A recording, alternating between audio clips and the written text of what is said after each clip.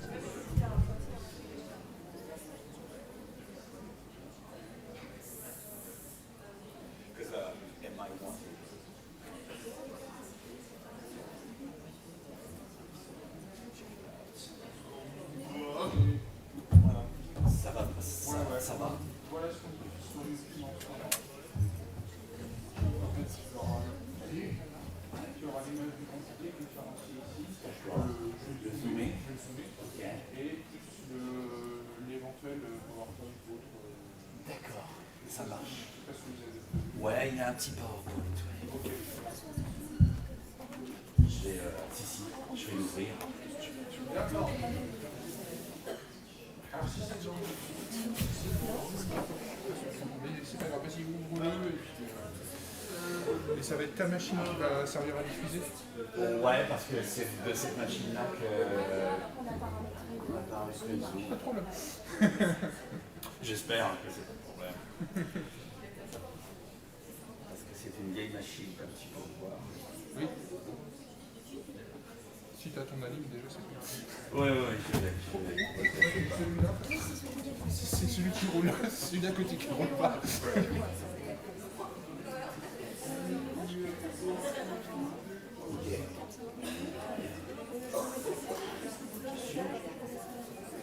Ouais, ok, sans problème.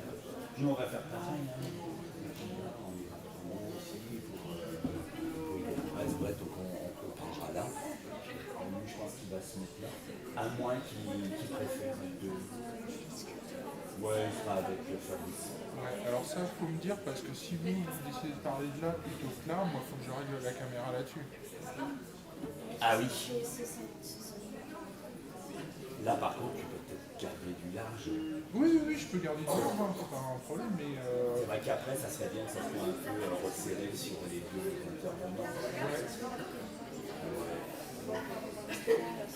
Pas trop. Ouais, bah, moi, ça me simplifie la vie. Sinon, faut que je sois là et que je fasse le réglage de caméra à la volée. C'est mieux. Ah, est-ce qu'il est attaché au sol Ah ouais, tu peux pas le bouger, celui-là, peut-être le câble et tout.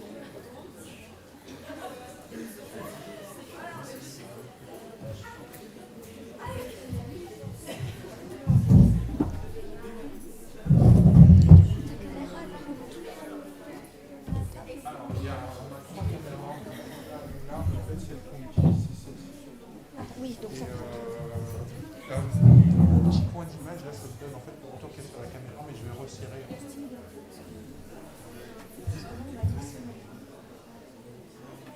Ouais, je vais resserrer quand même jusqu'à ce que ce soit. Mais une chose après l'autre, on va gérer le zoom d'abord. Merci. Je t'en prie, hein.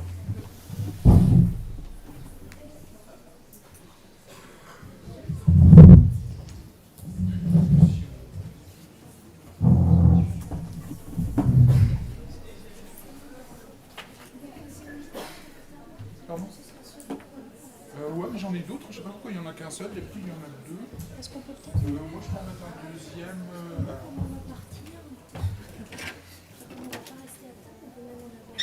Je peux vous mettre un chef, ouais. Si on peut en avoir un, de toute façon, pour Je vous les rajoute questions. un micro fixe et je vous file un chef. Ok ? Pour les questions dans la salle. Bien joué. Ah non. C'est oui pour toi. Ah bah oui, la réalisation. Ouais, tout le monde a trouvé super. Garde-le pour toi. Ah oui, garde-le pour toi.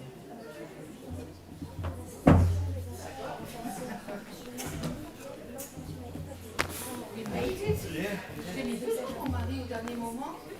Ah oui, j'ai oublié, j'avais une révision de chant. Non, il est pas venu. Test son.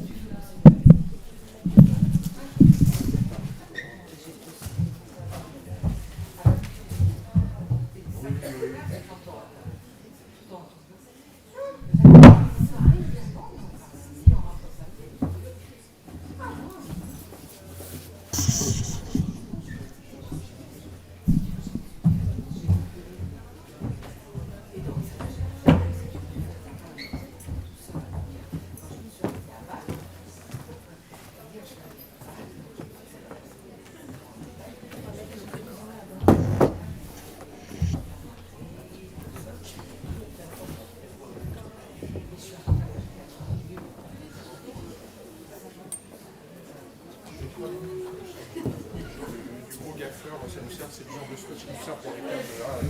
Ça fait pas le train sur les tissus, ça s'enlève facilement, ça fait comme il faut. Ouais. J'attends que les gens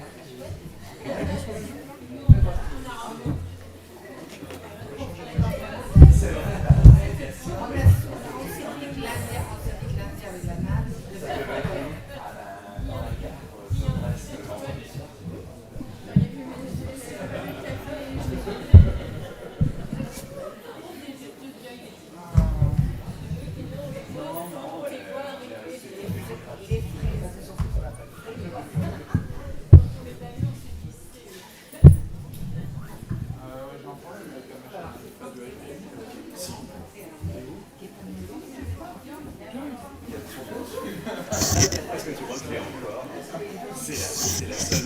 Il a vraiment des entrées d'à peu près tout. Alors, ça c'est la mienne.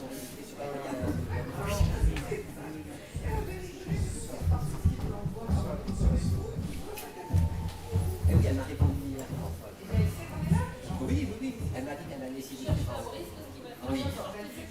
Oui, t'as vu. On a parlé de mon année, je sais pas. Elle a fait.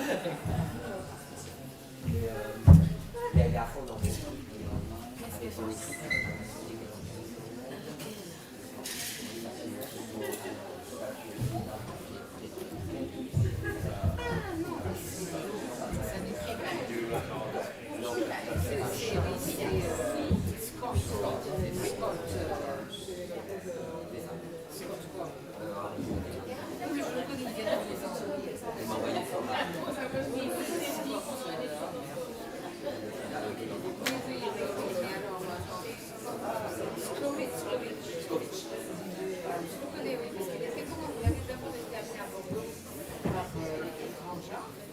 Et ensuite, elle a fait un magnifique parce que c'est des voyages. Elle y a Voilà, donc Slovénie. Et donc, c'était sur la montagne. Oh, mais c'était en 2005. Donc, moi, j'étais.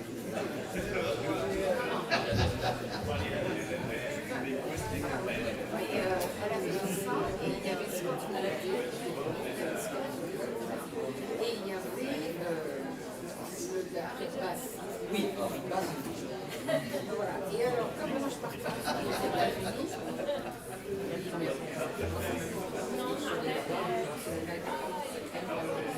oui, ça c'était le temps. Là, c'est le fils. il a ça. Il se déplace en permanence.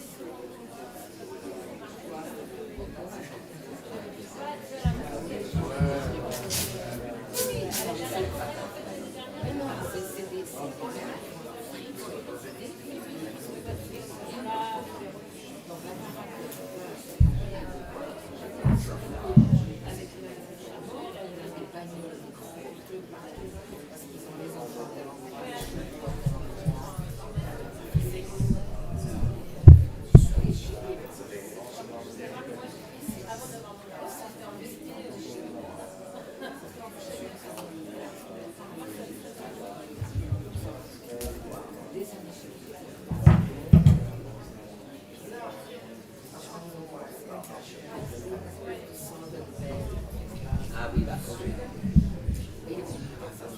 Oui.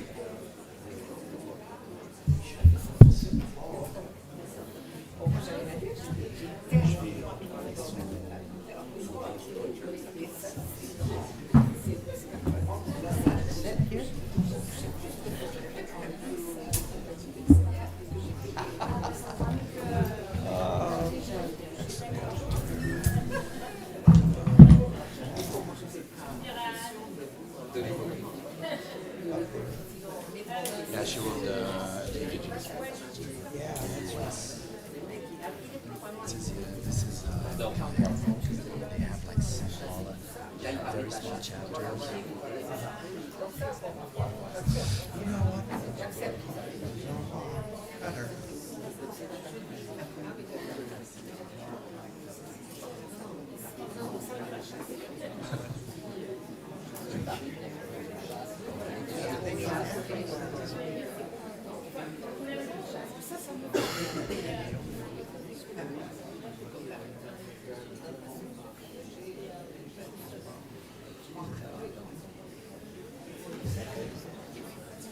No, you can.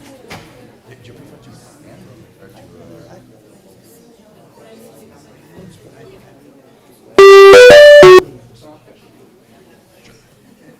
So you don't know.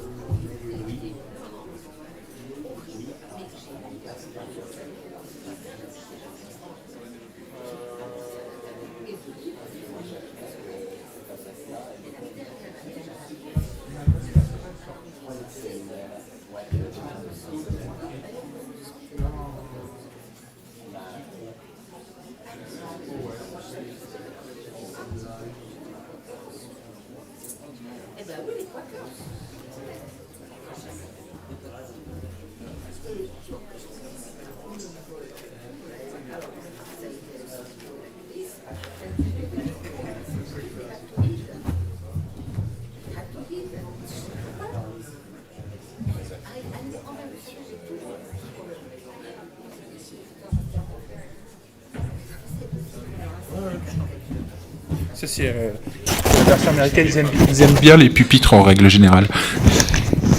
Mais ça marche.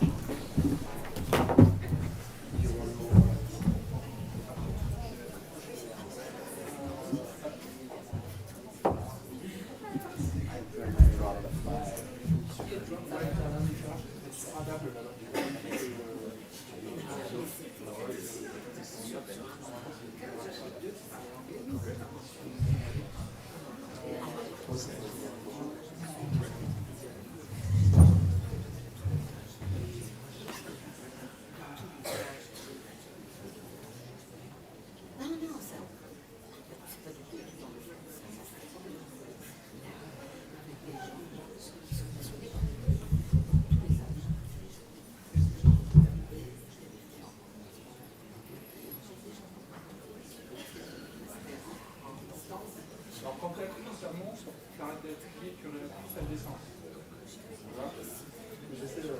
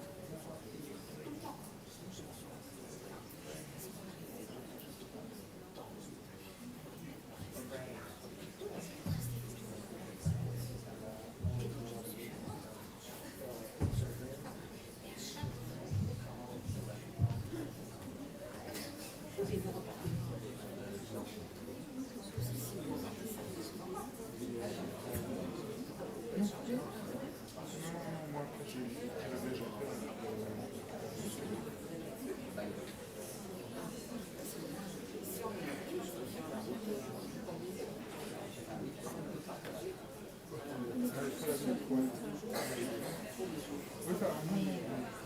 Là, c'est... Ouais, c'est ça.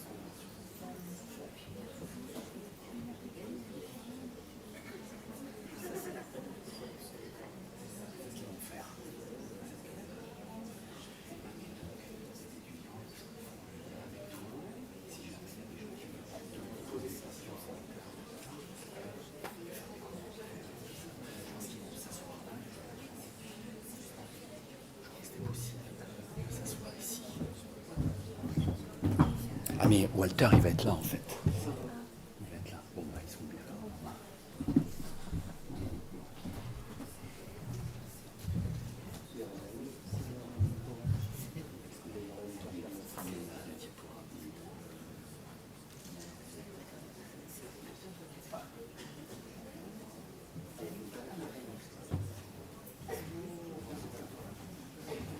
Ah oui, oui, d'accord.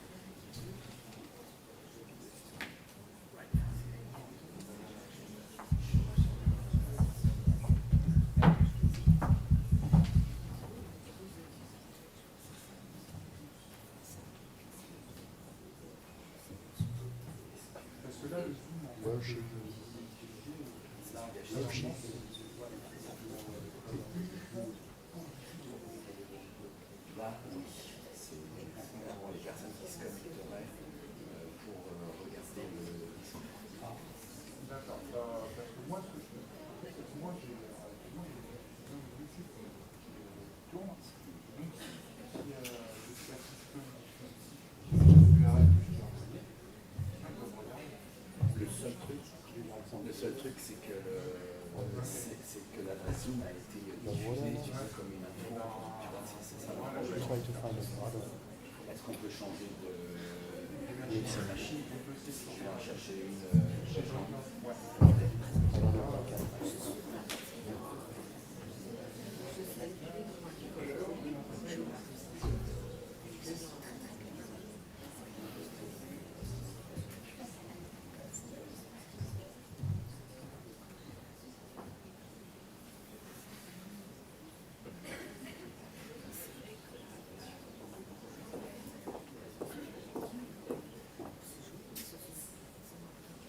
Il a compris qu'il y a un petit problème technique à régler, mais ça va vous prendre 5 petites minutes.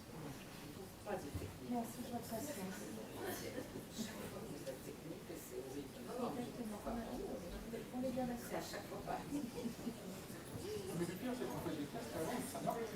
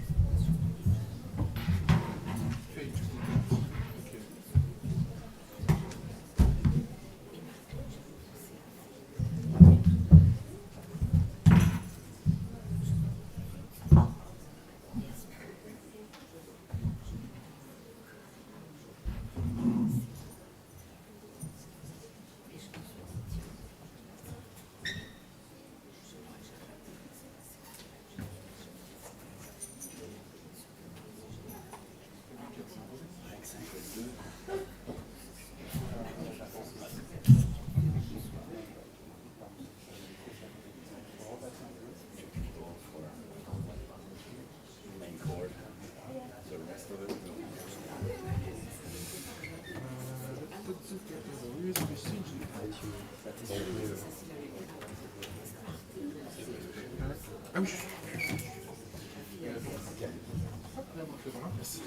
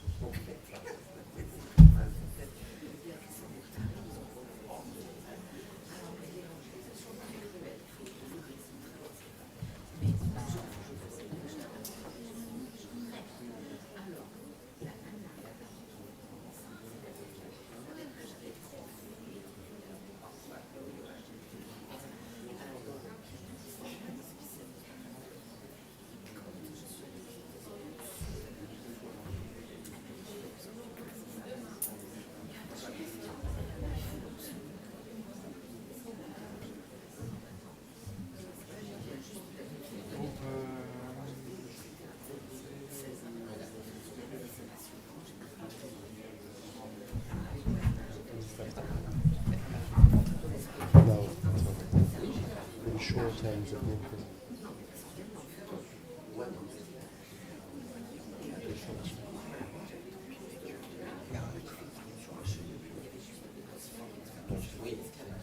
This is more important. You take your time on your short terms of movement. Because basically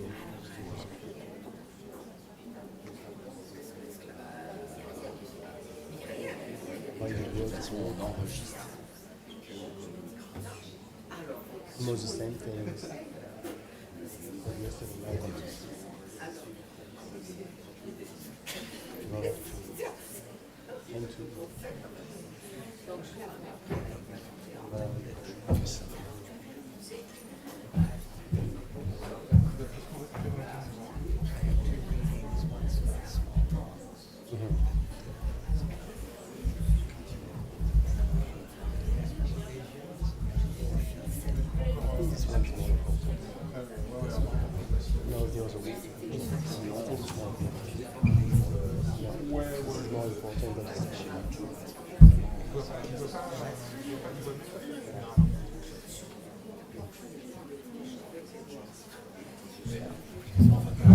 Just take your time with that, and we manage your time.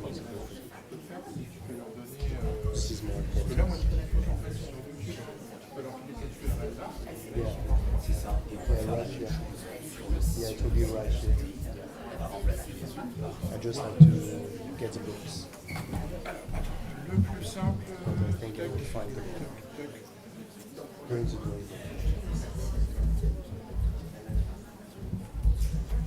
Send the car.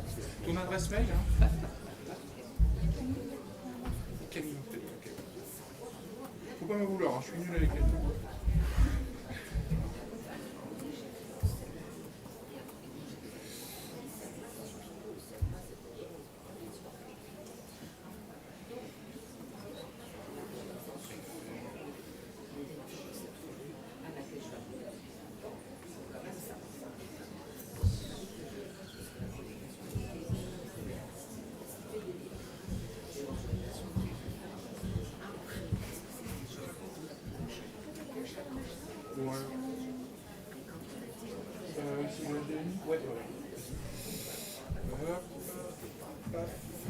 Oh, annuler chimie deuxième, ça va le faire. Getting close.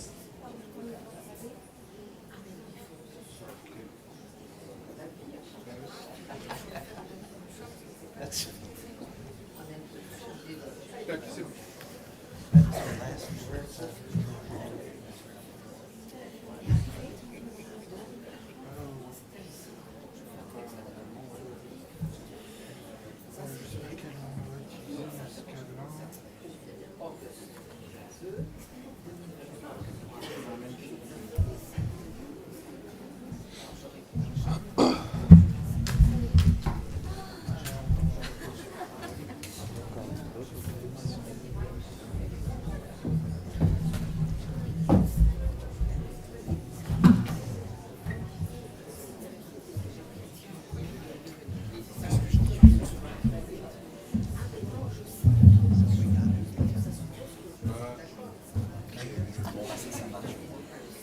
Voilà, donc on a le PowerPoint et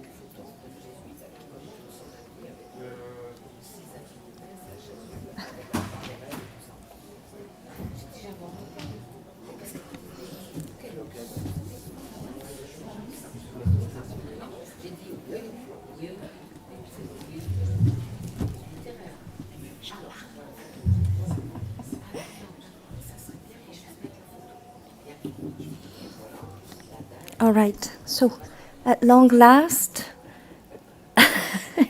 if we're ready, apologies for the delay. You will have understood that this is due to a technological issue that we were bound to encounter when planning to go online, which we are not going to do eventually. So good morning to all participants and attendees, and thank you all for taking time out of your busy schedules to join this conference, hopefully for the next 4 days.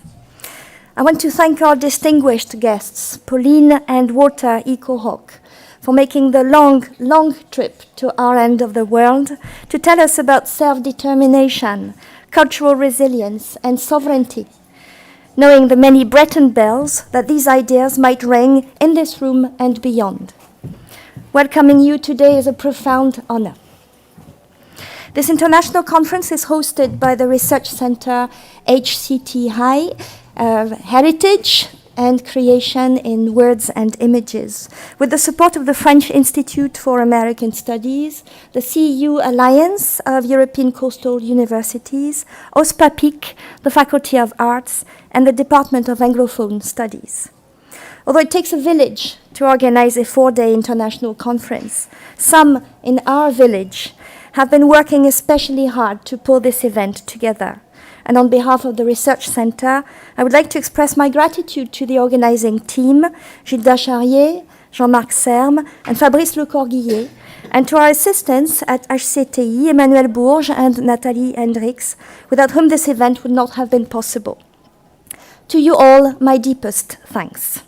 What you're about to attend is the result of a collective effort to not only learn about, but also to support indigenous self-determination, political and cultural empowerment. We at HCTI are dedicated to promoting lesser-known, misrepresented or silenced cultures and to making them accessible to our students and fellow researchers through scientific knowledge and art. What I see in the program of this conference is exactly that. So without further ado, I will leave the floor to Gilda and Jean-Marc, who's still very, very busy looking at screens, and I wish you all a very pleasant and enlightening conference. Jean-Marc, Gilda.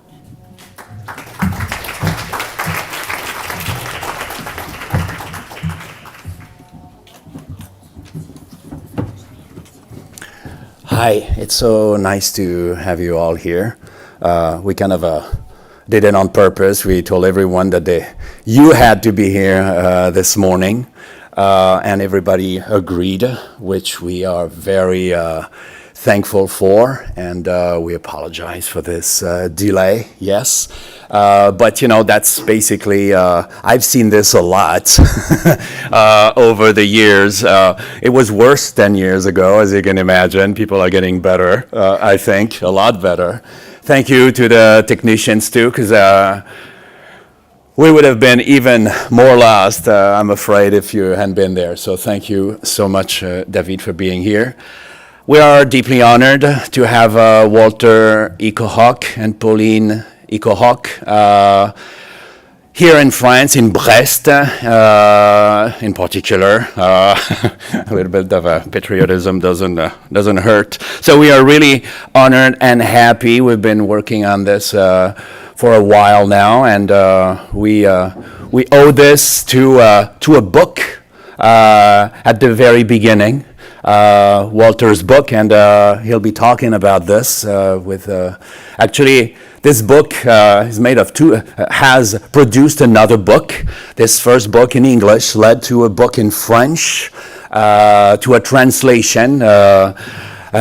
This translation, thanks to Fabrice Le Corguillier, brings the Sea of Grass, Walter Ecohoc's country, to a sort of a French understanding of what it has been like to be Pawnee in the last couple hundred years. So thank you both for giving us this opportunity to get access to a culture, to get access to a territory, to get access to a way of looking at the world. Now that's basically what we're trying to do as teachers of Native American histories and cultures, and there's a few of us here whom we are delighted to have with us too, the participants to that conference who are sitting here, some of them, so there are more to come.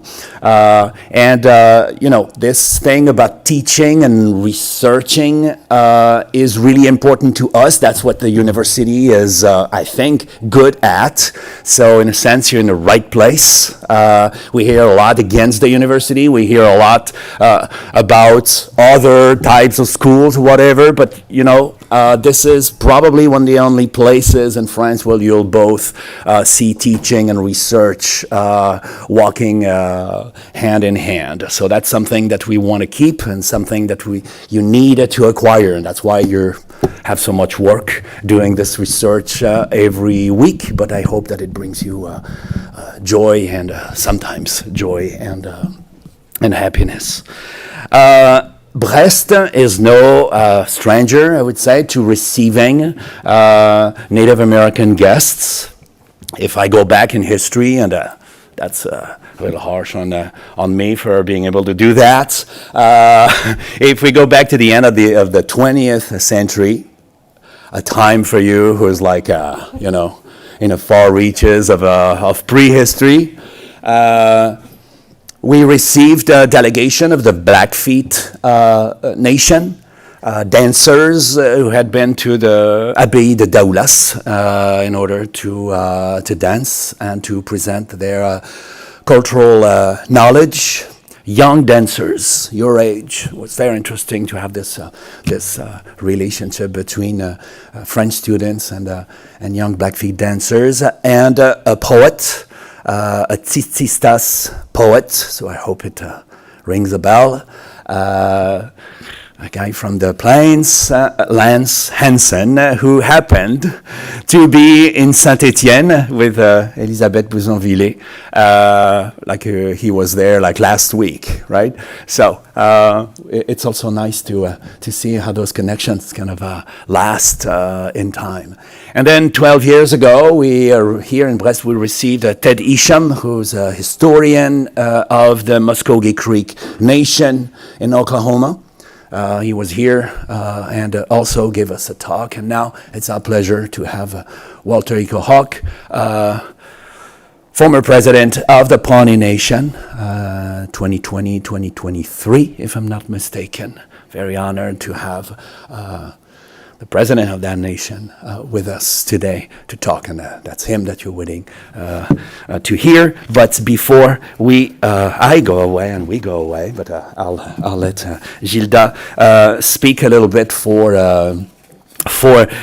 South America, in a sense, because I have to say a word before I read a poem about the Institute of the Americas, which is a French institute that aims to connect studies about North America and South America. And we were supposed to have somebody from the Yaqui Nation in Mexico who could not come over, but what we aimed for at the beginning was to have this discussion between the Americas, North and South, and that's what the IDA, Institute of the Americas, Institut des Amériques, is trying to do. And the Brest branch of that organization, that's what Gilda Charrier from the sociology department and myself are trying to do, right? So there's this letter that comes out every 2 months that Gilda is putting together, so you know what's going on about the Americas right here in Brest.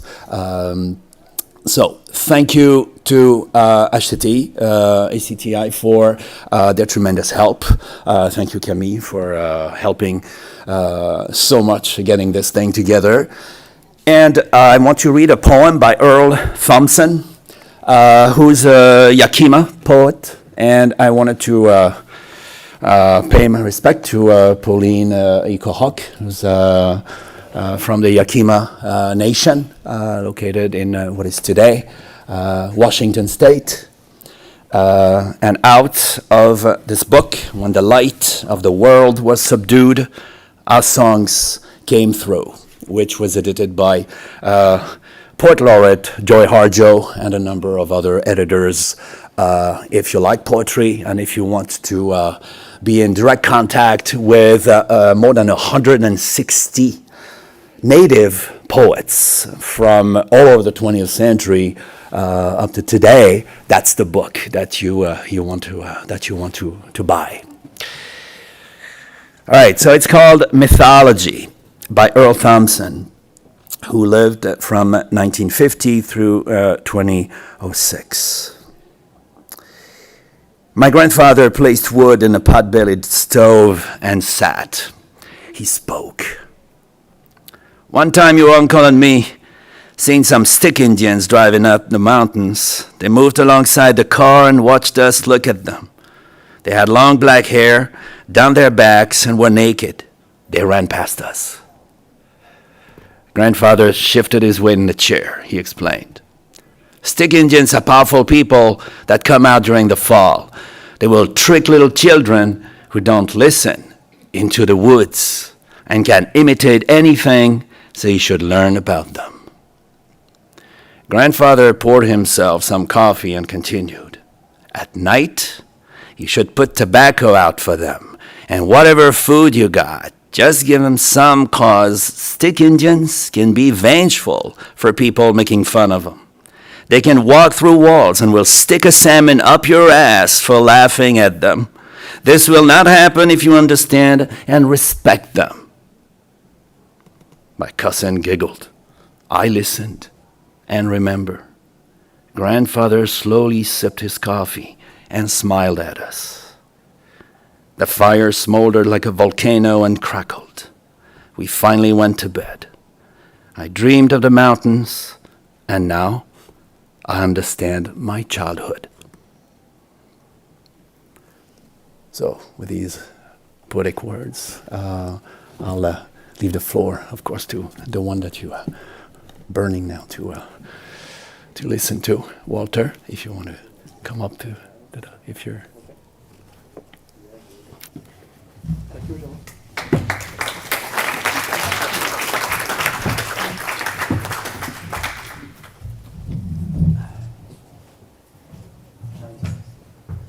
Yeah, it would be great. Mine's just stay here.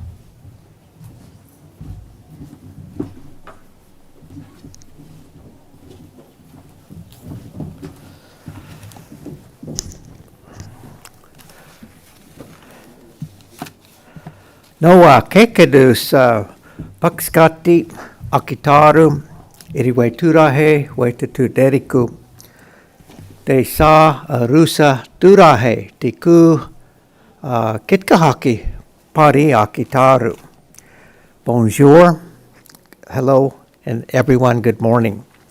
My Pawnee name is Good Horse, and I belong to the Kitkahaki band of the Pawnee tribe from the Great Plains of North America.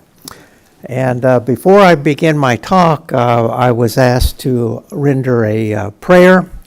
It's our custom whenever you do anything important to begin it with a prayer, So I would like to, if you'll bear with me, render a Pawnee prayer song. It's a song that talks about father-son. It's a prayer to father-son. So if you could rise and bear with me.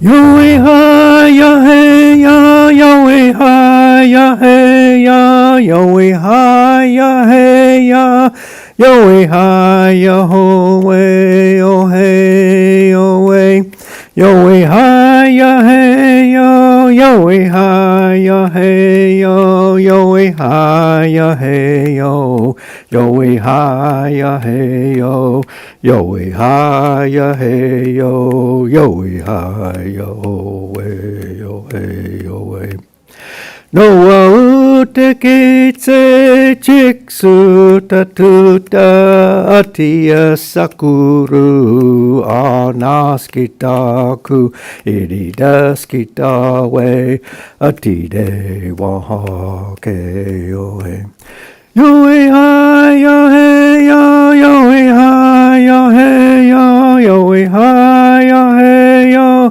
Yahweh ha Yahweh Yahweh Yahweh Yahweh ha Yahweh ya Yahweh ha Yahweh ya Yahweh ha Yahweh ya Yahweh ha Yahweh ya Yahweh ha Yahweh yo Yahweh ha Yahweh Yahweh Yahweh Noa utekitse chiksu tatuta atia sakuru anaskitaku iridaskitawe atide wake home.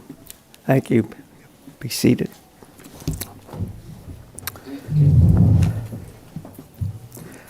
I want to thank all of the many sponsors for this international conference. Jean-Marc, for the invitation to come here and speak and be present here at this conference. I wanted to acknowledge my friend over here, Fabrice Lecoudier. Forgive me if I don't mispronounce his name, but he translated my book into the French language, and I'll be giving a short book lecture following this opening talk later this morning.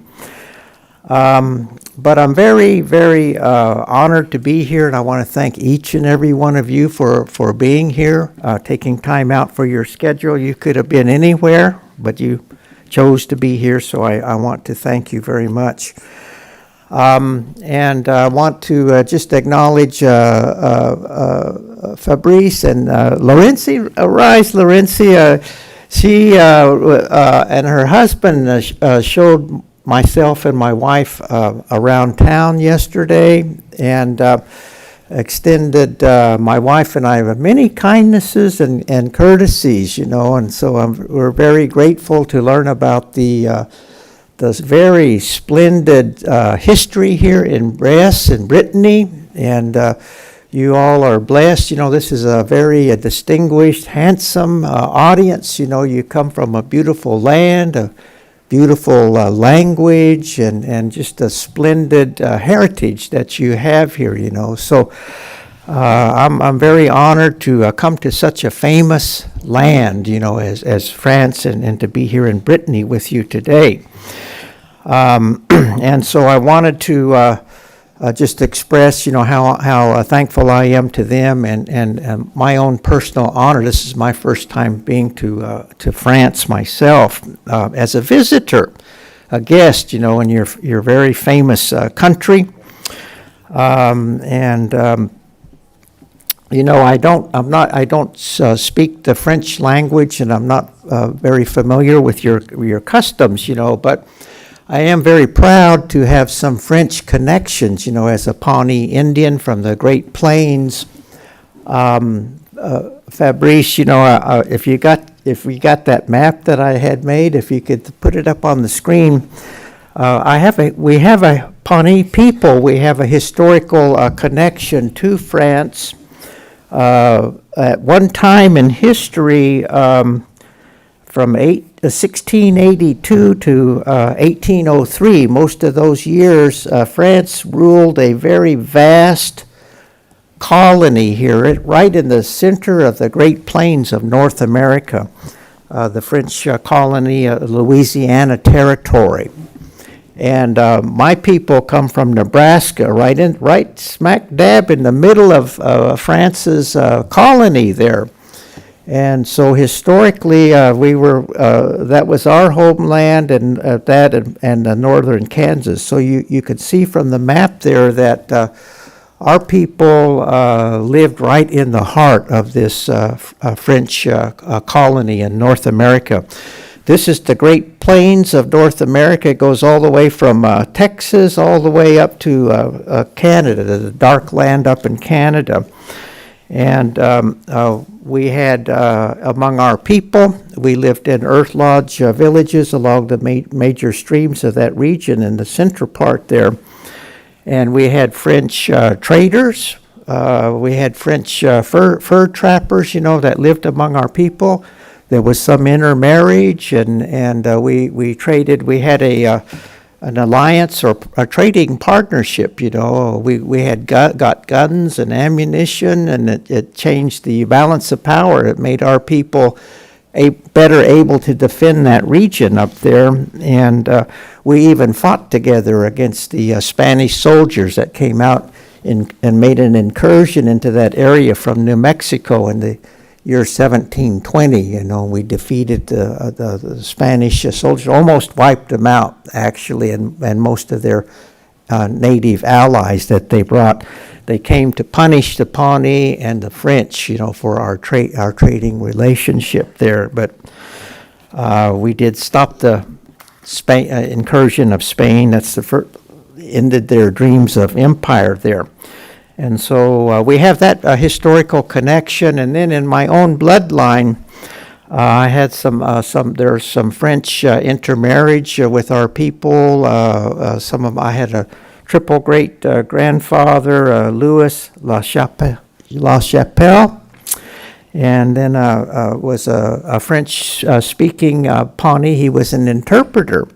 When we made our treaties with the United States, it went from the Pawnee language through him and through the French language, and translated to English, and then it would go back and forth, like that.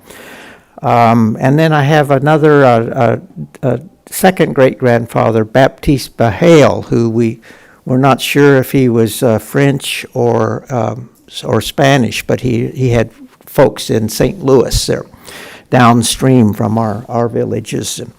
And he might have even been a mixture of both French and Spanish. I'm not sure, but I'm very proud of those connections. So even though I'm a stranger, a visitor, we have those.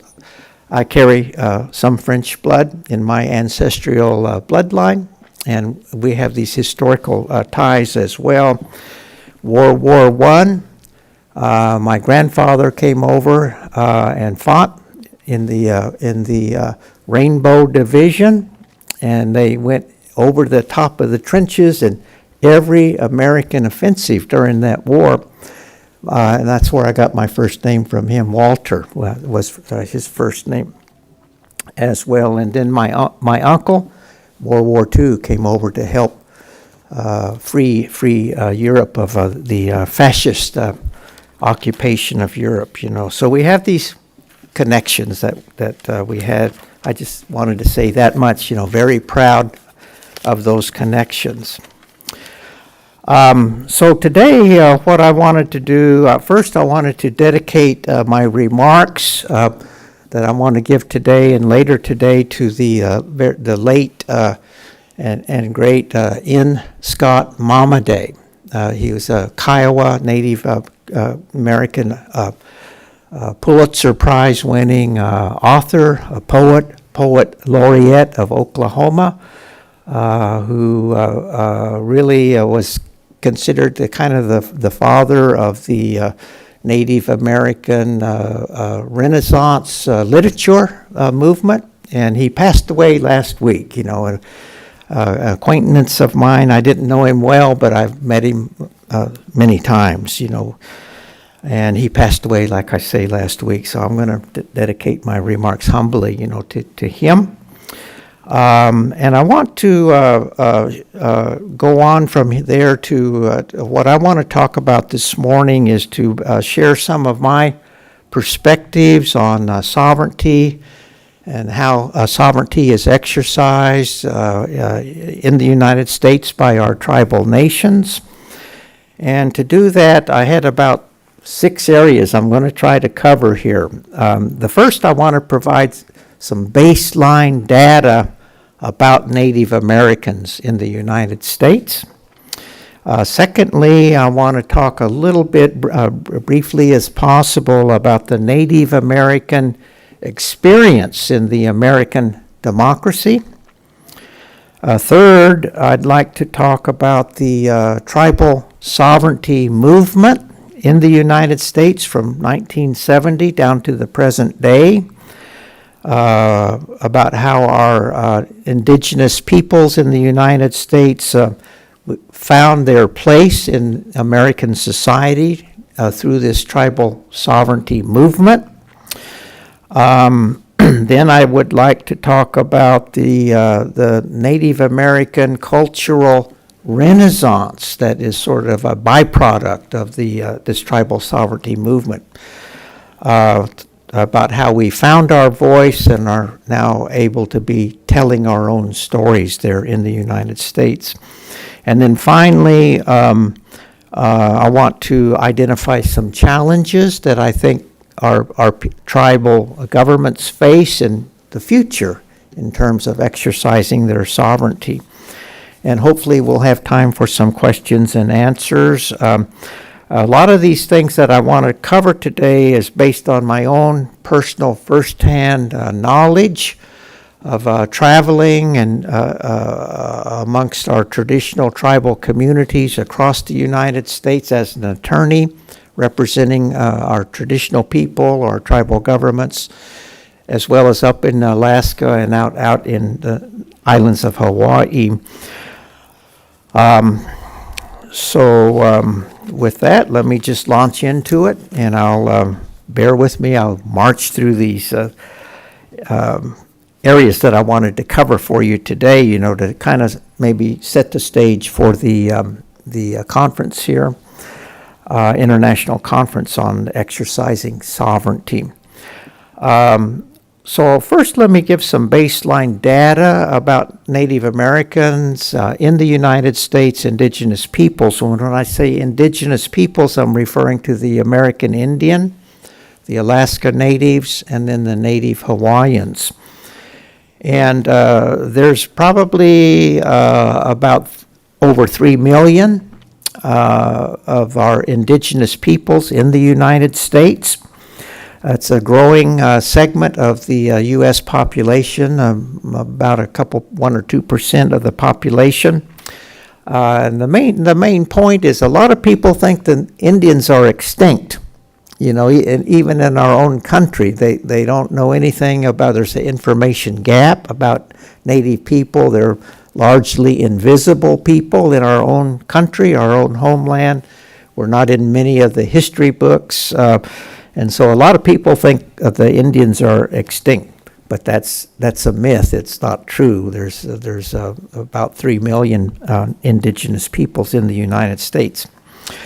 Of them, there are 560 federally recognized Indian tribes in the United States and up in Alaska. There's 300 of these Indian tribes in the lower 48 states, and up in Alaska there are 200 tribes up there in Alaska alone. These 560 Indian tribes, American Indian tribes, most of them have a treaty relationship with the United States government. And these tribal nations are governed by their own governments. They have a self-government, and they maintain a government-to-government relationship between the tribal nation and the United States. It's been described most recently as a nation-to-nation relationship. Many of these governments are full-service governments. They have their own legislative branches making their own laws, executive branch. They provide police protection, fire protection, environmental protection, provide all kinds of social services to their members, own and operate museums and colleges, and just what I would describe as a full service government. Many of them have exercised stewardship over large land areas and water bodies. And many of these tribes are the economic engines of their communities and even their regional economies, with the large businesses that they operate today. And these tribes, federally recognized tribes with their tribal governments, are deeply embedded in the domestic political system of the United States and our form of government that we have there.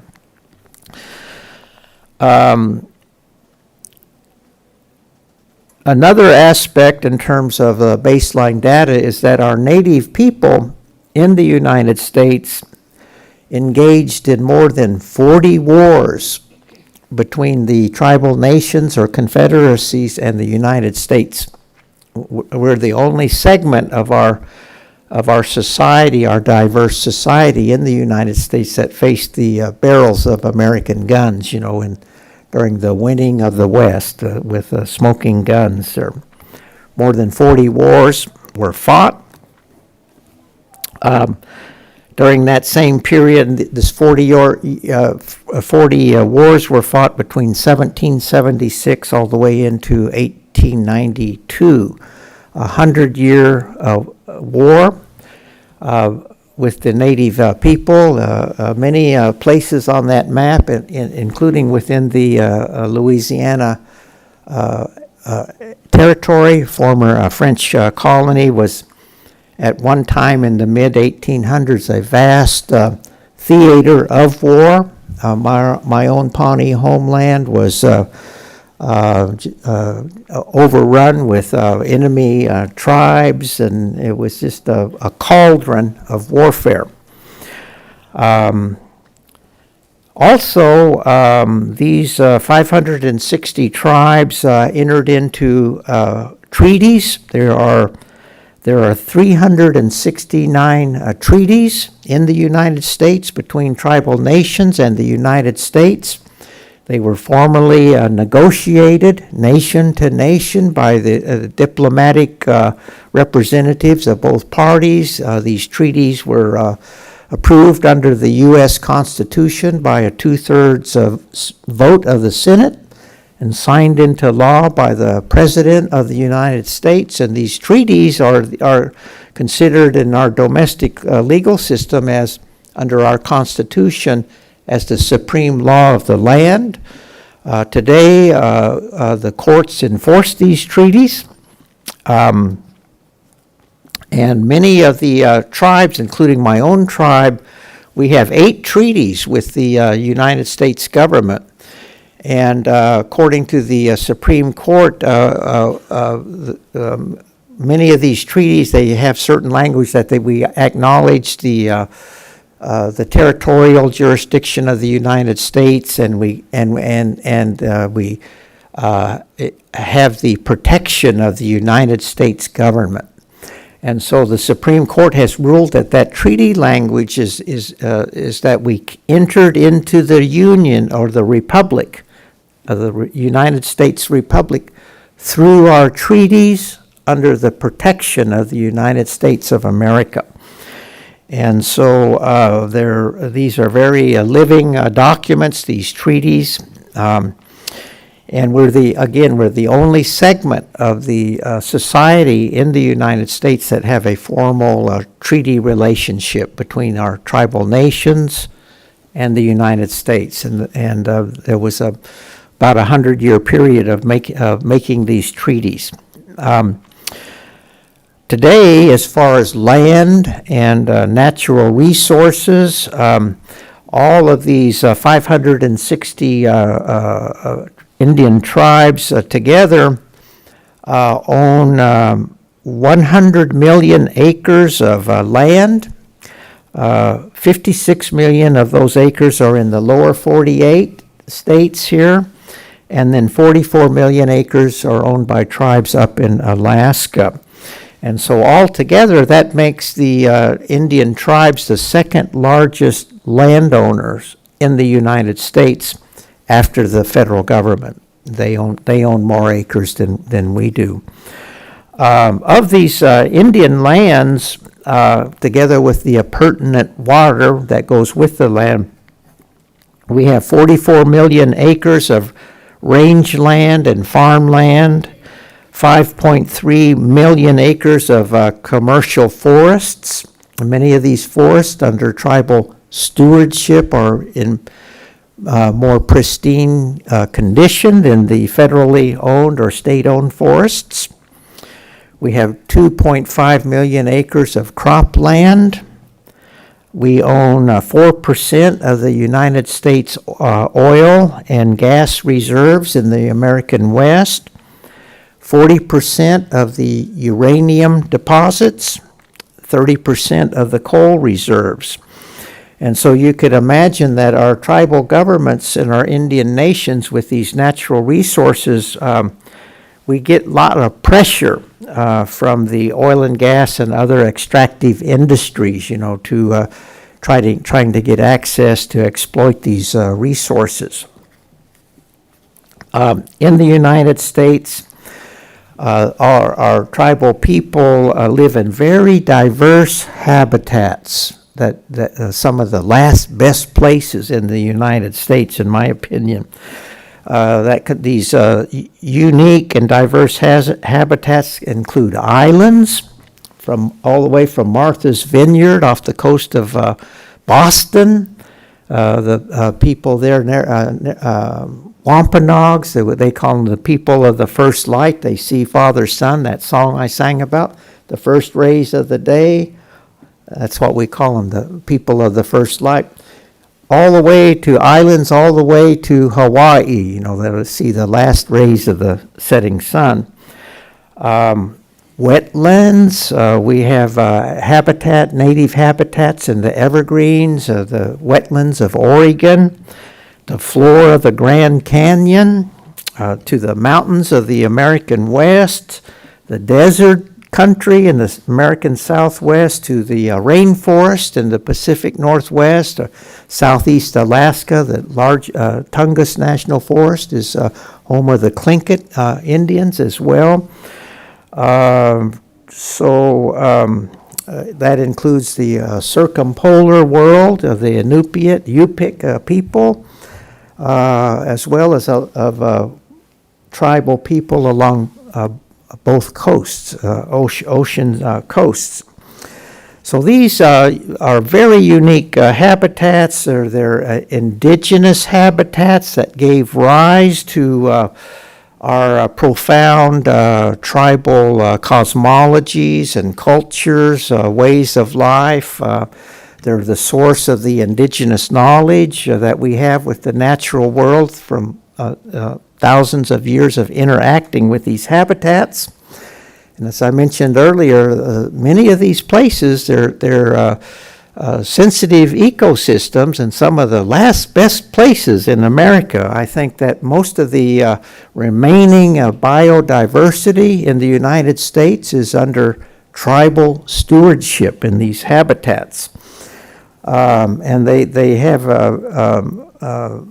are very important that we have these fully functioning ecosystems to support the animals and plants and that many of our hunting, fishing, and gathering cultures depend on these habitats, for their food source. And of course, the other part is that one attribute or characteristic of native people, indigenous peoples worldwide, including the United States, is we have close ties to our land, our identity.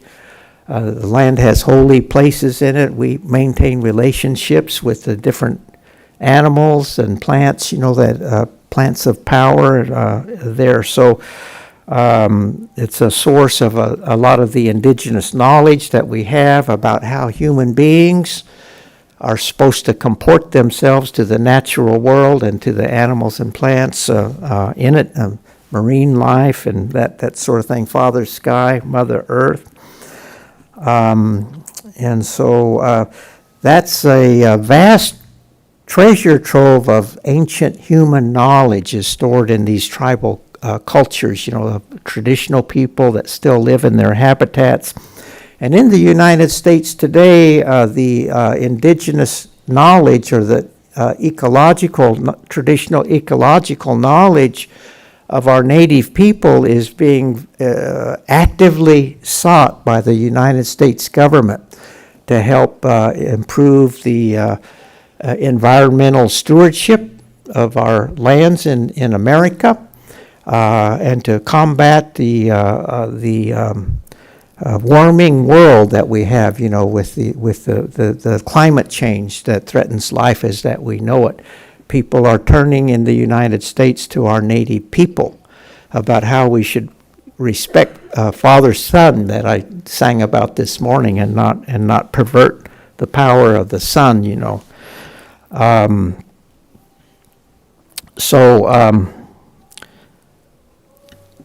The other part of this baseline information I wanted to share is that generally the socioeconomic conditions of our indigenous peoples, we are among the poorest of the poor.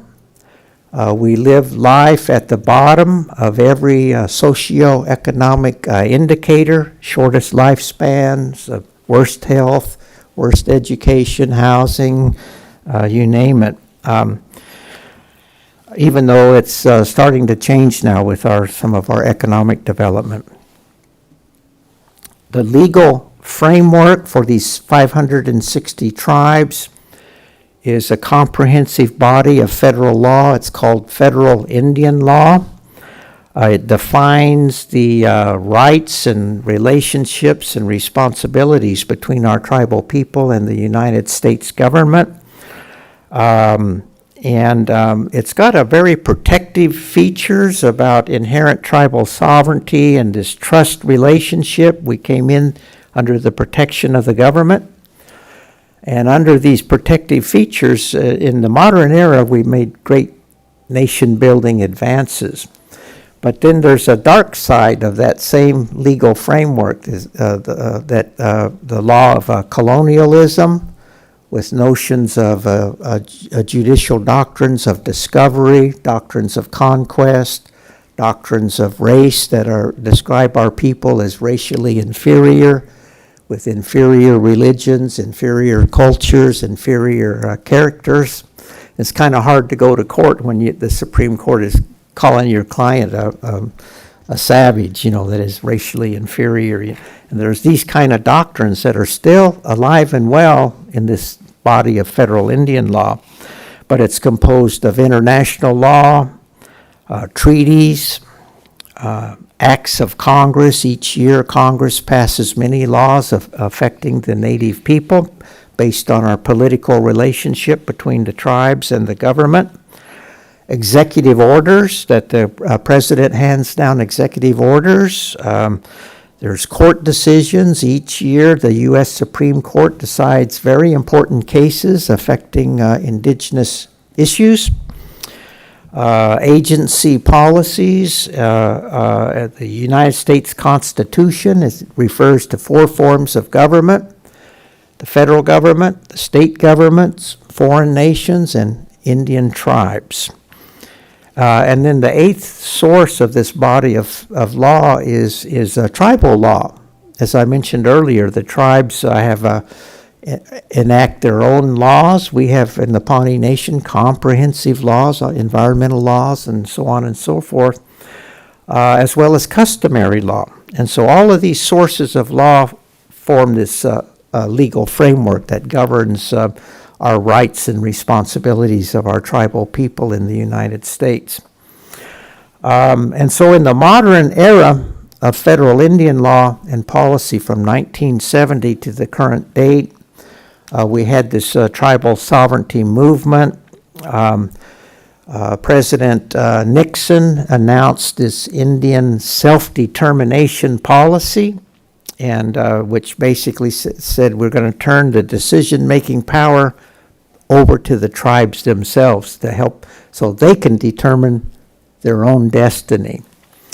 And under that policy, through the work of a lot of the whole race of people and their attorneys and their tribal leaders, we made great nation-building advances since 1970 to the present date. It's been described by historians as one of the ranks among the great American social movements, so the rise of our modern Indian nations that we see today in the United States. So that's sort of an overview of background of Native people in the U.S. I think it's a very vibrant part of our American society, and I think we're also starting to find our own voice, write our own books, our own plays, our own art is sought after. But I want to turn from that, it's kind of a snapshot of Native America, to an overview of the Native American experience in the United States, in U.S. history. In the United States, our society is largely an immigrant society. We have every religion under the sun in the United States. We have peoples from all over the world that come to our country seeking freedom, seeking liberty, seeking a better way of life. So it's a kind of an immigrant society, and each group that came to America had a different experience in trying to adjust, to get acculturated, to become part of this society. The slaves, the black Americans came, for example, as slaves, and they had to contend with slavery and the troubling aftermath of slavery. Other groups, had different experience. Many of them had to face discrimination, from the different parts of the country, the world that came. But the indigenous experience of the native people was basically the historical experience that we had was one that was marked by these 40 wars that I mentioned, as well as we were facing the institution of colonialism, conquest, along with the diseases, the new diseases. We had many epidemics and pandemics. And during the colonization of our lands here, and that's the Pawnee Aboriginal homeland that's described in my book there, and when the world was young, that was our area there.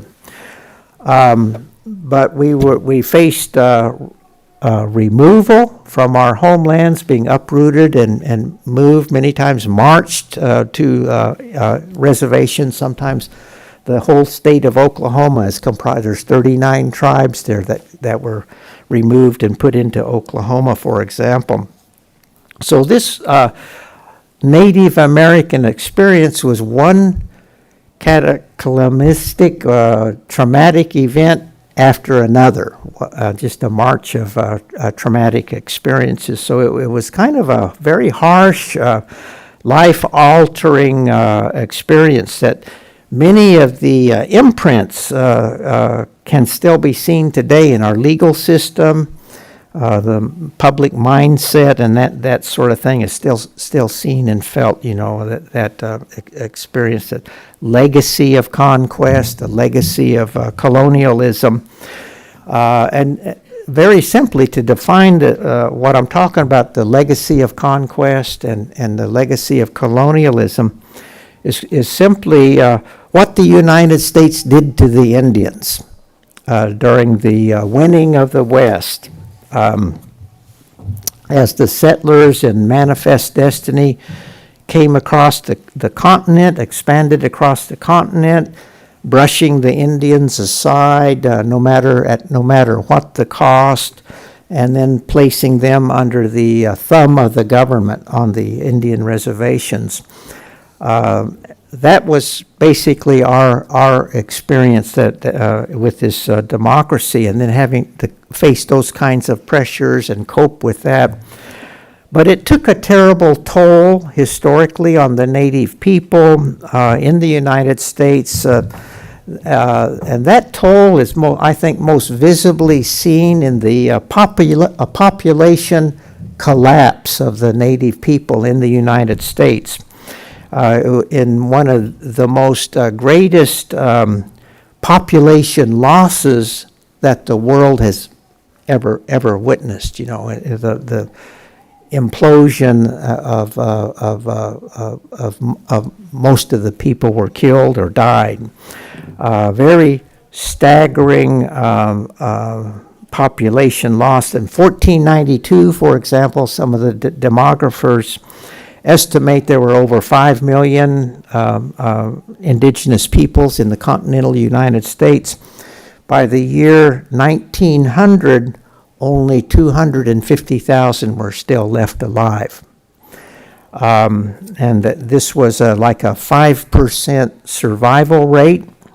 My own Pawnee people, for example, we were in the early 1700s, were estimated to be 22,000 people. By the year 1900, there were only 635 of us left alive. And I know when one of my uncles told me the history of my people, he said, it's a miracle any of us survived, but there were 635 people left. And if you look at some of the, we've had genocide and population losses around the world. For example, in Europe, in the Middle Ages, there was a 40% population loss. In Rwanda, the genocide in Rwanda, there was 11% of the population was killed during that genocide. The Jewish Holocaust, 37% survived. But you compare that in the United States with a 5% survival rate, it shows that ours was a greater genocide. The Pawnee survival rate was just 2.3%. And demographers attribute a number of causes to that. Warfare, this 100-year war being one cause. The new introduction of new diseases by the incoming colonists. Taking our children away from the communities and putting them into boarding schools, some of them disappearing into society. The forcible removal of our people. The habitat destruction, killing all of the buffalo, for example, in our area here. And the forcible assimilation. These are causes of this the population loss in the United States. So it's sort of a mind-numbing figure.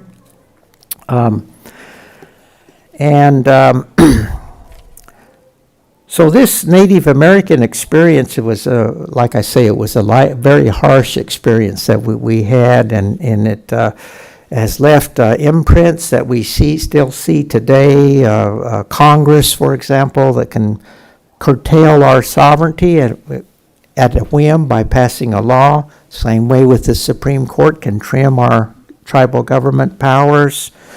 All of these legal doctrines, nefarious, racial, that come from the law of colonialism are still alive and well in our legal framework.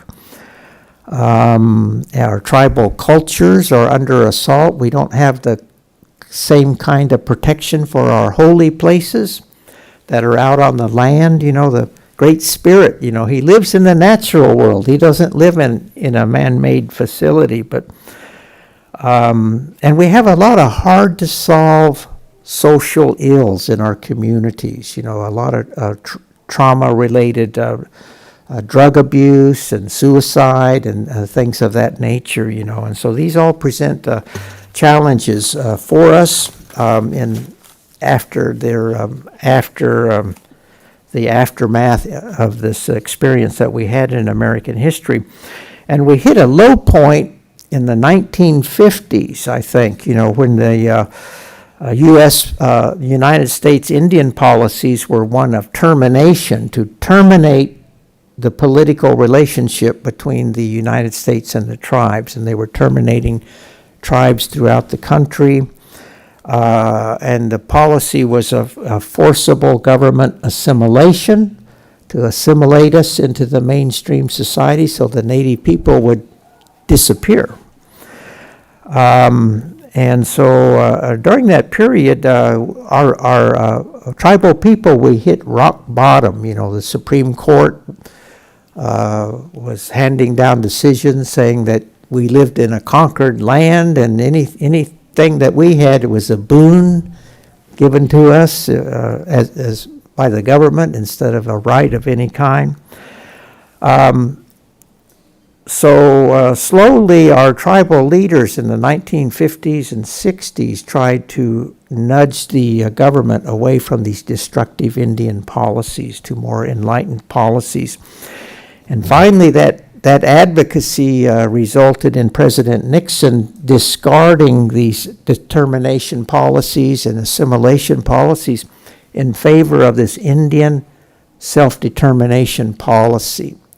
That is to promote tribal self-government, to allow the tribal governments the power to determine our own destiny. And so that policy in 1970, it was simply a policy. It didn't have any teeth in it. It remained to be implemented across the country, and that was the challenge of our generation to do that. And that policy, which is still in effect today in the United States, has been implemented. And as I mentioned earlier, it sparked one of the great American social movements seen in U.S. history, and the great nation-building advances that were made under it, where we emphasized the protective features of federal Indian law, made these great strides, and we now witness these rise of the modern Indian nations. And that work, the tribal sovereignty movement, to take that policy and try to implement it across the land, it really began with the Red Power movement in the late 1960s, the occupation of Alcatraz and Wounded Knee, and the young activists of that day, my generation, it instilled red pride into our tribal leaders and gave them a backbone to discard the paternalistic treatment of the government and to try to stride towards a better life for our people, a better future, And so we embarked upon this tribal sovereignty movement from 1970 onward to implement self-determination for our tribes. 3 generations of advocacy has brought us down to the present day, fighting in the courts, getting new laws passed, getting the executive branch better policies, government-to-government consultation, and so on and so forth, enacting our own tribal laws.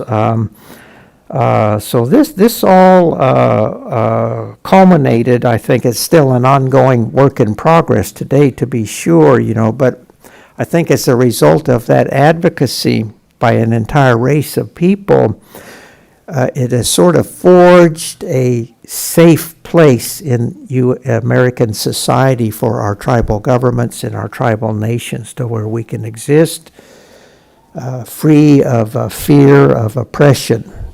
And so that was the end result. And that social movement is a little bit different than our American Civil Rights Movement, which was a black movement seeking equality under the law. That was their aspiration.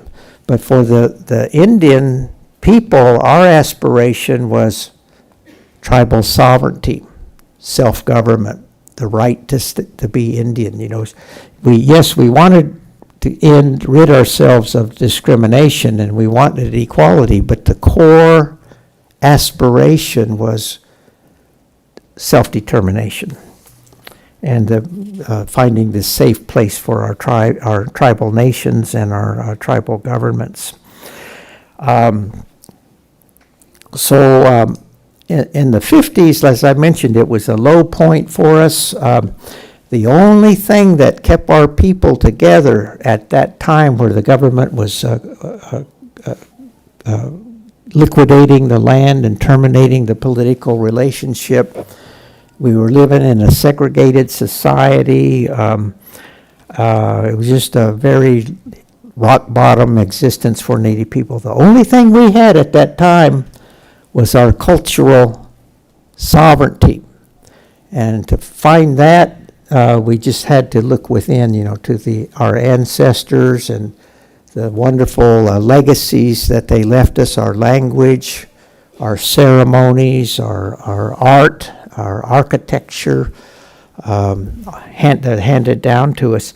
That was the glue that kept our people together. That was the only thing that kept our people together through those hard decades there. So today, how is tribal sovereignty exercised in the United States? How am I doing on time, Fabrice? Am I doing okay, or do I need to? He says I'm doing okay, so. I want to talk a little bit about how tribal sovereignty is exercised in the United States today. As I mentioned earlier, our tribal nations are today a very integral part of the United States political system and our form of government. There that in the United States, that the 560 tribal governments are part of the political system. What is tribal sovereignty? It's really the right of self-determination. In international law, sovereignty is the fundamental right of each nation to be sovereign. And also, it's a human right. It's a universally recognized human right of all peoples, the right to determine our own destinies. And so tribal sovereignty entails those principles and notions of self-determination, self-government, using our indigenous institutions. And in the United States, under U.S. law, the Indian tribes are self-governing nations that possess both inherent sovereignty, internal sovereignty to rule over our lands and jurisdictions and our peoples and peoples that come within our jurisdiction. And then we have the external sovereignty as well to represent our people with outside entities like the U.S. government, its agencies and state governments and so on and so forth. So So there's many sides to this tribal sovereignty. You have political sovereignty, which I've just described to you. And many of our lawsuits were to define the outer limits and parameters of the political powers of our tribal governments, and the internal powers to levy taxes and just all kinds of things. We all have our own license tags on our cars. And then the second part is it's not just political sovereignty, but there's cultural sovereignty, which is sort of the foundation. And as I mentioned earlier, that's our cultures, our languages, our indigenous knowledge, our songs that we sing, our ceremonies that we have, the beliefs, our traditional religious practices, subsistence practices, hunting, fishing, and gathering, and our relationships with the animals. And so this is part of our cultural sovereignty. And as I mentioned, sometimes when we were under oppression of the government, that's the only part of our sovereignty that we had, was this cultural sovereignty. You also have economic sovereignty, the power to levy taxes, to run businesses free from state taxation, free from state regulation. We got our casinos and smoke shops and other businesses. As I mentioned earlier, often the tribes are the largest employer, and they generate the most income in the areas in which they live. We have food sovereignty, the ability to operate, to feed ourselves. During the pandemic, when I was the president of the Pawnee Nation, we acquired a cattle herd and cattle land, and strengthen our traditional seeds, to grow our own Pawnee food, our sacred foods. And so it includes, sovereignty has many sides to it, many aspects to it. It's not only political, but there's other sides to it. Our definition of the Pawnee, we have a word for both internal sovereignty and external sovereignty. Our internal sovereignty means just basically ruling ourselves. Witida data dakitawida. That's our internal, the laws that we pass and things of that way. And then our external sovereignty, that is, it basically means you're talking to someone that's not from our tribe, Witida dakitawida. That's our external sovereignty. So in exercising the internal sovereignty, our tribal governments, they're all most of them have a constitution that was done by the people back in the 1930s under the Indian Reorganization Act and the Oklahoma Welfare Act. That's where we got our constitution, and they've been amended over the years, but most of the tribal governments operate under a constitution. And so under these constitutions, we have our own elected legislators, members of the tribal council and officers there.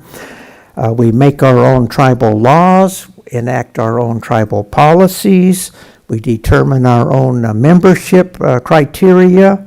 We exercise jurisdiction over all persons that come within our jurisdiction, civil jurisdiction, sometimes criminal as well. We have our own police force, for example, at the Pawnee Nation. We exercise and protect our treaty rights. We provide, as part of our internal sovereignty, a whole array of social services for our members: health, education, housing. We engage in environmental protection to keep our homelands healthy. We have cultural preservation programs, historic preservation programs, language programs. We have our own court systems.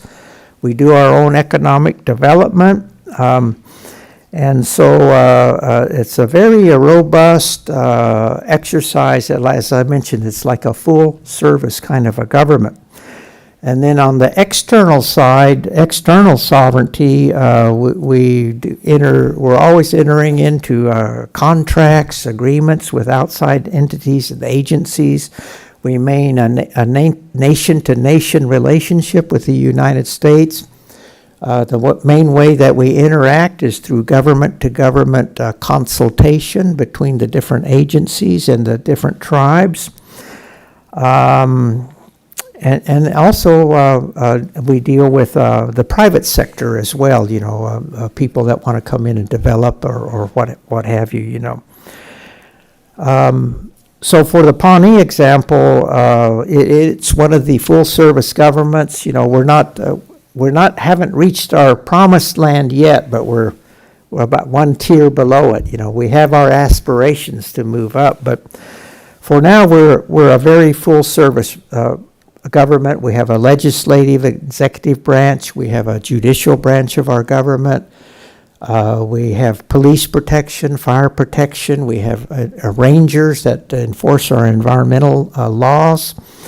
We have a tribal college, a Pawnee Nation College. We have a Pawnee Nation Museum that we own and operate. We're building today a mental health center. It'll be a 25-bed facility for mental health. We run a full array of social service programs. We have comprehensive laws and policies. We have very robust intergovernmental affairs, a lot of lawsuits that are pending in court, regarding our external affairs, lawsuits against the Environmental Protection Agency, and the other is the Department of Interior. We have a language department. We have a cultural division. I mentioned a tribal museum, and so it's a very robust government, full-service government that we have there, along with a pretty robust culture as well. Ceremonies throughout the year, Native American church using the peyote religion. All kinds of hundreds, if not thousands, of songs that we have that go with these different dances and ceremonies that we have throughout the ceremonial year. I'm trying to move fast, Fabrice, and so I'm going to try to kind of cut this short, But today, one of the things that I think is very exciting in the United States is that one of the offshoots of this tribal sovereignty movement is finding our own voice as part of the American society and being able to tell our own stories. We had a history of erasure. They tried to erase our people in the United States during the up until a couple decades ago. We were invisible people.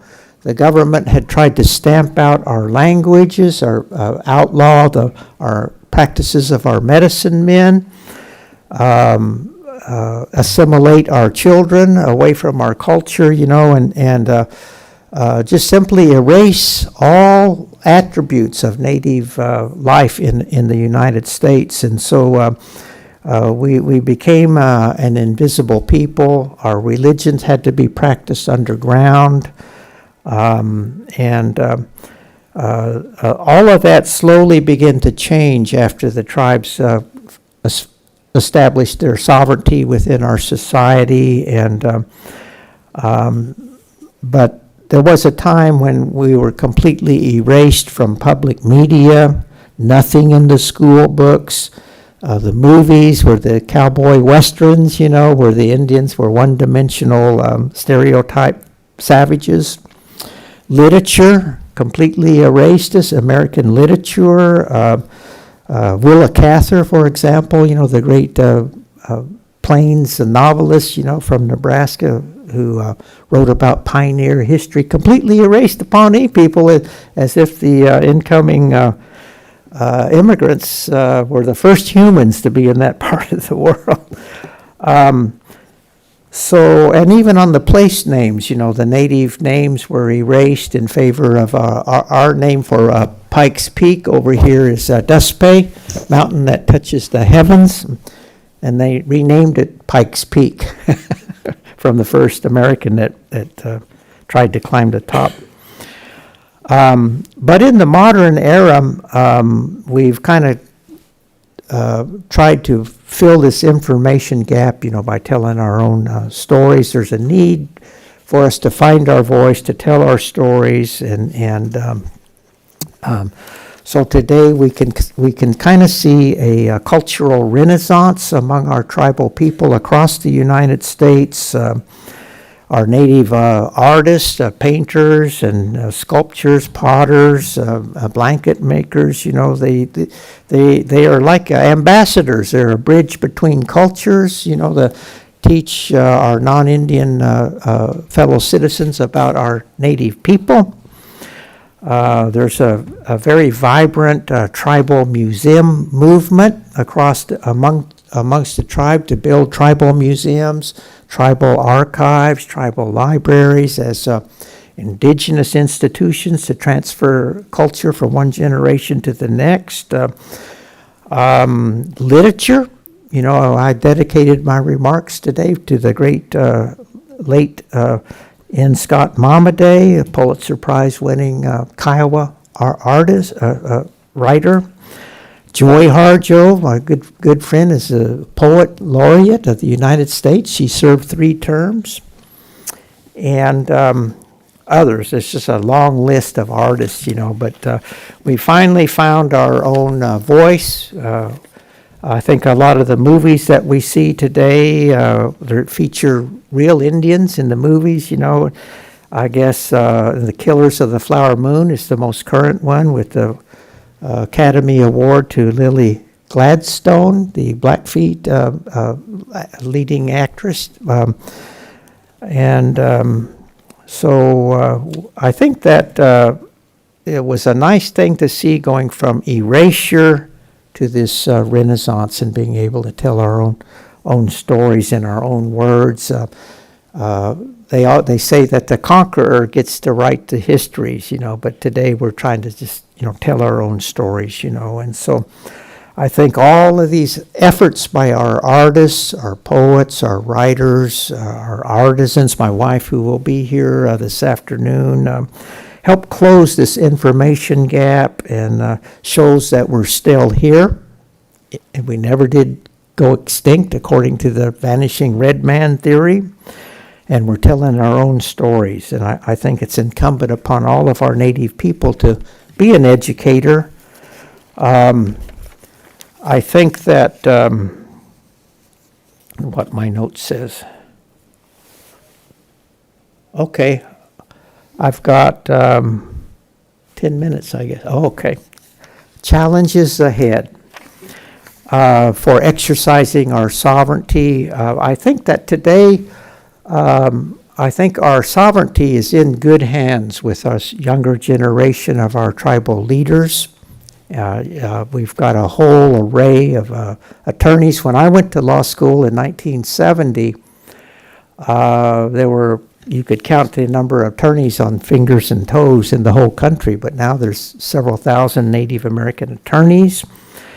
But I think that we're in good hands. We have experienced tribal leaders that head up very robust full-service governments.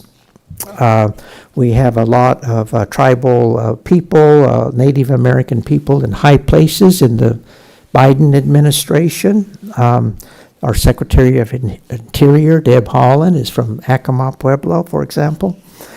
But there are some big challenges ahead, for that. And I think one of the challenges that I see, especially on telling our own stories and our own histories and that sort of thing, is that there's a troubling trend in the United States today about banning books and banning the teaching of critical race theory in the colleges, And I don't know what's leading our people. We used to be the freest people on earth, unprecedented freedom, and now we're looking at censorship across the country, and book banning and that sort of thing.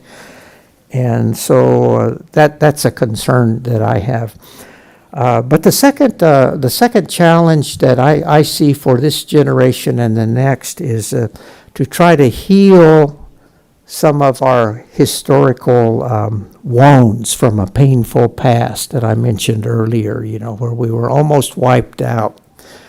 How do you restructure, how do you heal wounds from a painful past, especially wounds that you have caused, yourself, you or your ancestors, So I think the challenge of this generation and the next is to find a way to heal these from this traumatic histories that we've had, because we have these hard to solve social ills. A lot of that trauma, intergenerational trauma, can be seen in a lot of tribal communities across the country. How do we solve these kinds of ills, from a painful past? It's very hard to restore justice between a conqueror and the conquered. Even in a democracy, it's very hard to reestablish a good relationship, But I think, thankfully, we have a framework for healing that I hope I would commend to this generation in the United States.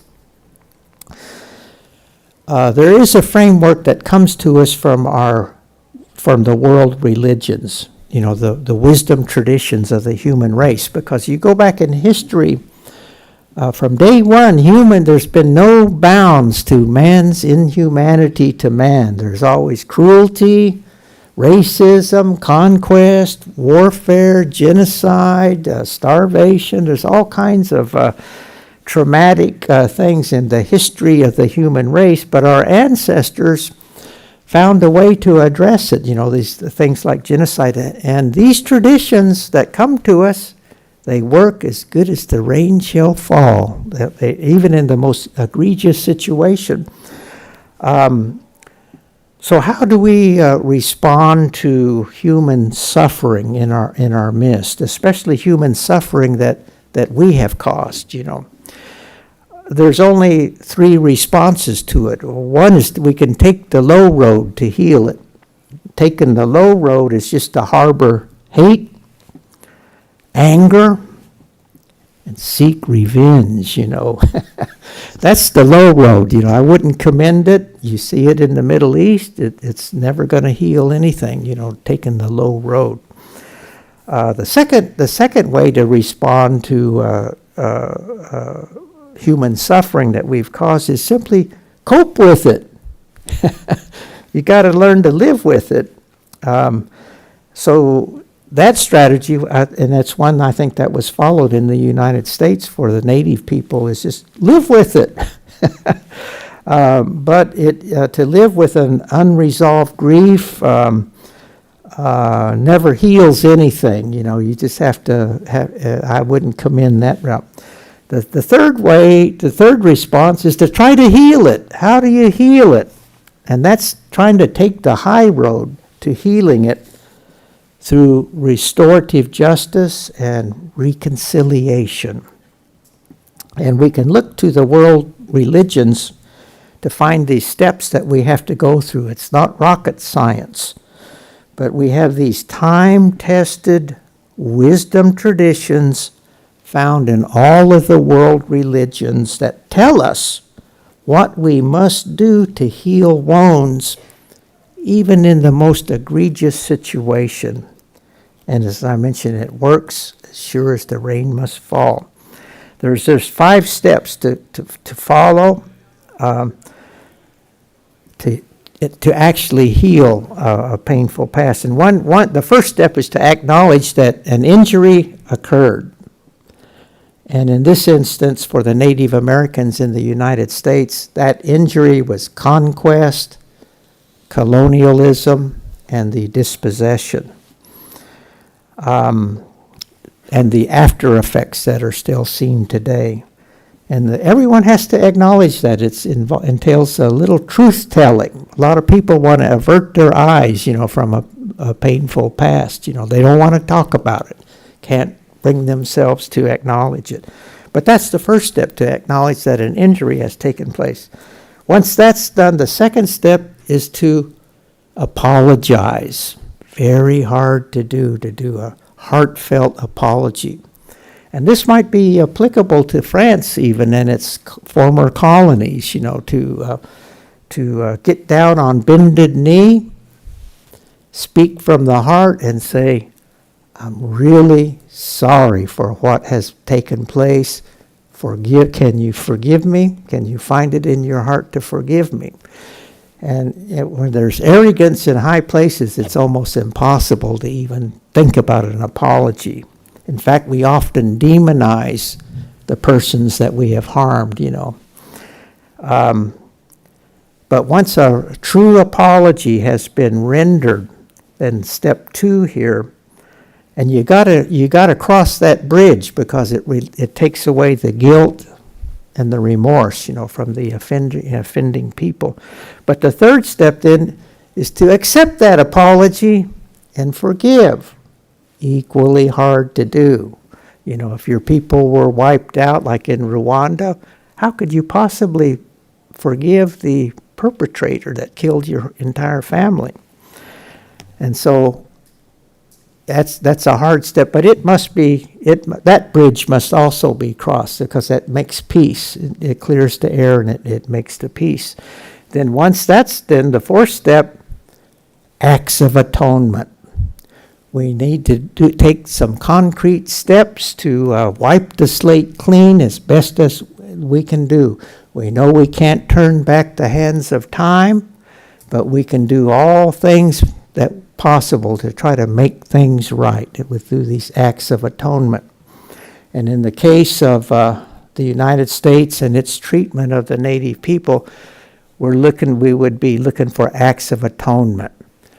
And in my view, it would be for the United States to implement the UN Declaration on the Rights of Indigenous Peoples, to recognize the human rights of our indigenous peoples, respect them, make sure that this situation never happens again.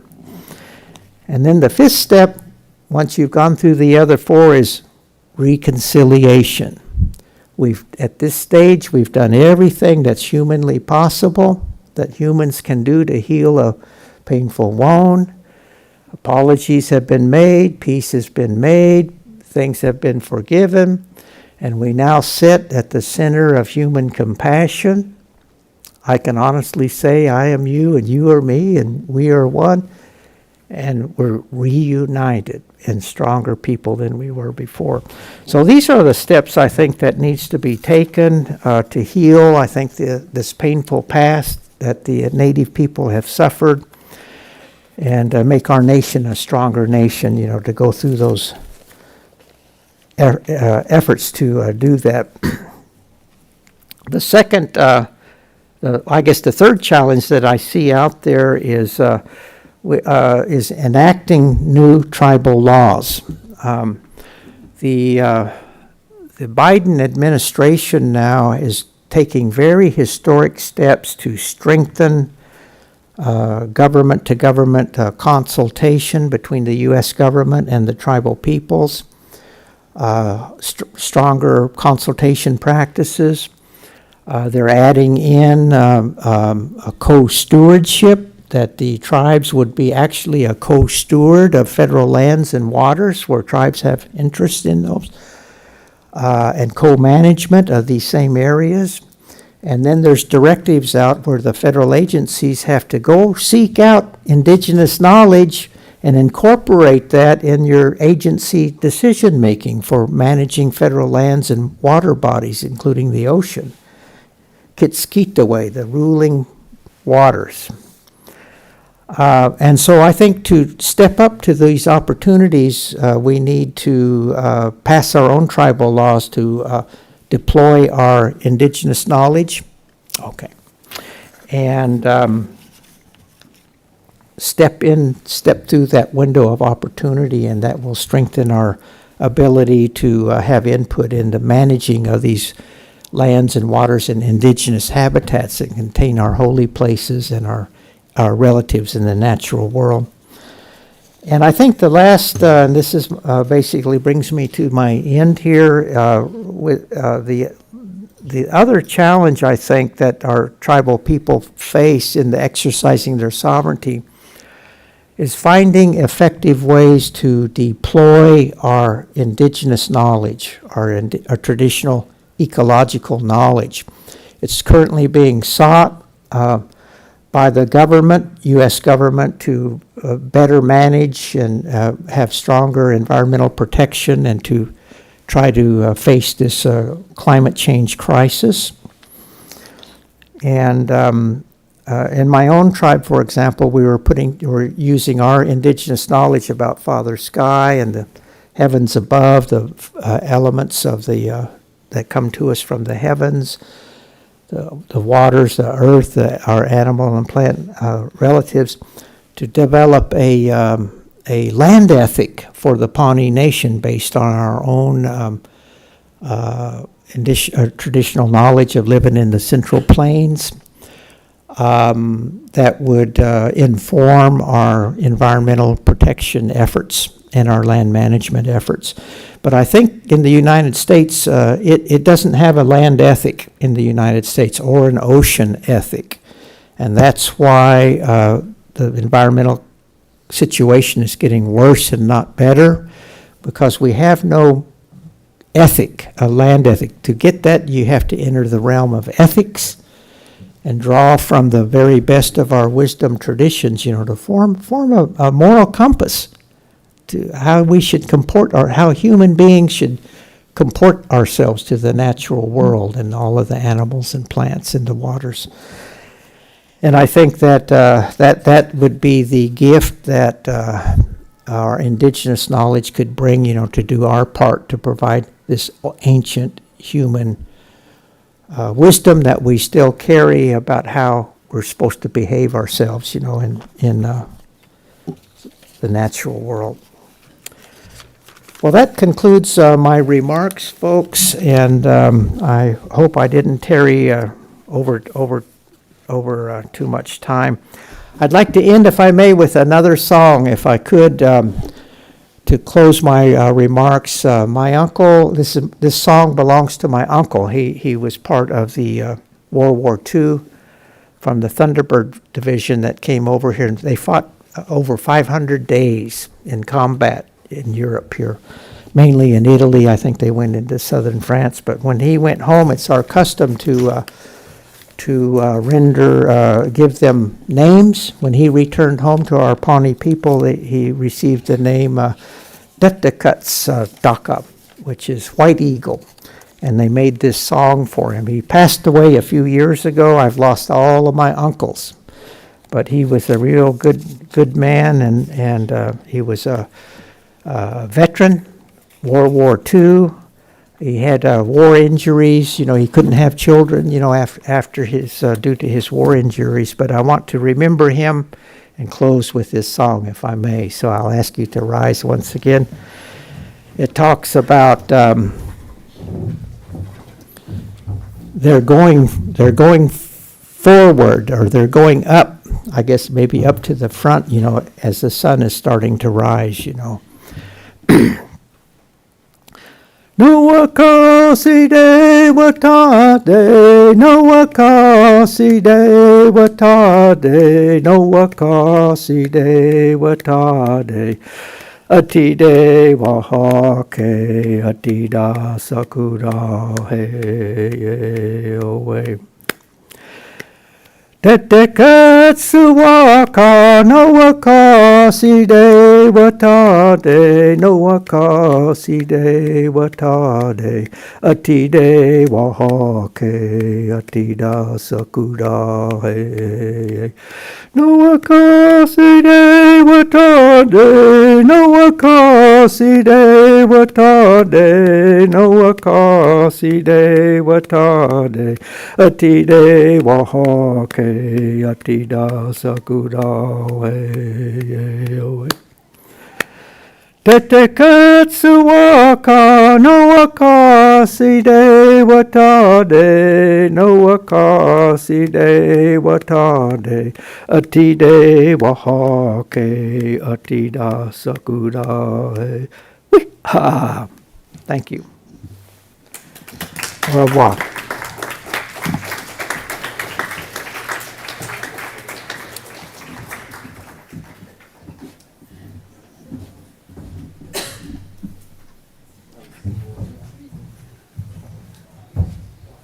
Okay.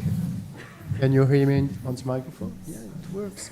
So if any questions or remarks, Alwena and Jean will give you the microphone if you want to speak in the microphone. Or if you don't want to speak in it, you can speak freely. So you do as you want. If you want the mic or not, you ask the mic. Or if you have a question like this, ask your question. So they will give you the mic. As long as they're easy questions. Okay, right here.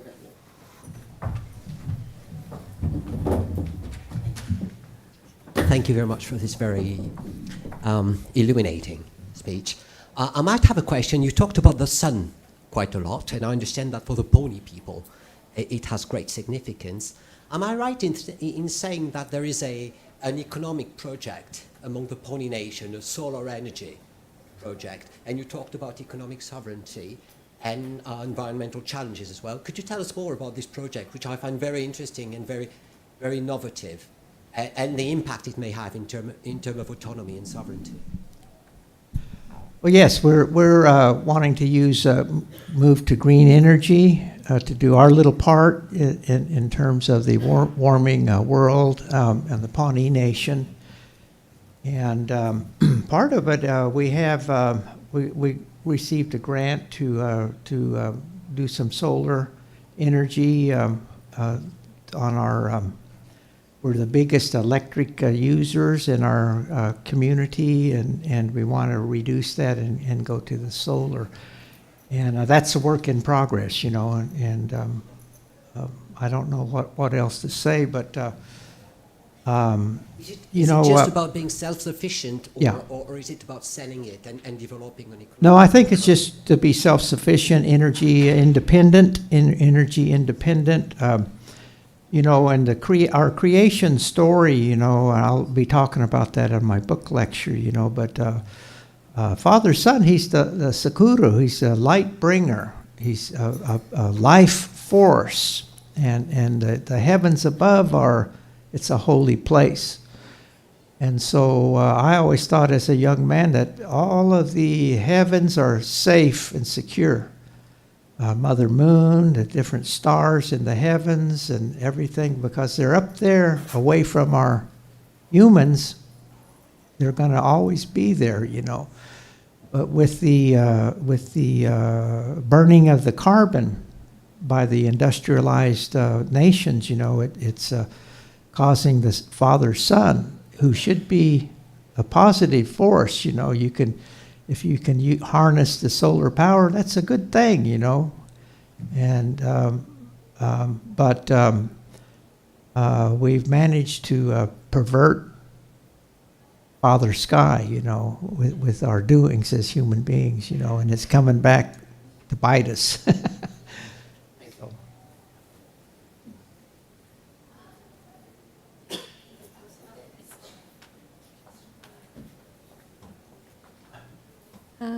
I've got a more personal question. You are a lawyer. How come did you decide to study law? Was it a militant act? Did you see that it could be useful for the Pawnee cause? What about this choice? Okay. Yeah, I in the late 1960s, you know, we had a lot of troubles in our Pawnee community. Our government was a very nascent government. It was kind of under the thumb of the government. Didn't have any real clout or muscle to it, and discrimination in the local public schools. It was kind of, we kind of have a border town of Pawnee, Oklahoma. Police brutality. One of my uncles was found, he was a war hero too, and from the Pacific, World War II, was found hung in the county jail, you know. My folks, they were with the American Indian movement. There was an encampment there out in the country among the last of the wild Kitcohawke band of the Pawnees. And they said, you should go to law school, they told me as a young man when I was in college. I got another cousin that's a couple years older than me. He was one of the very first Native American attorneys, John Echohawk. Very prominent. He's very prominent there. I'm better looking than him, but he's more prominent than me. But they said, be like your cousin and go to law school, you know. So that's what I wanted to do. And they said, because you could help us as an attorney, and so that's why I went.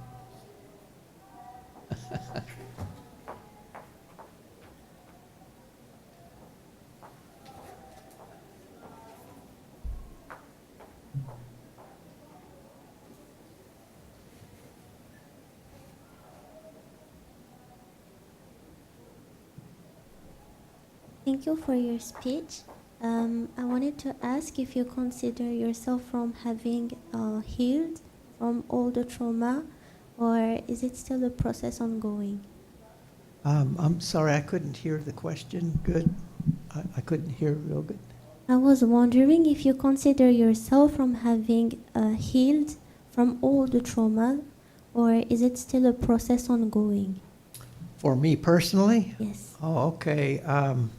No, I think I'm a pretty hardy person. You know, my family, we come from a warrior tradition. All of our men in our family, you know, from all of the warriors. We're not chiefs, or we're not medicine people.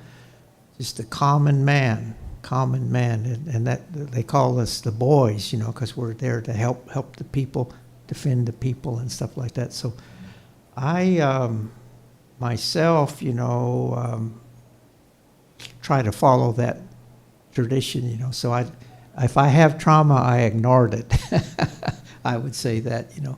And a lot of my generation, you know, they would drink themselves to death pretty much, you know. And I was right in there with them as a young person, but somehow I survived, you know, to be here today. Quit the drinking part, but I don't know why. I guess I was just blessed. You know, I never thought I would live to be this age. Thank you for answering. Hello, thank you very much. I would like to ask a question. You mentioned 560 federally recognized tribes, but we know that there's many tribes which are not federally recognized. Is this a challenge? I know there's many tribes in California fighting for recognition. Is that something you see as a challenge for the future?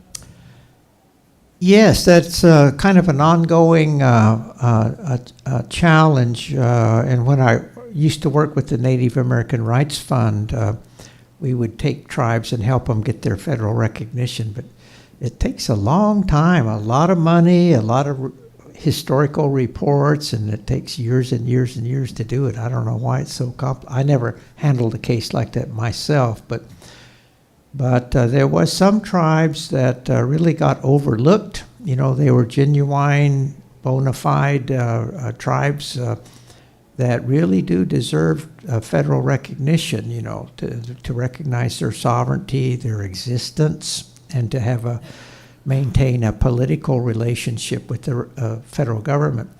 It's not a race-based relationship, but it's a political relationship in that say I am a member of the Pawnee tribe. my government represents me in dealing with the United States. It's all political. It's not a race-based relationship, but it's a political one. And so there's a lot of tribes that somehow were overlooked and don't have that recognition, and it's an ongoing process and an ongoing issue. There's other tribes out there, however, that claim to be a tribe that aren't, that are completely false. And they're just a lot of Cherokee, for example. Everybody wants to be a Cherokee. Elvis Presley and all these. Nobody wants to be a Pawnee, but they're plagued with, and some of these bigger tribes are plagued with all of these. I guess I don't know, false kind of claims of well, I'm a Cherokee, and so there's that. It's kind of hard to separate the two, you know. But and to follow up, there's also those tribes like the Mission Indians in California, which who have had to come together to form a collective identity. They are composed of many different tribes. What about those? Yes, that's fairly common. My wife's from the Yakima tribe, and that they're composed of about 16 different bands of different tribes. Pawnee tribe, there are four bands of Pawnee Nation, and sometimes on a reservation they'll put two tribes on one reservation as well. So it's not that unusual to have say more than one tribe that have come together in one political confederation of some kind. Thank you.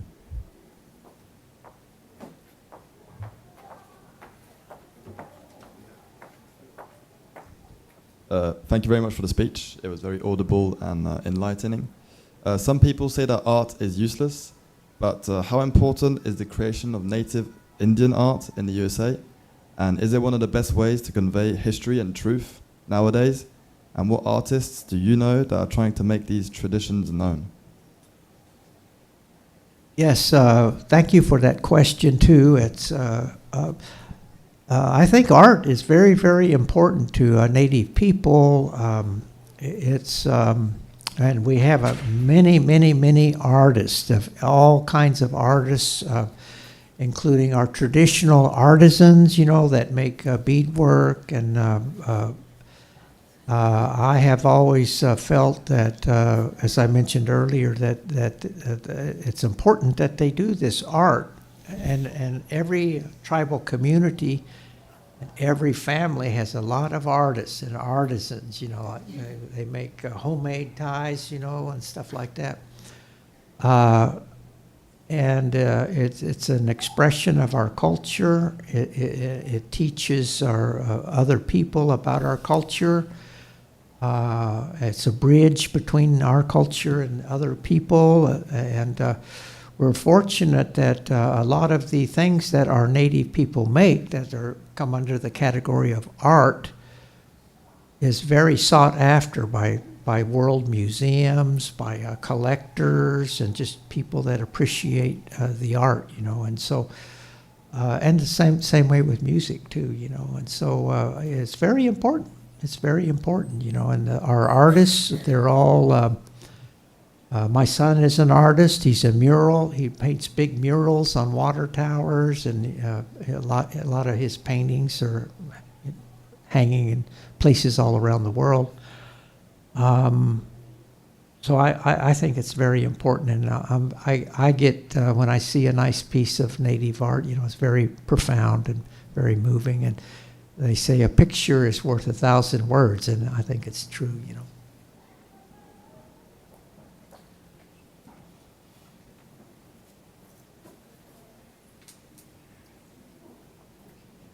Thank you.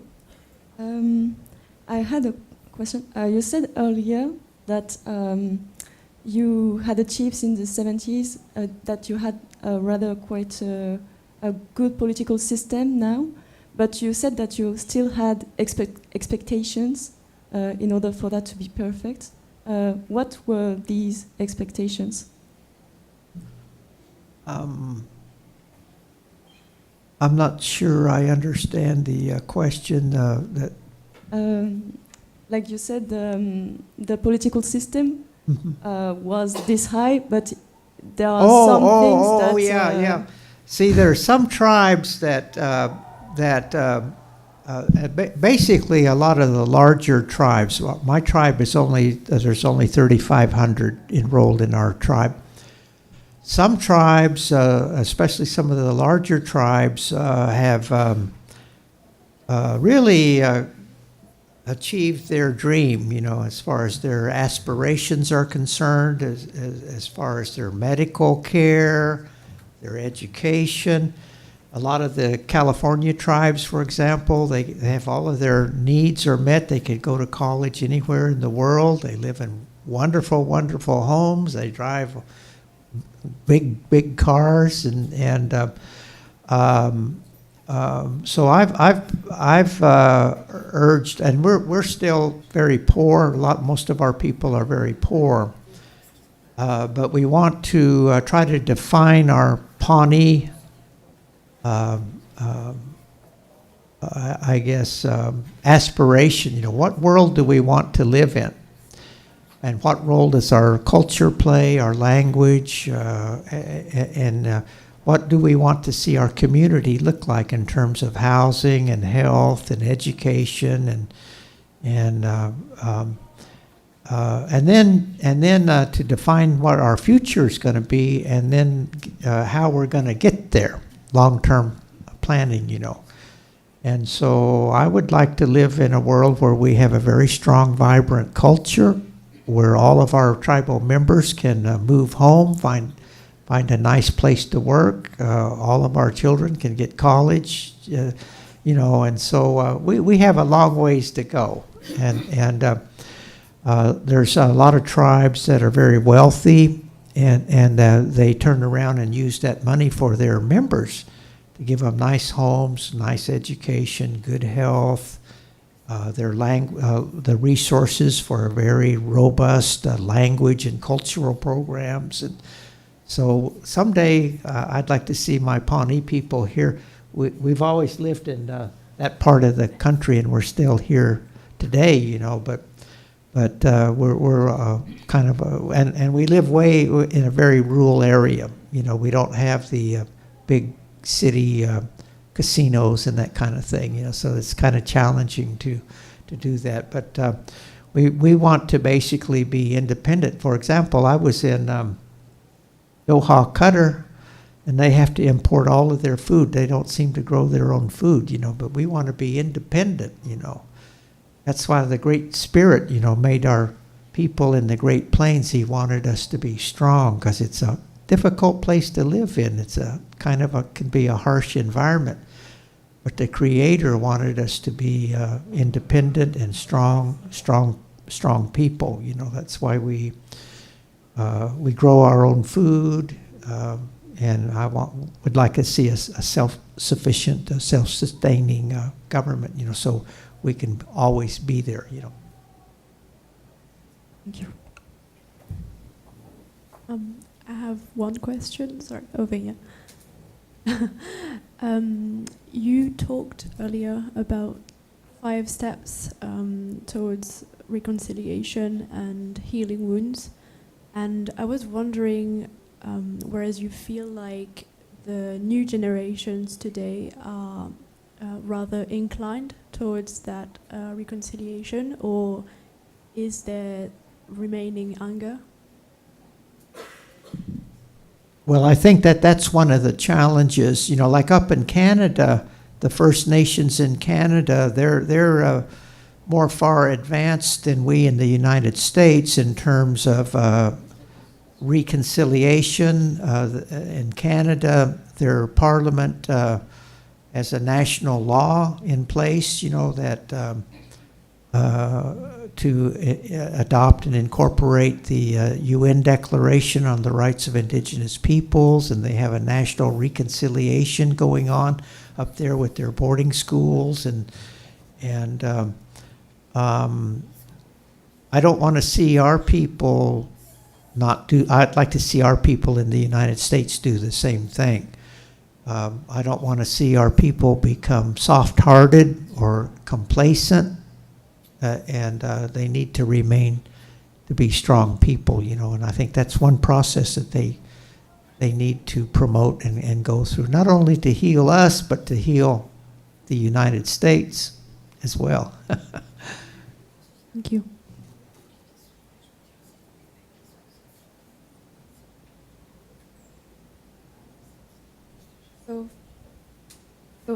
Okay.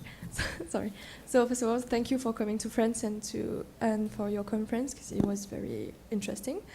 So you talked quite a bit about the Biden administration and how they helped you quite a lot. So would you consider the coming election to be kind of a challenge, and in the way that maybe, like, I don't know, but if the Republican Party wins, would you think that they would stop making laws and treaties to kind of help you? Thank you for that question.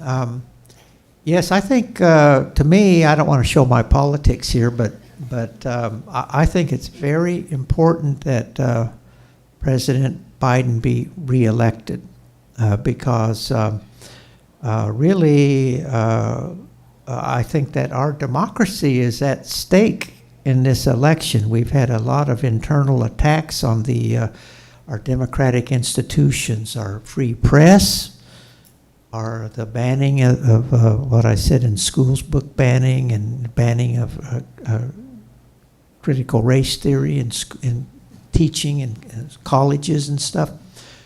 Attacks on our court system, attacks on our voting system. So I think that really that our democracy is on the line. Canada is probably the leading democracy in the northern western hemisphere, you know, and more functional, you know, and we're barely just hanging on. You know, our democracy is very fragile, it seems to me,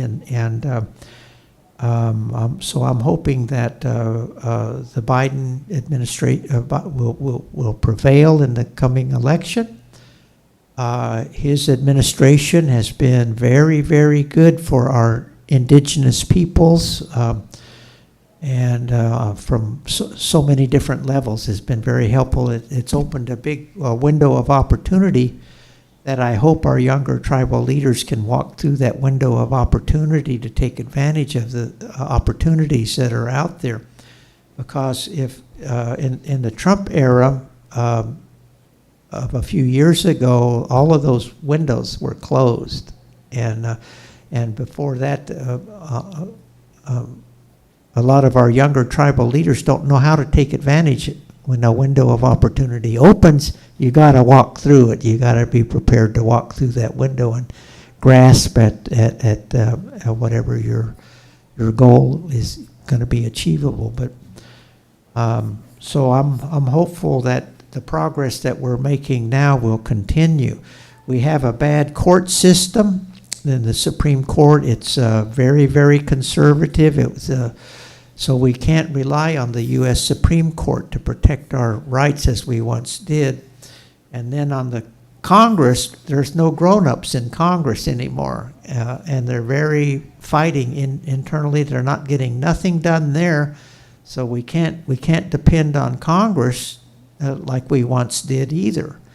And so the only branch of government that we can look to now is the executive branch, the presidential branch, you know, and to protect our interests, you know. And so I'm really rooting for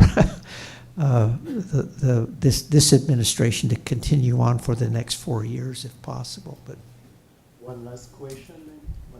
There's a question. Yeah. So my question is that you talked a lot about tradition, culture, and history. How do you view the delicate topic of this sort of whitewash history and traditions like Thanksgiving and other types of traditions in North America that somewhat idealized this time period? Yes, that's in the United States. We're just a tiny minority, and we don't have the political power either in the mainstream media or making laws. We have to depend on, I guess, our wits and our good looks, I guess, to try to protect ourselves. But for Thanksgiving, I always eat a roasted pilgrim. That's my meal. But yeah, there's a lot of, in the popular culture and a lot of the skewed histories that are out there, where the native people are invisible, and you really can't tell the complete story of American history without including the indigenous part of it. Otherwise it's incomplete history and it's skewed, it's incorrect, and so I think that's what I was talking about earlier, that every native person in the United States has to try to become an educator of some, to try to set the record straight. Could you present your book for 5 minutes, 5 or 10 minutes? Yeah, I could try to do that, 5 or 10 minutes. Okay, yeah, I'll do, I'm going to try to do a shortened book lecture at this point. Let me get my other notes here. I got.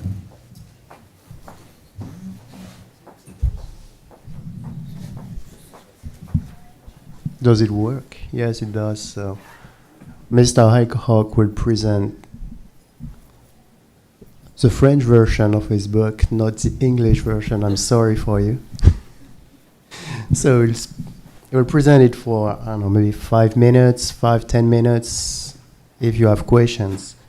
And if you are rich enough to buy a copy of it, you can buy a copy of it.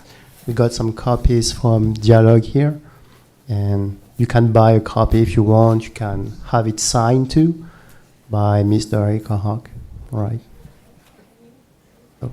If you want me to sign, I can do it too. But he's the main author. So him first.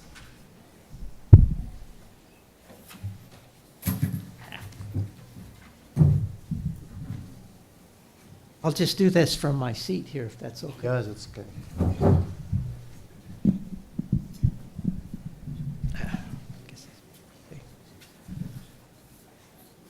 Yes, this is the original book here, Sea of Grass, A Family Tale from the American Heartland.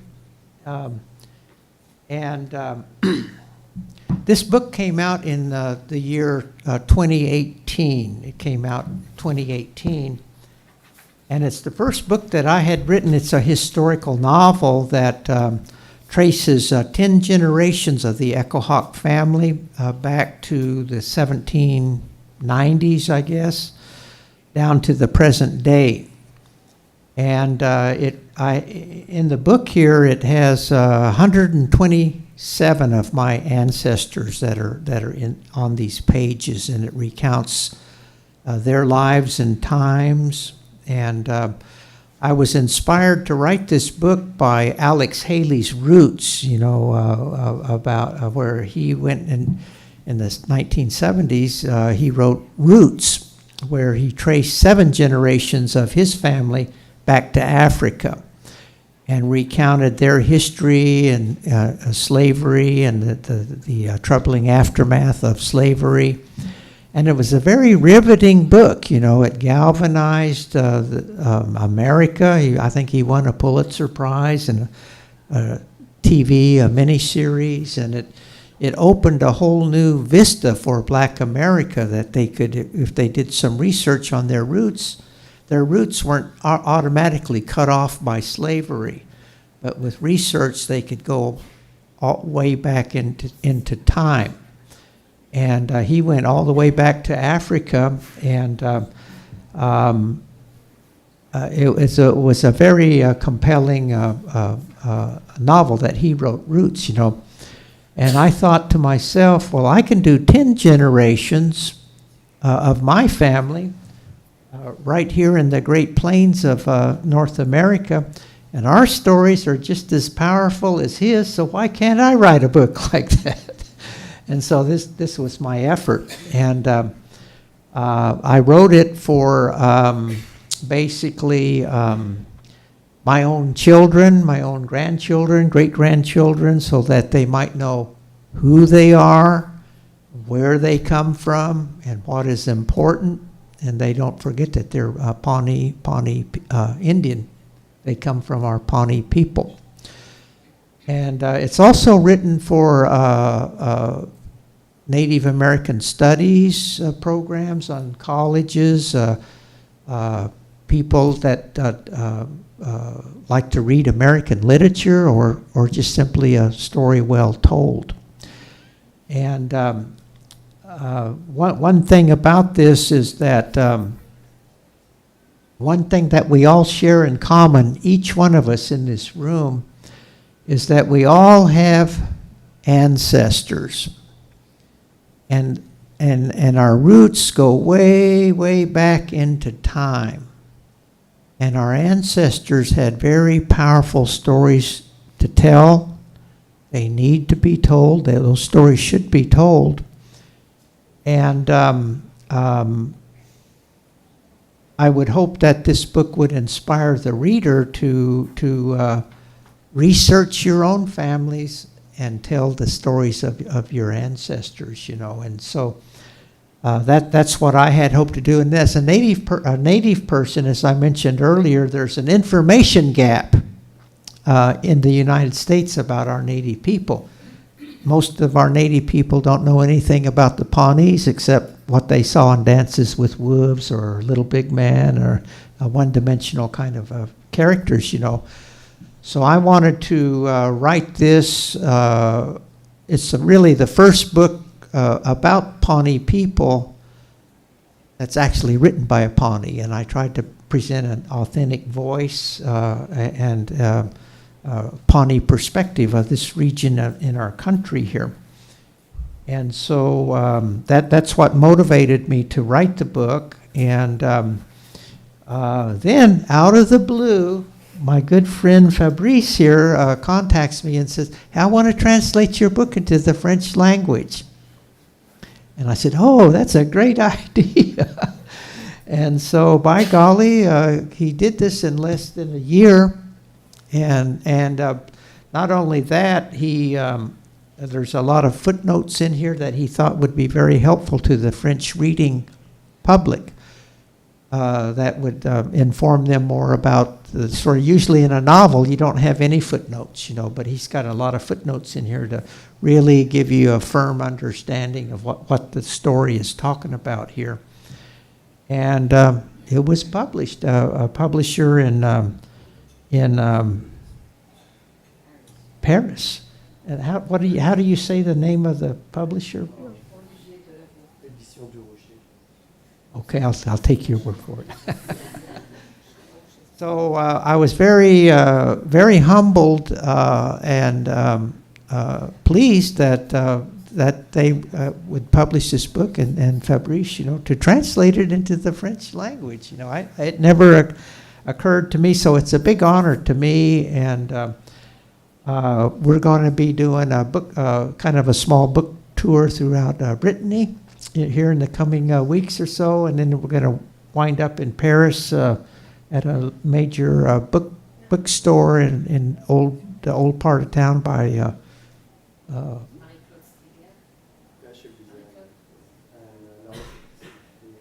L'Armatan bookshop near Notre-Dame de Paris, near the Sorbonne, near the.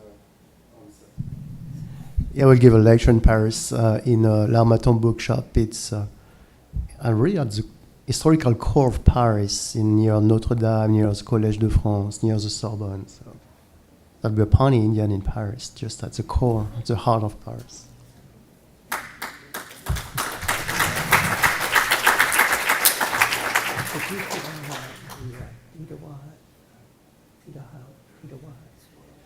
on the screen?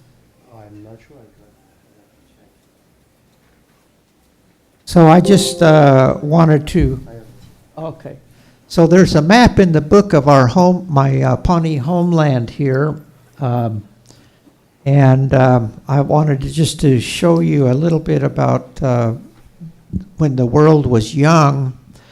Our creation story puts us in this part of the world, that we are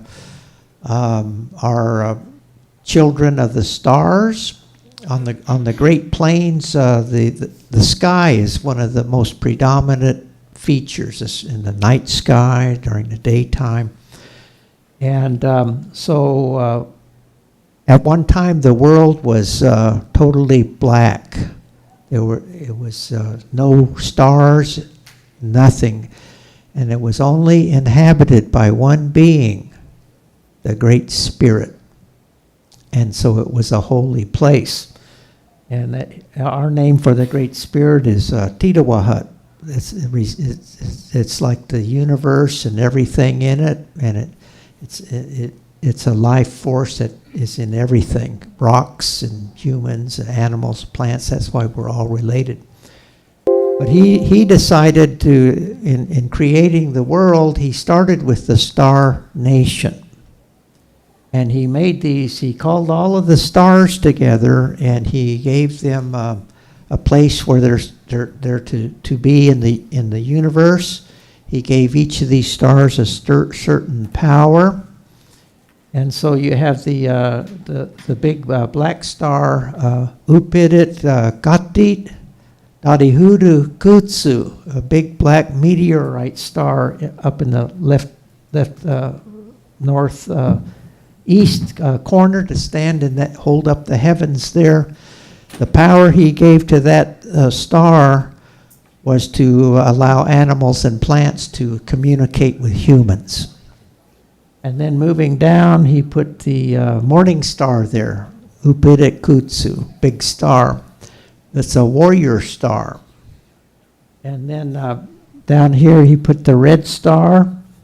And right down the middle here is the Milky Way. We call it the Spirit Trail. And on this side of the Spirit Trail, the Great Spirit put all of the male stars. And on the other side of the Milky Way, he put the female stars. So the red star has a lot to do with the rising of the sun. And you move over here to the Spirit Star. It presides over the afterlife, the spirit world. We believe that when a person passes away, that magic moment when the spirit leaves the body, it ascends. There's a certain star there. I can't tell you the name because it's too sacred to be talked about in a non-ceremonial setting. But he receives the soul and puts it onto the Milky Way, the Spirit Trail, and the north wind blows the soul down to beyond the southern horizon. So when we have our pipe ceremonies, we always offer smoke, to the relatives down there in the spirit world. Then over here we have the female white star, Upidit Taka. Here we have the evening star, bright star, and in creation she played a very powerful role in creation. I'll come back to her. But up here is yellow star woman. Up here is the North Star, the one that doesn't move. And the Great Spirit put put these stars into the heavens, and so. Then there came a time that, and this was just through thought alone, and the firmament was filled with stars, and they knew where they were supposed to be and what their powers were to be.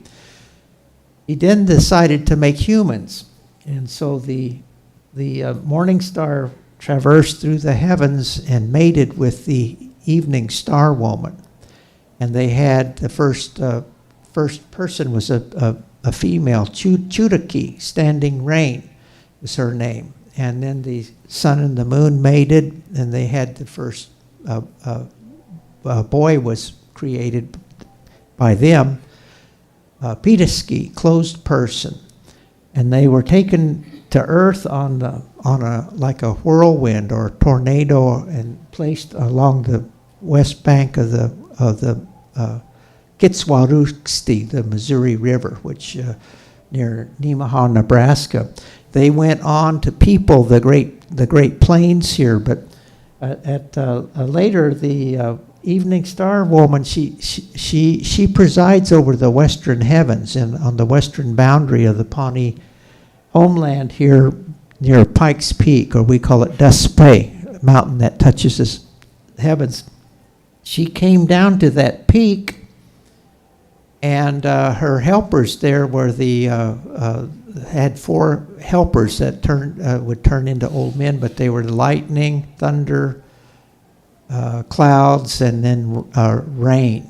And she came to that peak, and there's where she released the first buffalo, gave us our first corn, released the animals onto the earth, and into that mountain she put a medicine, a guardian of time, a buffalo, and each year 1 hair will come off of that buffalo. And when all of the hair is gone, that's the end times for humans. But anyway, so when we pass away, we come from the stars. That's our origin, and we return to the stars on the death, you know. And so that's the setting for this story here, and all of these places on here. These are holy places where the animals live. We call them animal lodges, the spirits of the Great Plains animals. Everything from the eagle to the smallest insect. Their spirits live in these, like the Mound on Water, White Riverbank, Talking Riverbank, Hawk's Nest, head covered with soft down feathers, the Floating Mound in western Kansas, Points the Way down there. They're all filled with the spirits of the Great Plains animals. That they look over the Pawnee and give us protection. There are places we can go to make our visions, offer our prayers, and so this is the setting of where the characters, you know, from my family. And as I say, there's 127 relatives that are talked about. There were real people who lived in a real place, and their lives were shaped by major historic events that actually shaped their lives, that really happened. But since I wasn't there at the time in question for most of the book, that starts in the 1790s, I had to create dialogue, and I added just a few minor characters, but I told the story with the accompanying history of the Pawnee people, where we were living in these different villages in this area, what happened to the people, and down to the present time. Our reservation is right now, it's on the south end down there on the Cimarron River. Fabrice has been there, but it's down on it's near the Red Star there, that little reservation area there. I think I'm out of time. I had planned on doing a short reading of some of the books in here, but the original, this is my great grandfather, Echohawk, where we get our family name here.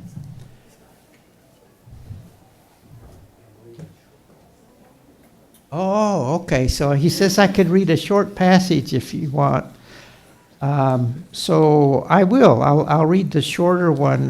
This is going to be an excerpt from the book with him narrating. I have different relatives there's 4 parts to the book, 4 or 5 parts, and each part is narrated by a different ancestor. But he's the one that's narrating this one here. Now, Echohawk, Kituwakitsu Tuwaka'a, the hawk is speaking. It's a warrior. It's a warrior's name. He received that in a military campaign as a Pawnee scout fighting the Cheyennes in Wyoming.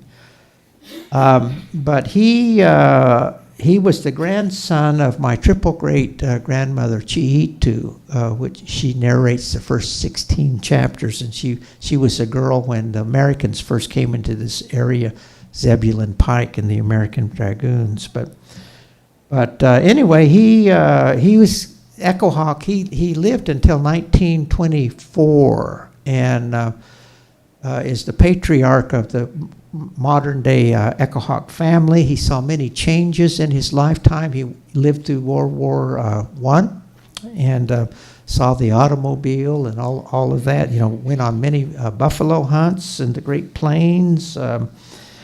So I'm going to take you on this reading here to the year 1868, when the tribe was living up there on one of those villages up on the Many Potatoes River, which is the Loup River, named after the Loup band of the Pawnees, the Wolf people.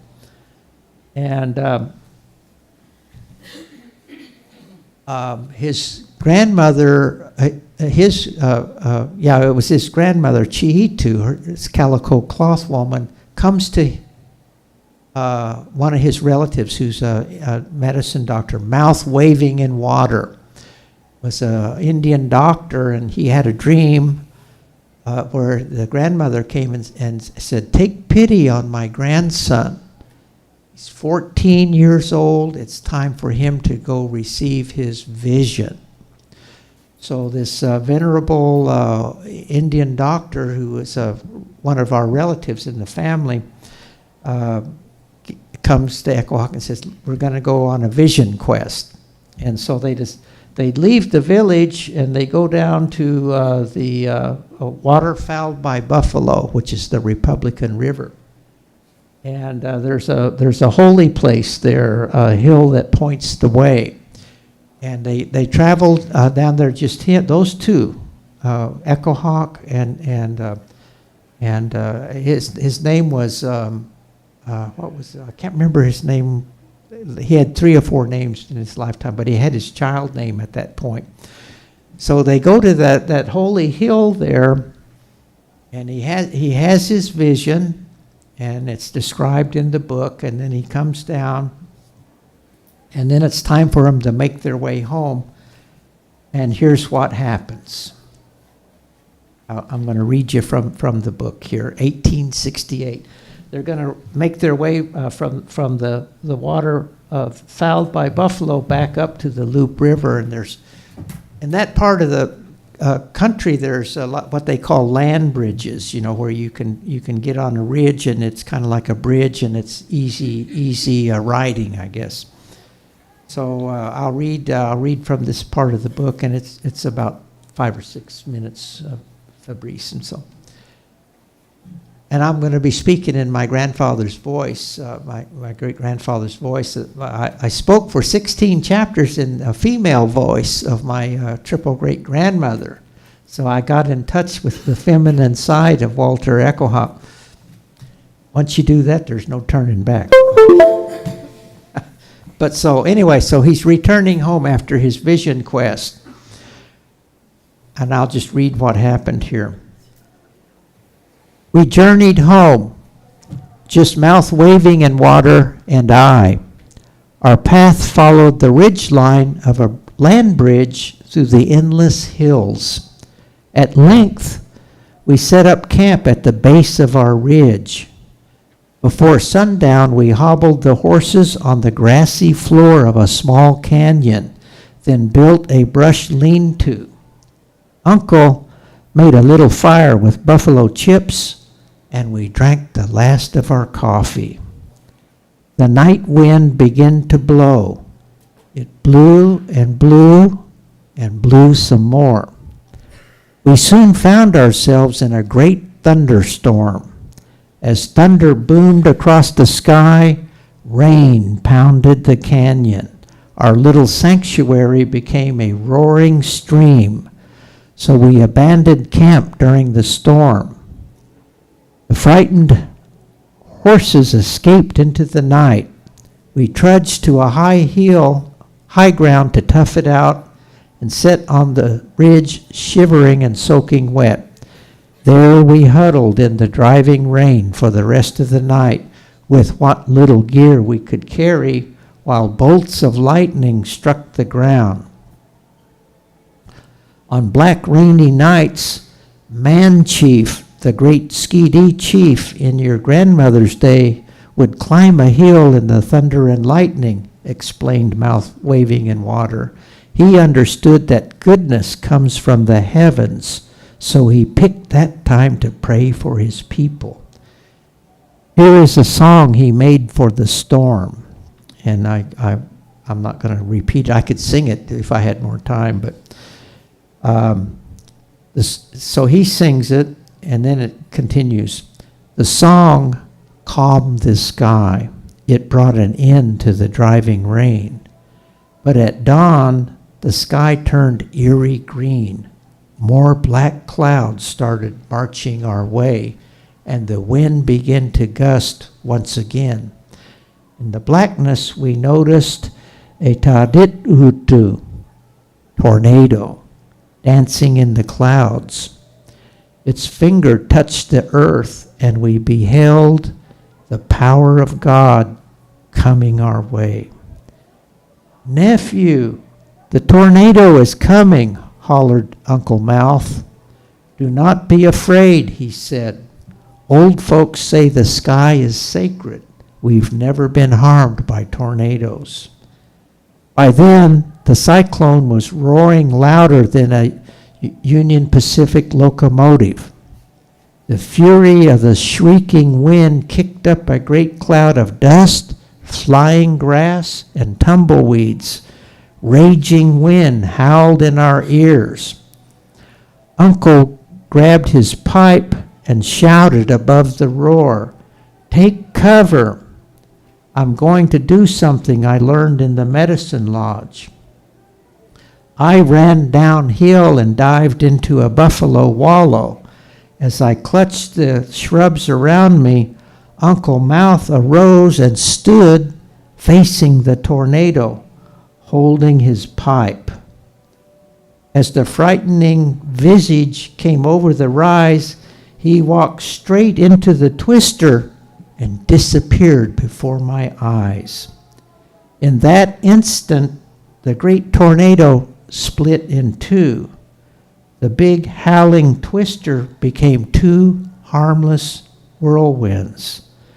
The little dust devils tiptoed around us, then dissipated like wisps in the breeze. Uncle returned. Aka, he was Kewadiku, naked, completely naked. All his clothes were lost in the storm, but he still held his pipe, the one called Beloved by Heaven. Now you see the power of this pipe, he said. It's blessed by heaven. After that awesome incident, I saw Mouth Waving in Water in a brand new light. For I knew he was no ordinary man. He was Waruksti. That means holy. And I could never look upon my wry uncle in the same way ever again. And needless to say, I became a firm believer in the pipe. Thank you.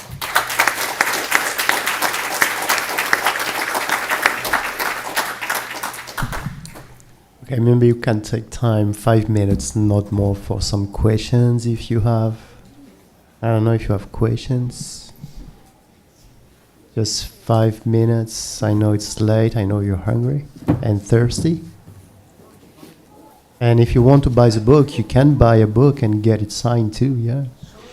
And what it doesn't mention is that the publication of the book was made possible also thanks to Bernadette Rigal-Sellar. She's here. She was the president of my PhD thesis that I defended here, and thanks to her, the book has been published. She is also part of the publication of the book, so I must thank Bernadette for what she has done to me, and so now what she has done for the book and our water. So thank you so much, Bernadette.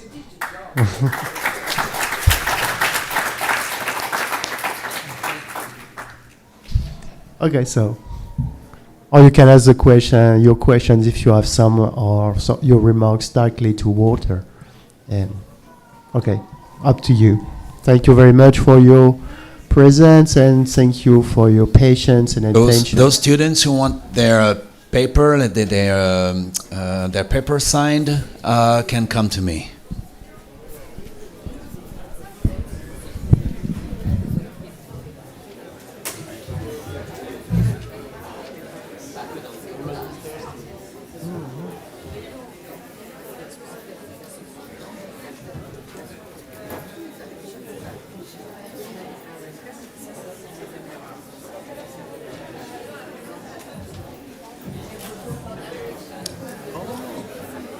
Yes.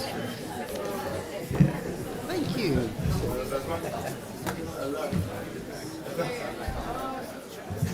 What is your first name? Oh, okay. Okay. And he should sign it too. That way you'll have both of our signatures. That's going to be a collector's edition, having both signatures. Arrivé quand? You guys have such beautiful names over there.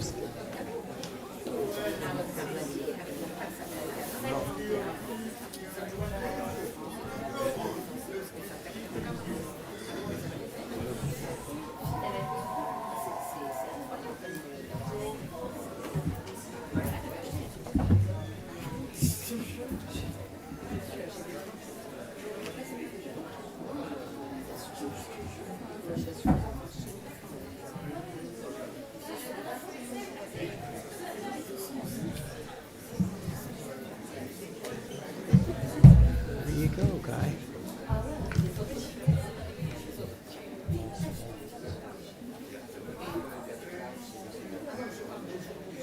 Vraiment, il y a signe.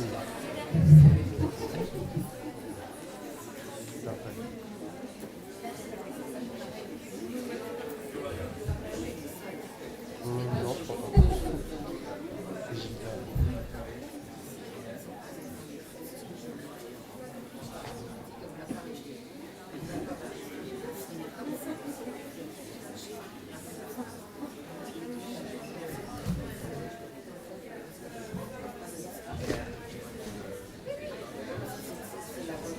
Uh-huh.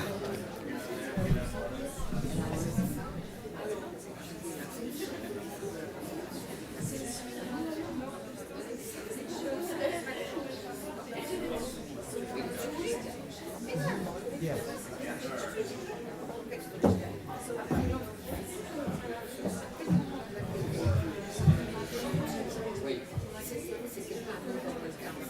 Oh.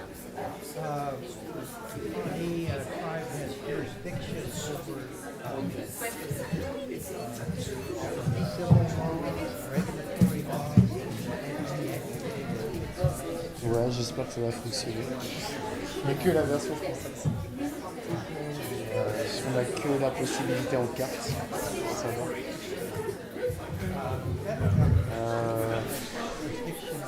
Non, ils m'ont rien montré. Non, ils m'ont dit vous tapez le prix et puis.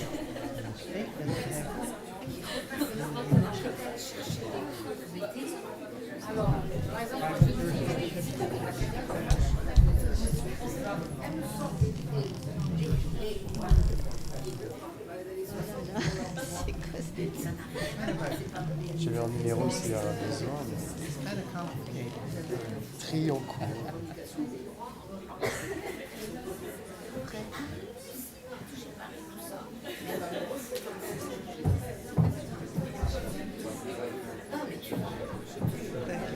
Et les paramétrages.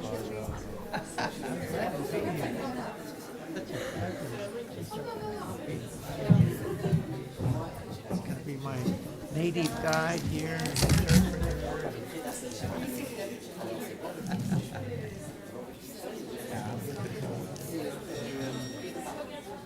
Impression impossible, batterie.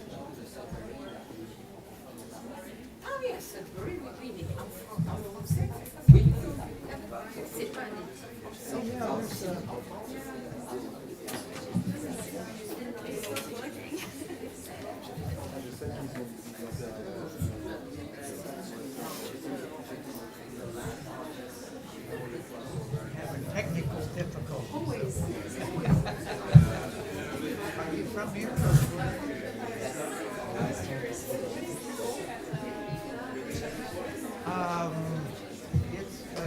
a brief. It's going to be Saturday on the 17th. Yeah. Right by the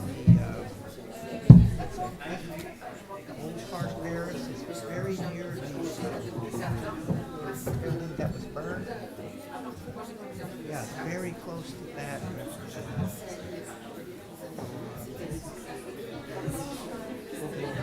It's about 45 hours.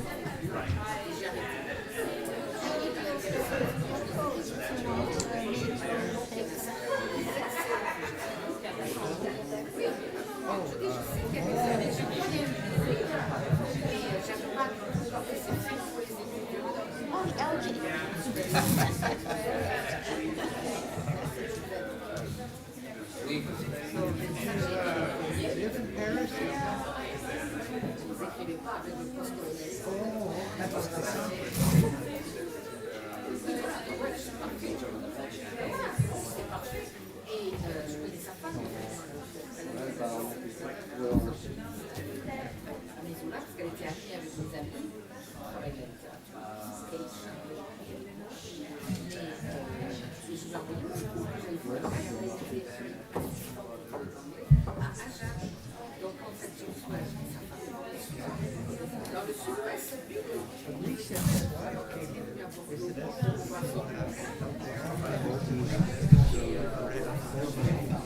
Buffalo, what have you.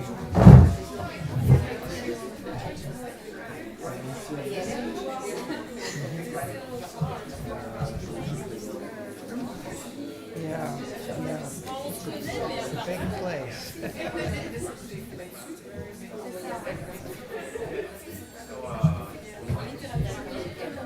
Thank you.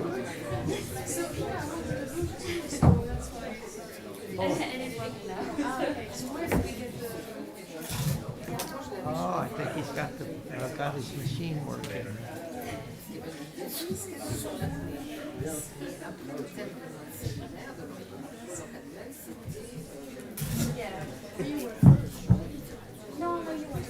Could you write your name? I want to be shy. It's hard for me to, I apologize for not.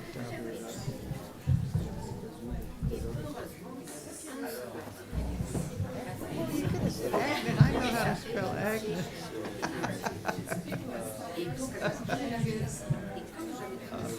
I have a niece that's got the same name. You should have him sign too, both of us, because that way, because he interpreted this and he's written the foreword. So if you have two signatures, it's going to be a collector's issue.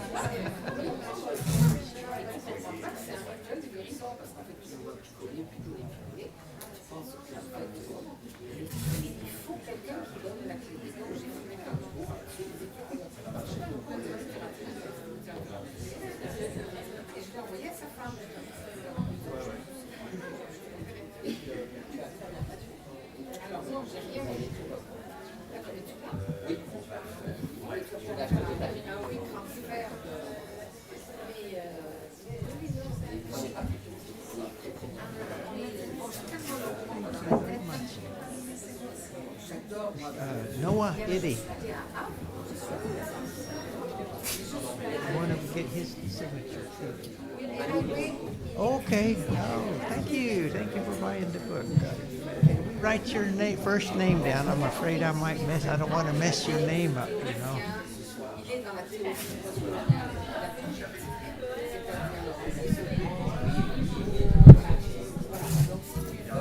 Elizabeth?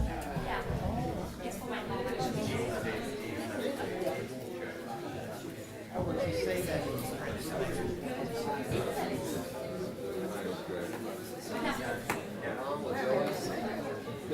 C'est pour ça que j'aime, moi, c'est dans les écrits ça,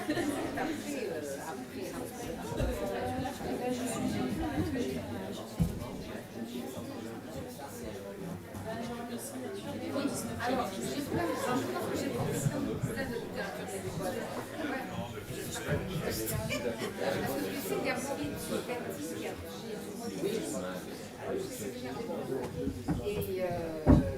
Et après, il va envoyer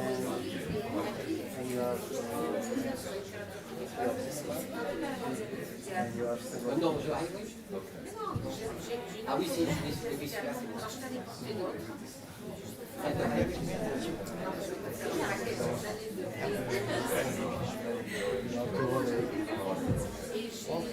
Mais j'en ai eu aussi. Alors après, j'ai des enfants sur l'école, je les ai pas portés parce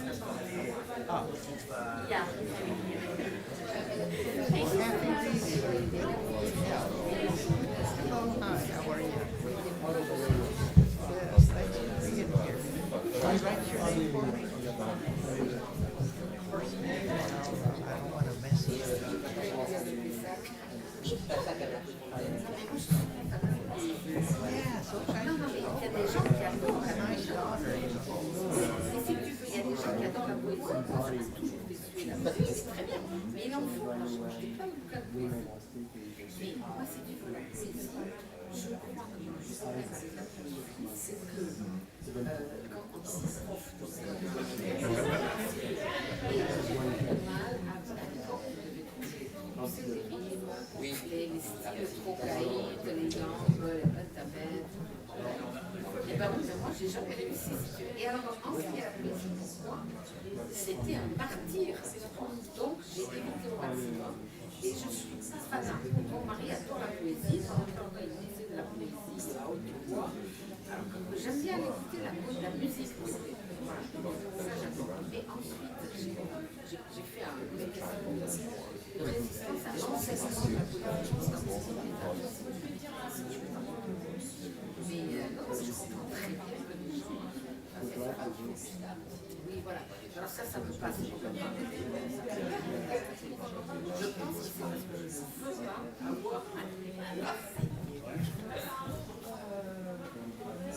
Let's go. D'accord. Ah d'accord. Oui, c'est un...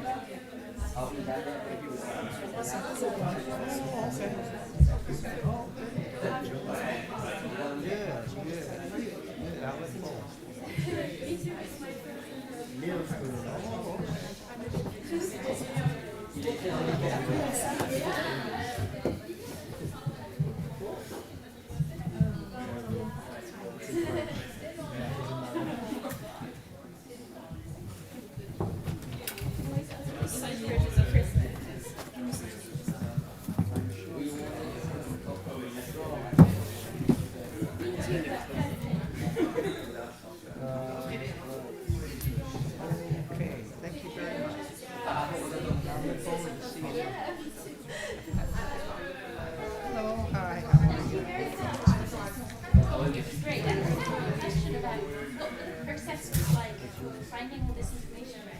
Because I'm trying to do the thing that I have here right now. Yeah, And yeah.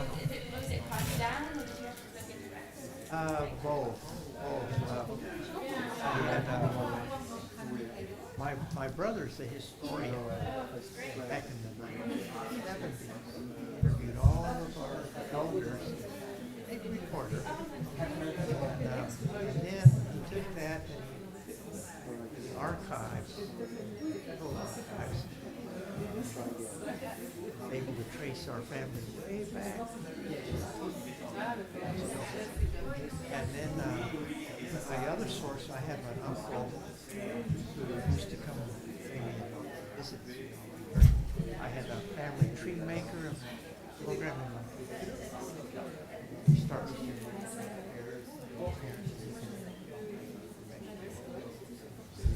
every night we would get together. Every member of the Echo Hop family lived in all about her. I got over it. So then I took a snapshot upon the chart, 1790s, all the way out to the slide. I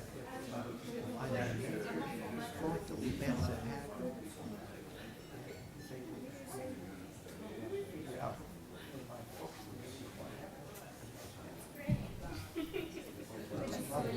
Yeah, I'm trying to do the thing right now. It's a challenge. Just one example.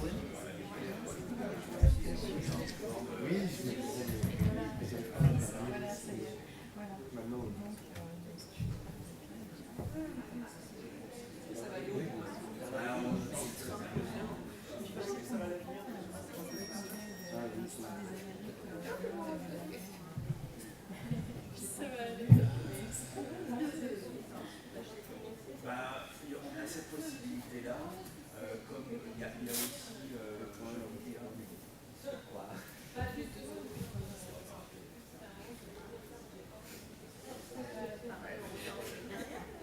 par rapport one thing that you can do is interview all of your old folks. So they'll hear really fast. Take notes. Thank you very much. Hello. Hi. Thanks. En fait, c'est marrant parce qu'on se demande. Oh gosh, my pleasure. Did you write your birth?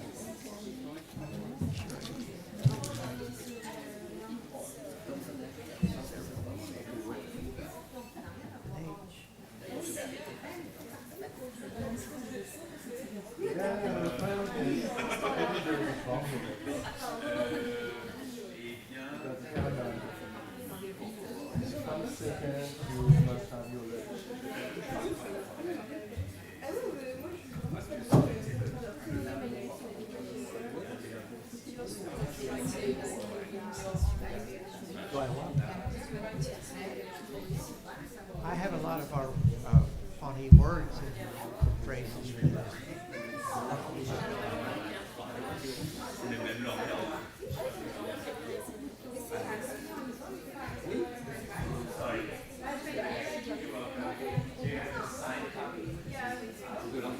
So are you going to school here?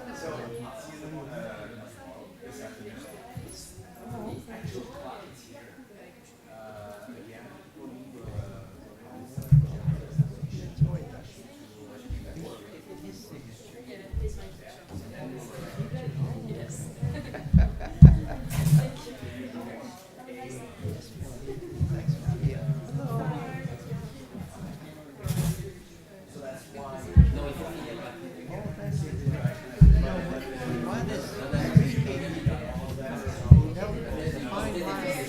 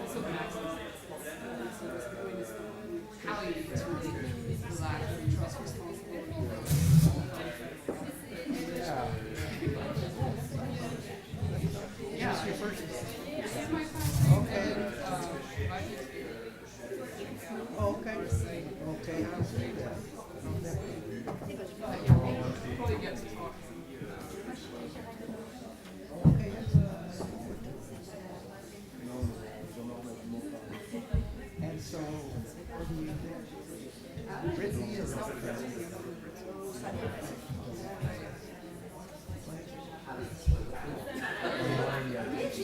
guys took us to the art museum.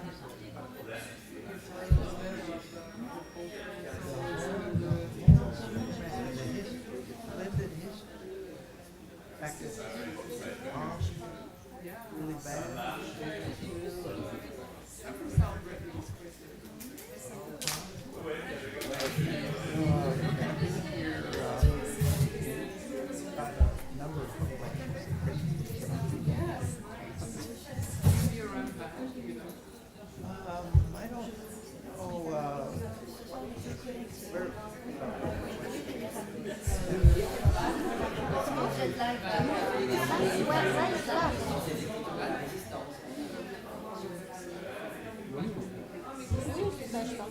I don't know. Oui. Ah, ok.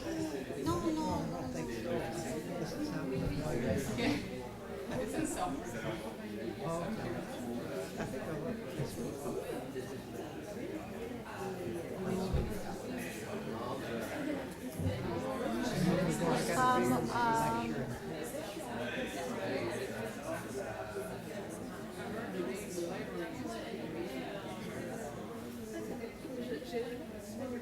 On va aller aborder.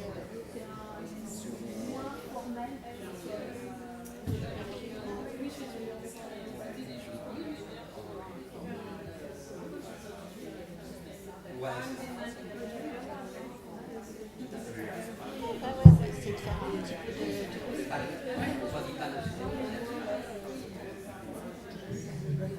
peu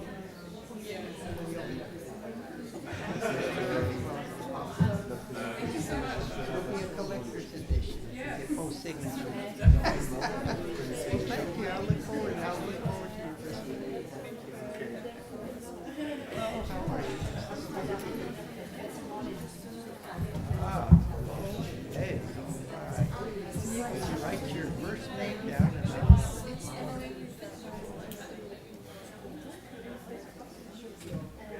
Oh, okay. Oh, you guys have very good.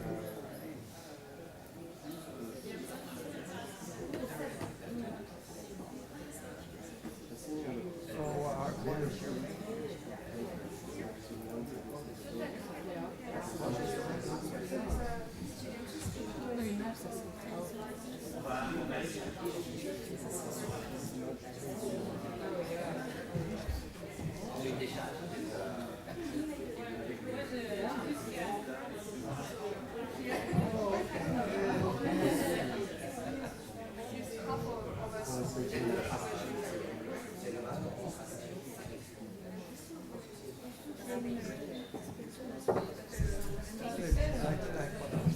One never knows if you're babbling or actually.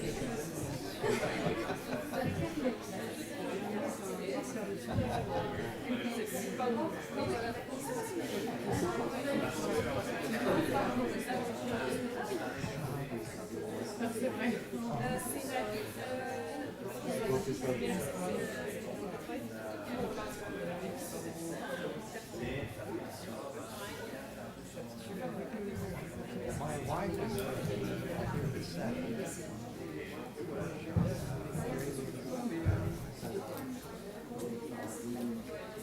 Yeah.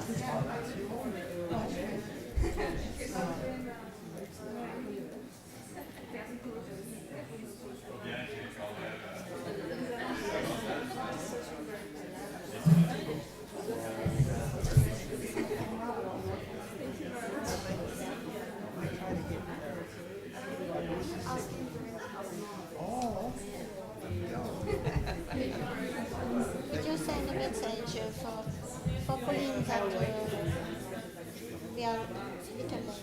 Okay, what's your number? Where's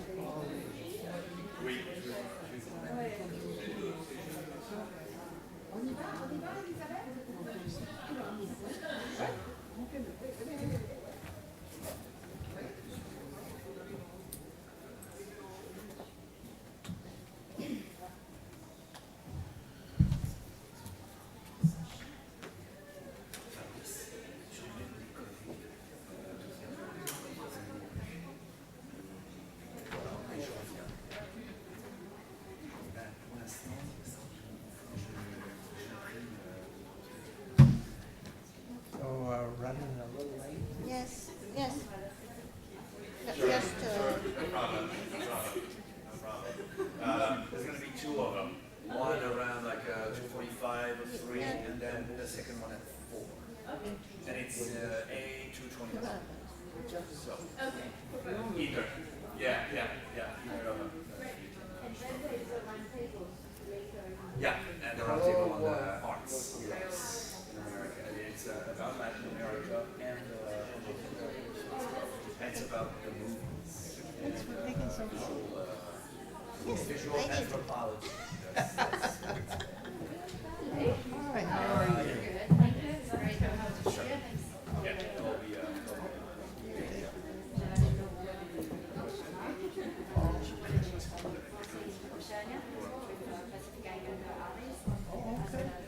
No, we'll talk about it. We'll talk about it.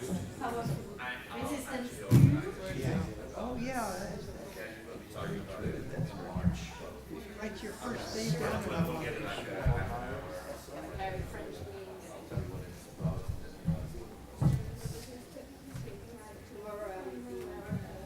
Okay. Social justice, environmental justice. From one of my colleagues. Awesome. Let me, my wife. Yeah, if he needs to do a Hello? Okay, sure. Okay. Absolutely. Yeah. Okay, no problem. C'est au Take care. Oui. Running a little bit late. Pauline? Yeah. Again, I think 15 minutes. About 15 minutes.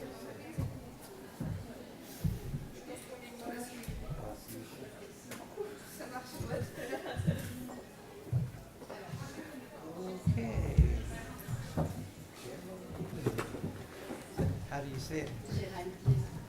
That's prettier.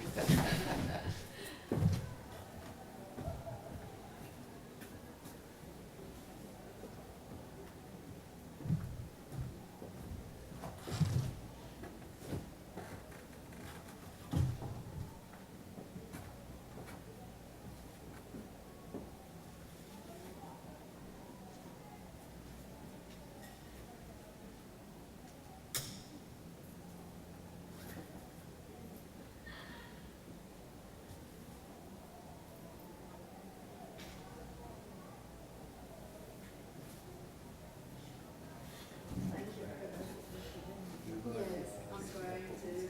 And I may not be able to go to dinner tonight as I'm jet lagged because I arrived back from Tahiti yesterday at midnight. From where?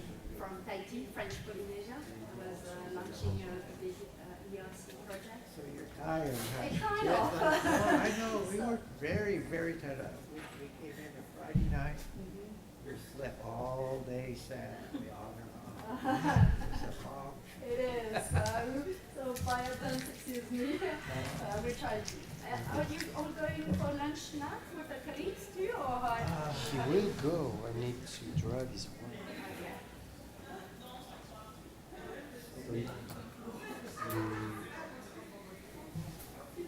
We get Pauline and bring her, and we have a meal at some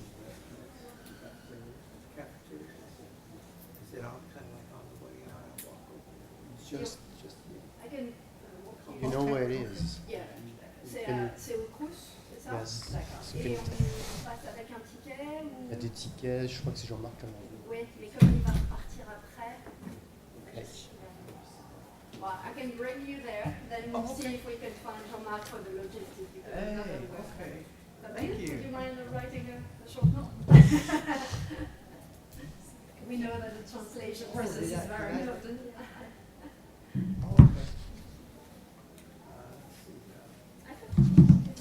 Yeah, I got it.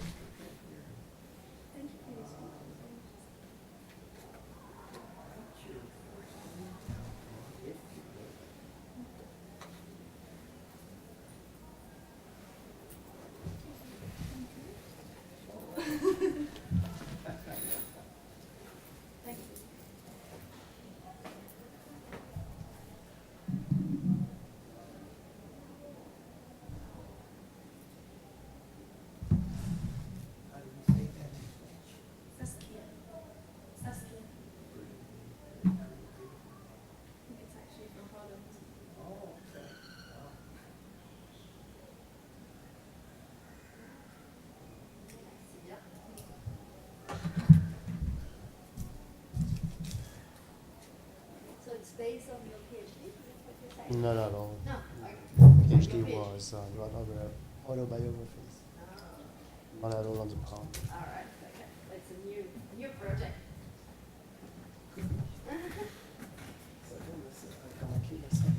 Ouais, faire la clé.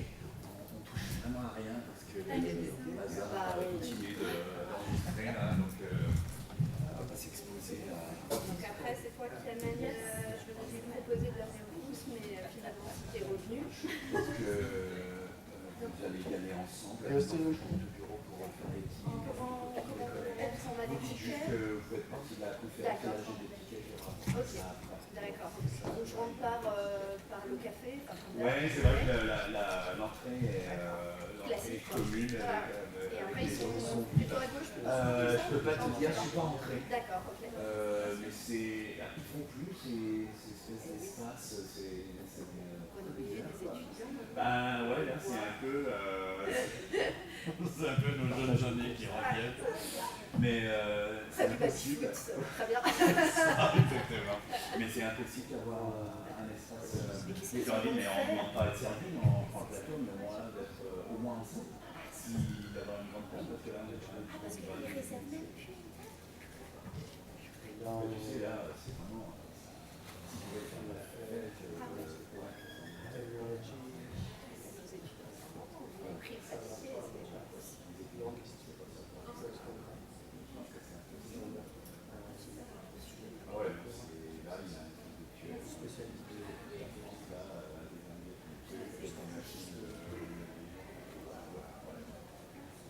bah là, je fais.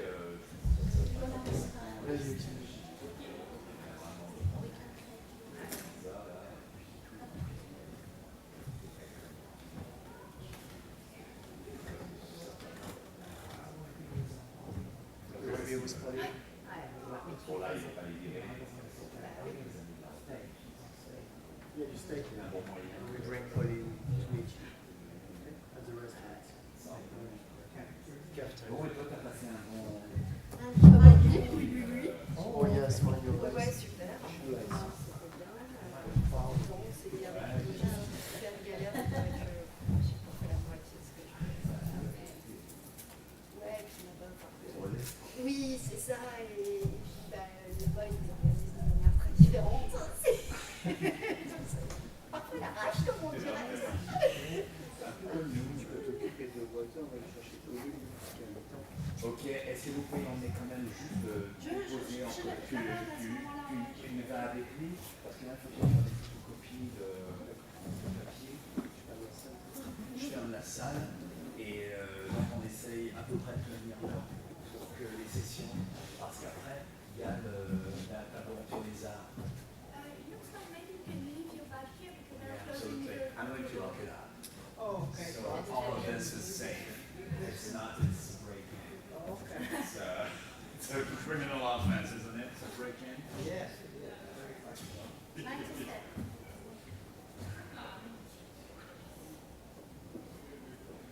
Thank you so much for this this morning. It was a blast. I don't know students were thrilled. You can see how focused they were. Yes, all right. So, oh sure, absolutely. I'm going to look up both of those. And I have a few things to do.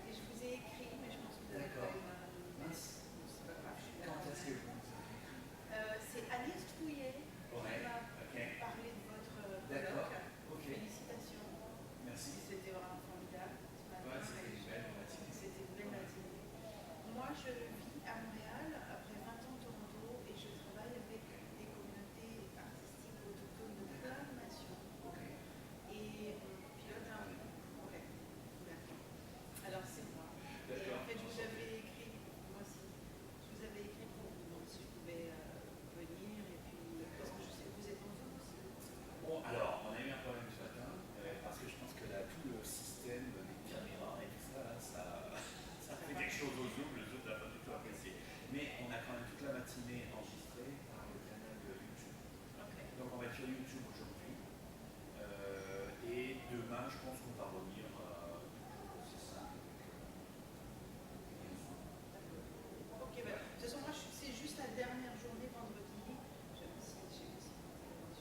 Ah, bien sûr.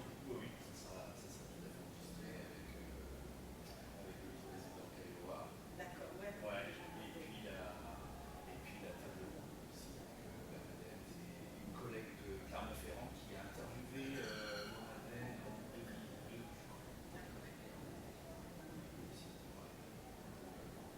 Personnel aussi dans la description. Moi, en fait, j'étais ravie aussi de venir à Brest parce que, bah, d'abord, j'étais surprise. Super impressionnant. Moi, je ne suis pas universitaire, non. Je travaille avec des universitaires. Je ne parle pas que je ne suis pas à l'université. Et le projet qu'on développe, vous avez 2 minutes là? Oui. Le projet qu'on développe, c'est vraiment un travail qui a à la fois ambition de... On met en relation les collections publiques des musées avec les communautés autochtones complémentaires. Alors là, on emmène 2 conservatrices de 2 musées de La Rochelle, le musée du Congo et le musée naturel. On parle de leur collection et on va aller dans 5 musées. Et alors, on arrive à le faire, on va parvenir à le faire parce que je travaille que avec des différents artistes et commissaires de différentes nations autochtones qui vont permettre de faire ces rencontres. Le projet est incalculable, on a appelé ça le mobile économique soutien. En 2018 à La Rochelle, on m'a demandé d'inviter un artiste autochtone. Je suis allée voir, j'ai dit bon, ça n'a aucun sens, on va faire 5 artistes et des commissaires, il faut parler de muséologie et puis surtout pour faire les liens entre l'histoire, la conservation et l'actualité. Donc là, on se met à travailler sur un projet d'expo décoloniale en 2027, qui est le centenaire de l'exposition coloniale de La Rochelle. Donc, commande d'œuvre à des artistes, projet pluridisciplinaire, et donc là, on travaille avec La Rochelle, ça fait 14. Ah bah ça fait... Ah bah carrément quand on rentre là-dedans, on se dit c'est pas encore une fois, le truc, ça rien d'étudié. C'est à peine c'est tout. Alors, je pense, je coupe parce qu'il y a quelqu'un qui s'intéresse, c'est Gérald Denis, parce qu'elle est curatrice indépendante. Elle a organisé des choses au Havre il y a pas si longtemps. Ouais. On a participé, elle a monté un cours sur autochtonie et muséographie. Ouais, ici à Brest. Oui, ici. Et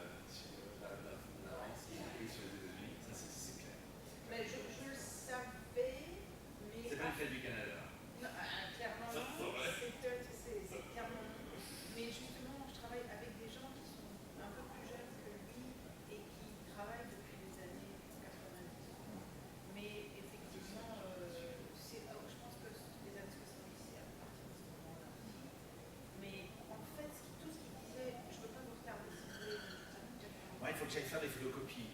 Donc, je peux par contre vous emmener là-bas et on trouvera bien.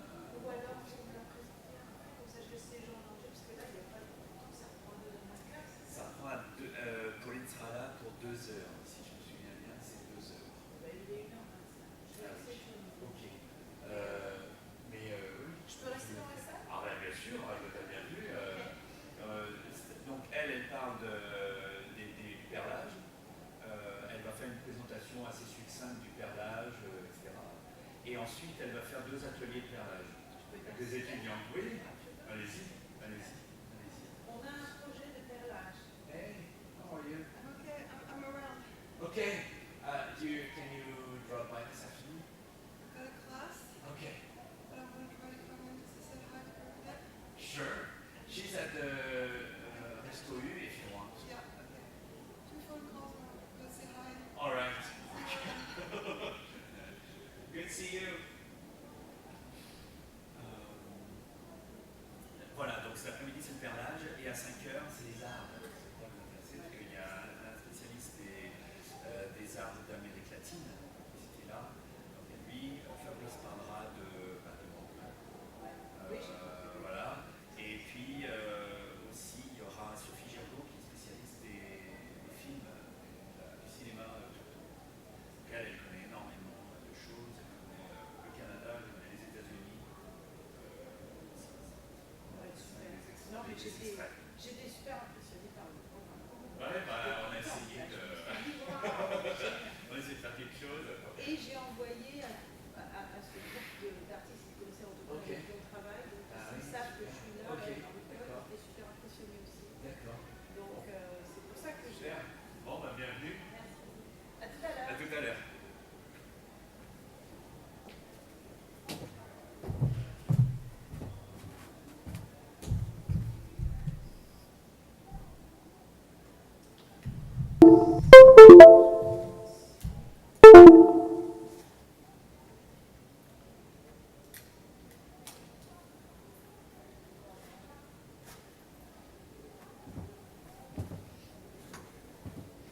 Donc vous allez rester dans cette salle. C'est possible? C'est possible et du coup je vous la confie. Bah, pas de problème. Pas de problème. Merci.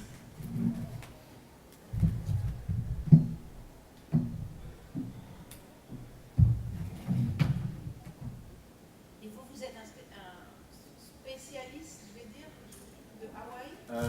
Disons que ça fait 3 ans maintenant que j'étudie un peu le mouvement nationaliste là-bas et notamment à travers les écoles et la langue. C'est un peu ça qui m'intéresse. Donc, ouais. Et il y a une étudiante aussi qui va présenter quelque chose sur Hawaï que je suis là en master. Voilà, donc c'est vrai que c'est un peu, c'est une autre ambiance, très différente, et en même temps très semblable en fait, dans les objectifs. Ils ont suivi la même chose. Donc c'est vrai que c'est une ouverture là, vers le Pacifique qui est surprenante, parce que c'est un tout autre monde. C'est vraiment le monde polynésien. Là. Donc Géraldine, Géraldine Leroux, l'anthropologue, elle était à Tahiti là, il n'y a pas si longtemps que ça, mais la barrière de la langue est énorme entre les Tahitiens et les Hawaïens. Il y en a pas qui parlent la langue de l'eau finalement, il y a très peu de gens qui parlent de toute façon polynésien, donc c'est difficile pour eux de communiquer. Ils se voient, ils envoient des bateaux, des pirogues là, mais... C'est quoi comme distance? Comment? C'est quoi comme distance? Eh ben c'est 30 jours de pirogue pour faire Hawaï. Il y a quelqu'un qui s'y connaît en plus, parce qu'il ne faut pas la rater. C'est pas possible d'aller de ville en île, il faut être vraiment être polynésien pour arriver à faire ça. Mais ouais, c'est assez intéressant parce que c'est. Et puis ils ont beaucoup collaboré avec les lois américaines sur les langues. Et ils sont très appréciés par énormément de groupes autochtones parce qu'ils ont un modèle là, ils sont en train de construire l'école de Merci Ah ouais? 3011. Là, vous parlez de Hawaï. Et c'est ce dont votre étudiant va parler? C'est plutôt moi qui vais parler de ça.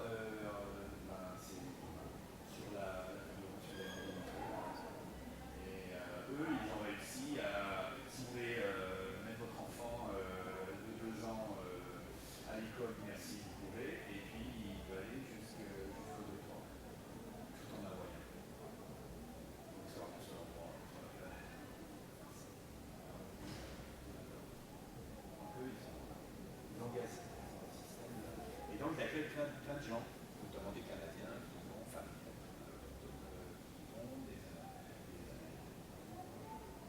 pour aussi voir comment est-ce que ça réussit de force. Puis il y avait des garçons qui apprenaient la langue, et en même temps, on français avec des amis. Ils sont combien À parler. Oui. Alors, la population totale d'Hawaïens natifs, c'est 600, 700 000 peut-être. 700 000. On a la moitié à Hawaï et la moitié en gros en Nevada En diaspora. et en diaspora. Et il y en a peut-être 20 000 qui ont au moins des bases, des trous. Ouais, ils estiment à 26 000 personnes. C'est pas grand-chose. Mais c'est mieux que les 1000 qui restent. Il peut y en avoir 1000 qui restent. Donc, ils ont bien retourné les gens sur quelle vision on a de la langue et de la culture. Parce qu'il y a 50 ans, à part le moulin sur la plage, c'est vraiment folklorique, quoi. C'est l'histoire de vente du rêve. Tandis que là maintenant, c'est quand même pris un peu au sérieux, ils ont pris un peu la main. À tout à l'heure.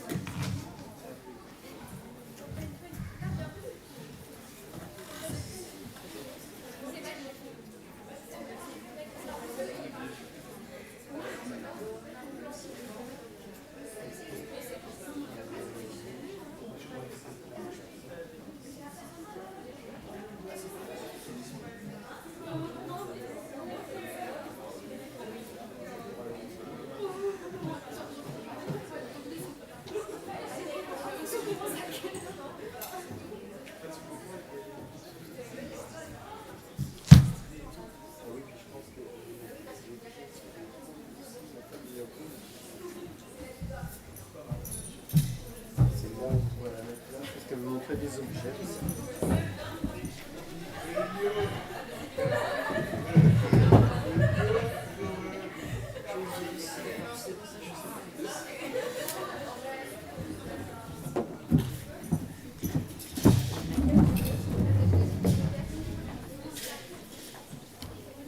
Oui,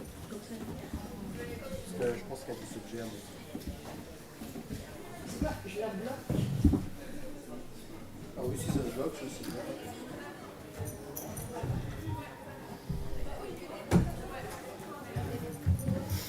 Bonjour, j'aimerais télécharger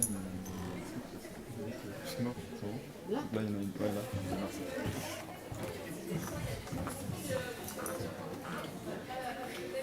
Ah bon, ils n'ont pas terminé, ils sont encore en cours. Alors là, on est d'accord là parce que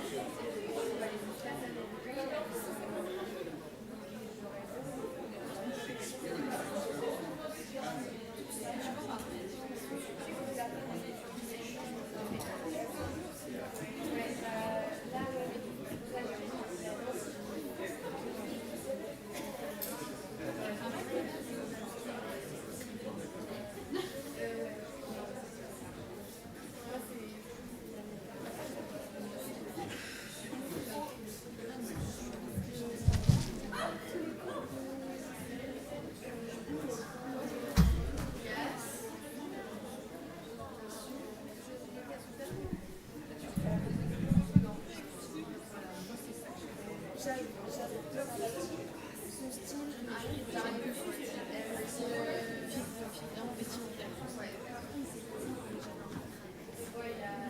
il est de ses embauches et non, il est juste à la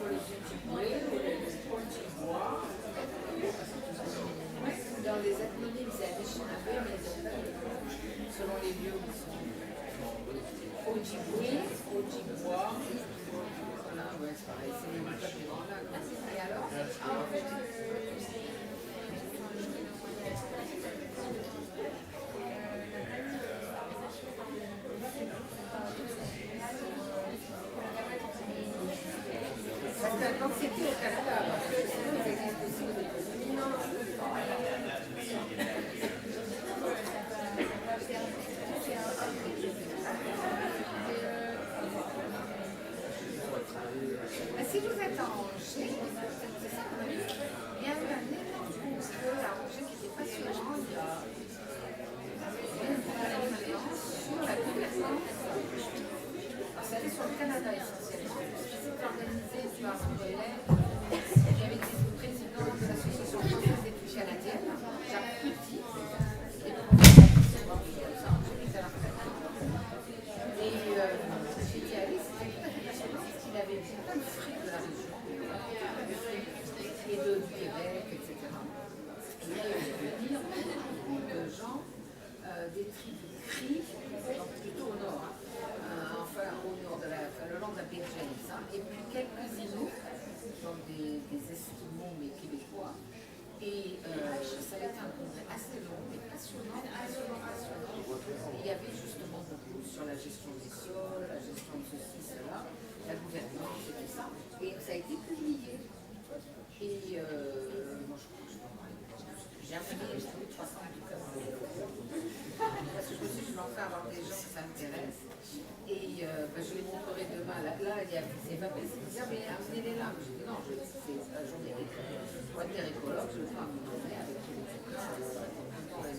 Ça, c'est pas vraiment des bras pour les comptes de la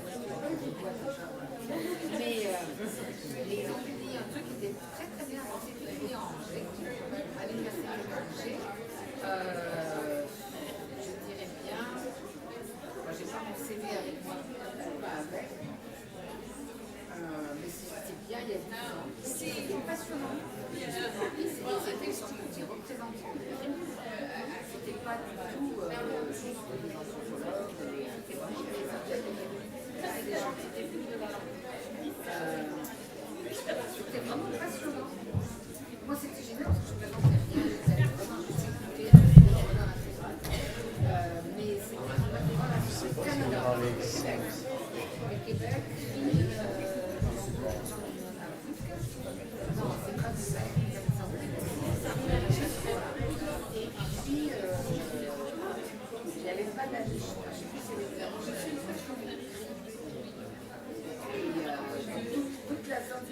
toute la zone Bay James, et alors c'est très amusant parce que moi j'aime beaucoup parler d'environnement, etc. Mais tous ces gens-là, c'est une bonne gens qui passent leur temps à la et qu'en fait ils se connaissent, ils sont séparés par 600 km, 900 km, et en fait on est sur le cours. Il y en avait j'avais en fait dans un autre colloque, une Inuit, non, elle était non, pas Inuit,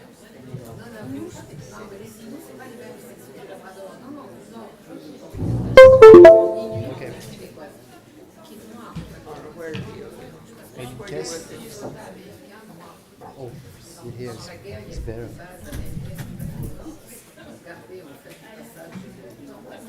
And we have a pointer. On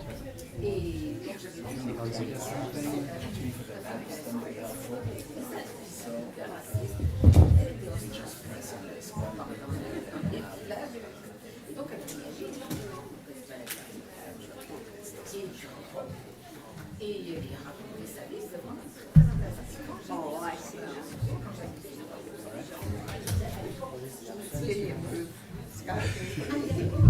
And then the button to in your presentation is this one, the big button right there. To go forward and to go backward. It's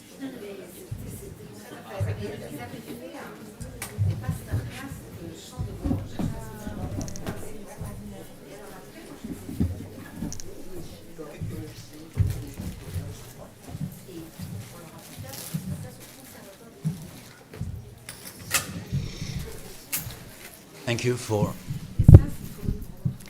you for coming back this afternoon. Great to have you over here. It'll start in a second now. Just a reminder, this afternoon we have only 2 slots, 2 sessions, and 3 groups, right? So group 2 will start the first session at around 2:45 or 3, right? With Pauline here, and half of group 3. Okay? It's still the same room. It's the same classroom that we use every Tuesday. Okay? And then the second group will go with the second half of group 3 at 4. If you can understand that, basically you passed the class. Can we register for that? You can't register now, but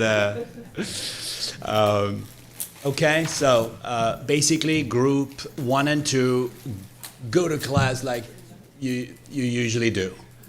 For group 3, the first half of you show up at 3, and the second half of you show up at 4. And the middle is basically the letter M. Okay? If you don't understand what I'm talking about, just scream and I'll come and explain. No screaming? All right. Questions? Yeah. Yeah.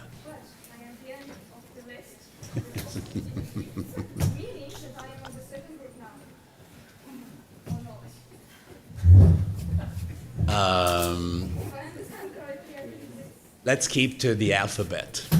Or, you know, if you don't know, do whatever you want. But the others, do not whatever you want. Please go to the right slot. Okay? If you have any trouble, yeah, feel free to ask me. Yeah, go with the first batch.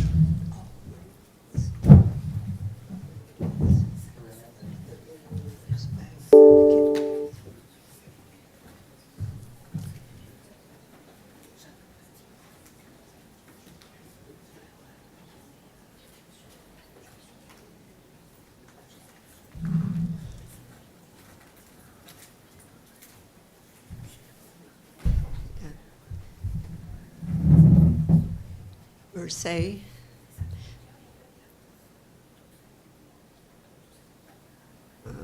Haisiao ya wanashchi anu nakumachipa akushachna.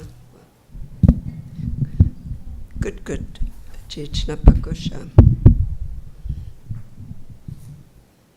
Kunash anu chi haisiao ya natashchi wa chi in me winch Walter go in.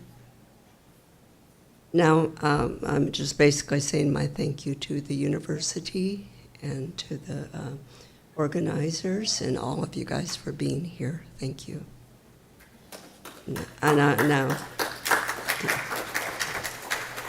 Now I will give a formal greeting in my language to the land of which I am visiting.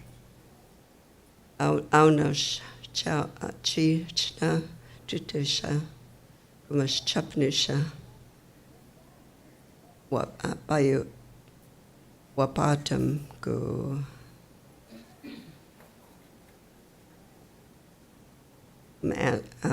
What I'm asking for is for this land to pity me, because we always humble ourselves for the land, and that's what I'm doing, and ask it to. And chao nashna wata wiatish, and I'm saying that I'm just a visitor here, and I won't be here long. So it's basically giving the land, asking the land for permission for me to be here. And that's how we usually always do, because it's just like protocol. And my name is Pauline Sam Echo Hawk, my English name. My Indian name is Yatali Nawit, which translates to doer of things. I'm enrolled Yakama Nation. I'm enrolled in the Yakama Nation, and I belong to 3 bands of the Yakama Nation, and I'll show you. Would you be able to do that, Fabrice? Okay. Whoops. I did it the wrong way. That's why I'm never allowed the pointer. My first band, my maternal band, is the YM, and that is the. I'm sorry, it's one of them, and it's a blue one. And that's from the Priest Rapids. That's where my mother grew up. She became an orphan quite young, so her sister raised her there. And it's one of the most traditional villages on the Yakama Reservation and in the Northwest. We have a longhouse there, and we have probably about 45 people that live in the village there, all of which are my relatives.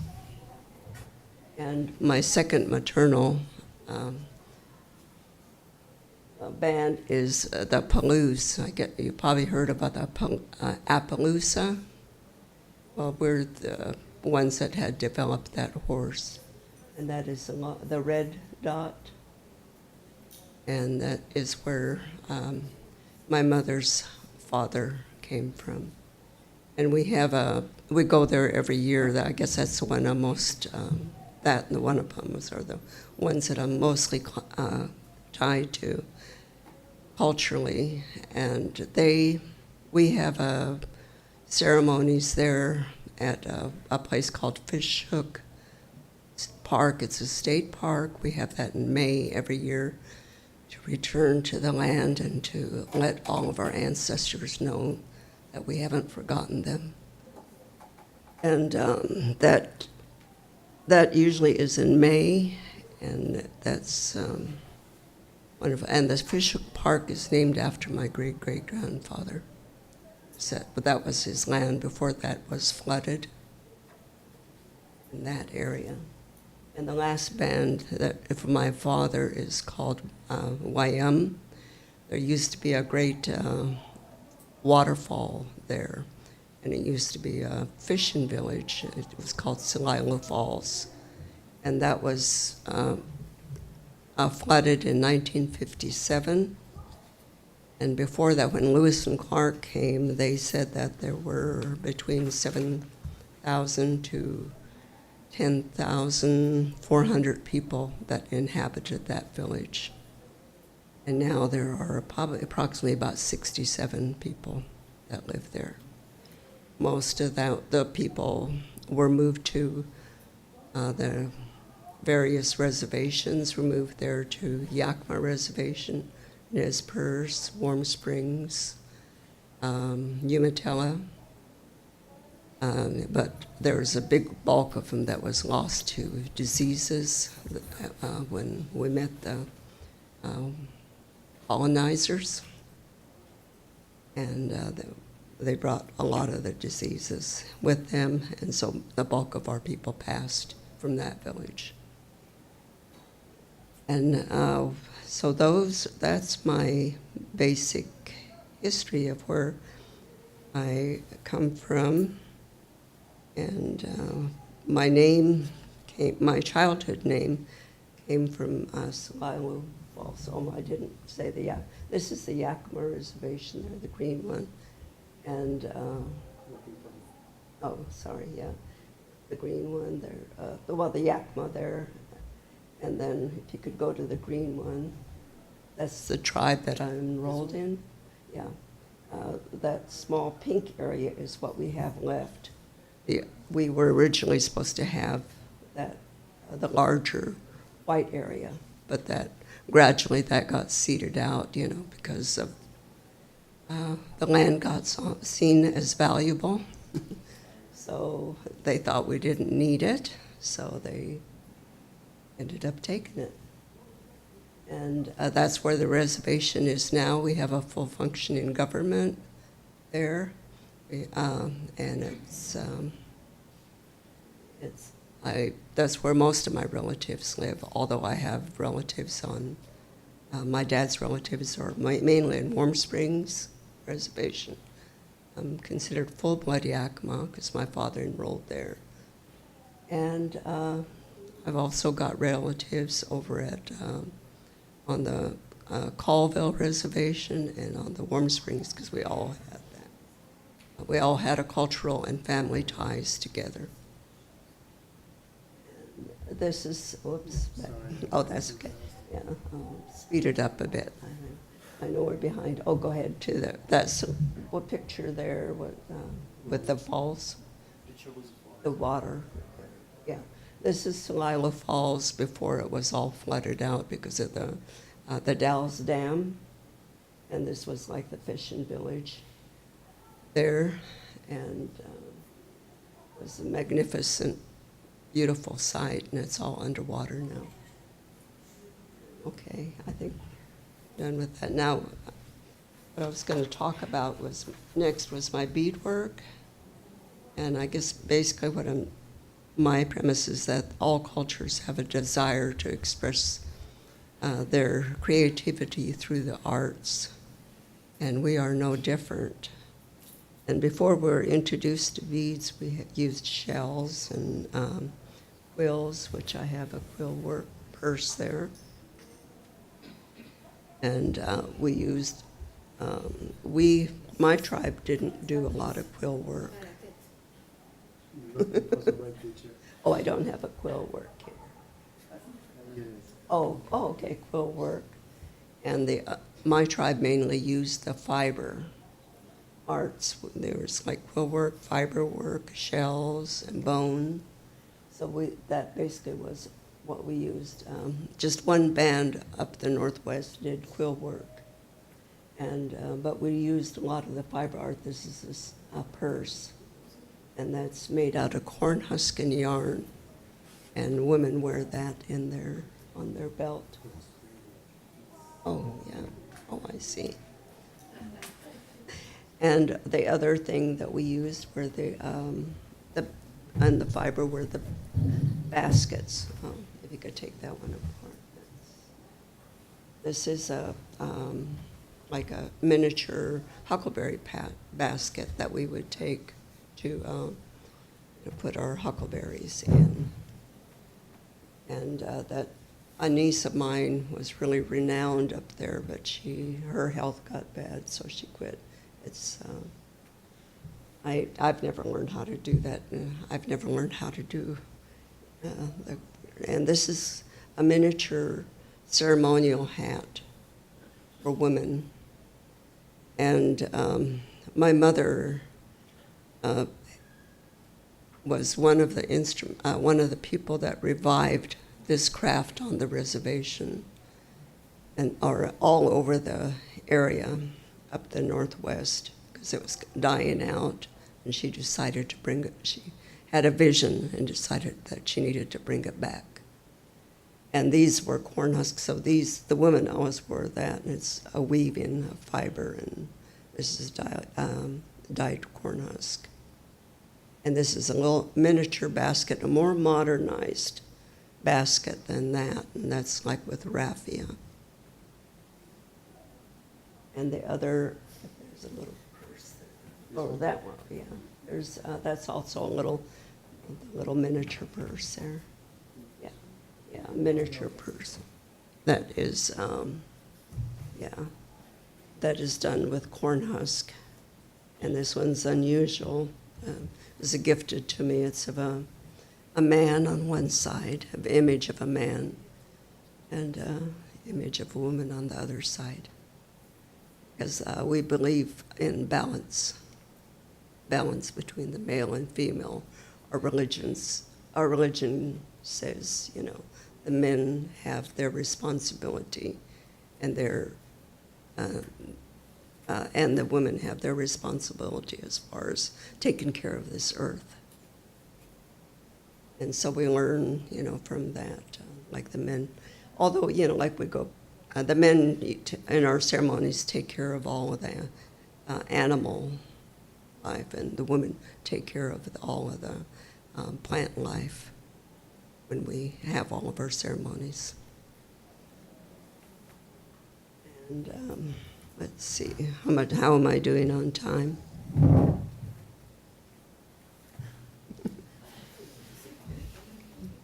And what I'm wearing today represents our dress during all of our ceremonies that we have, and we wear for our name givings, our funerals, and any of our gatherings. And we always usually start with prayer, like I understand probably Walter did for you guys. But what's different with ours, we usually always have our 7 drum songs. We have to sing 7 songs at the beginning, and it's called the 7 drum religion. And I'll show you a few things. You probably can't see it. You'll see it down the road. My moccasins were made by my great-grandmother. And what was interesting in that is that myself, my granddaughters, and several other members of us wore my moccasins, and a lot of times they weren't careful with it. So I decided to refinish it and make it just for myself. And what I did, and while I was researching, I was trying to find the bead, the background blue bead on this, and I researched to trying to find where it is. And behold, it came from France. So that's my connection to France, but I was very tickled on that. And the belt I'm wearing is I made for my mother when she lived, and I used my great-grandmother's pattern, and except in different colors. And my necklaces are from various different gifts from various different families. This one here, one of my aunts made. She was a really renowned bead worker from the Northwest, and it's a little pouch that you can put your anything you want in here. And let's see.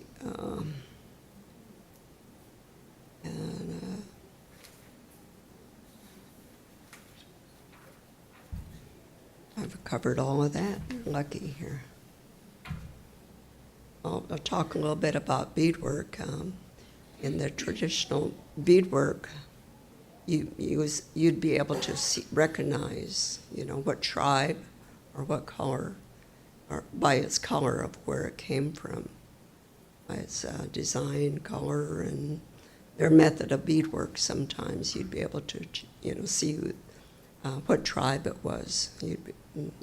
Most of us would be able to recognize where it came from, but and that's basically what most of the time I follow is more the traditional beadwork. So my colors are kind of more muted. And today's modern beadwork has become more difficult because of the cross culture and also the youth.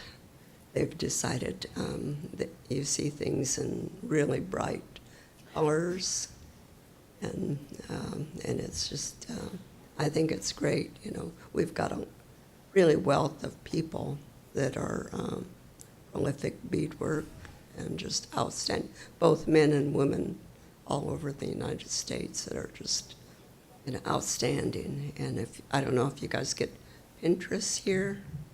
It's a crafting show. If you go in there, Native American beadwork or art, or you'd be able to see, you know, there's just lots, or powwows.com, I think. And they have a lot of, you know, just modern beadwork, youthful beadwork, and just because the colors and materials go through their popularity stages too. Anything from neon beads, you know, to shiny rhinestones, to dentalium shells, which are these, and the white shell there. And beadwork is very thriving very much in, you know, among our native people, the United States. And with that, I'll just say Haitsiao, or say thank you, and ask if there's any questions if we have time. It was 2 minutes for questions before the practice. Okay. Yes. Well, I might have one quick question. Your people, the Yakama, which language family and cultural family? Shahapshan. There was another question somewhere around here. Yes, Gaëtan has a question. What has been your favorite accessories that you've made? Here. Yeah, he will have the microphone. He's taking the microphone. Oh, okay.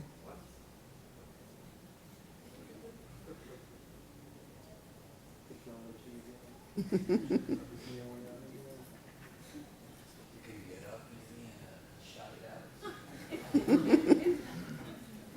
If you can yell, just yell. So, what has been your favorite accessories that you've made? Yeah. What I like is, you mean what I like to create or beadwork? Yes, Yeah. your favorite one. Favorite one right now is the gourd that I did for my son. It was quite a challenge because this one master beadworker, he told me, you know, I went for him for advice on how, because peyote stitch, this is called peyote stitch on that rattle, is one of my most difficult one. And so I went to him and asked how to do a 4-pointed star. He said, you can't do it on peyote stitch. And I was bound and determined to do it. And also, it has a lot of representation because my son is healing. He did the gourd work on there. And so, you know, I wanted to be a collaboration between the two of us. And it's got a lot of Pawnee symbolism in there about the creation. It's, you know, got the stars in there, and it's got the male and female, and it's got prayers, and it's got day and night, and all of that symbolism is in that. I have a question about how do you learn about the designs that would belong to your tribe? Do you have like workshops where somebody teaches you? How do you know about what was done, you know? Mainly it is by just observing, and also family. Family plays it. There's no real workshop or anything like that. Now there is more in community ones, especially on the arts that are dying out. Like now they have classes teaching on how to do the different types of weaving and things. And a lot of the designs have become used so much that they're becoming generic, and some of the families have died out. So they don't, you know, they're used a lot. And with mine, it was just seeing, you know, like my mother's work, my great-grandmother's work, and just kind of understanding that and looking at that. It's that's how I come about it. And what I was going to say, cross culturization is what both, like with myself and I'm Yakma, my husband's Pawnee, and he's got probably a different kind of belt than is traditionally known because of all the symbolism that we created in it. So. But originally, then you wouldn't be doing the beadwork of another family. You wouldn't be using the patterns of other families. Yeah, and that's how the same a lot in like applique work. A lot of tribes do applique and beadwork and different other things like that. But I guess it's time for practice. Yeah. Thank you. All right. Thank you, Pauline.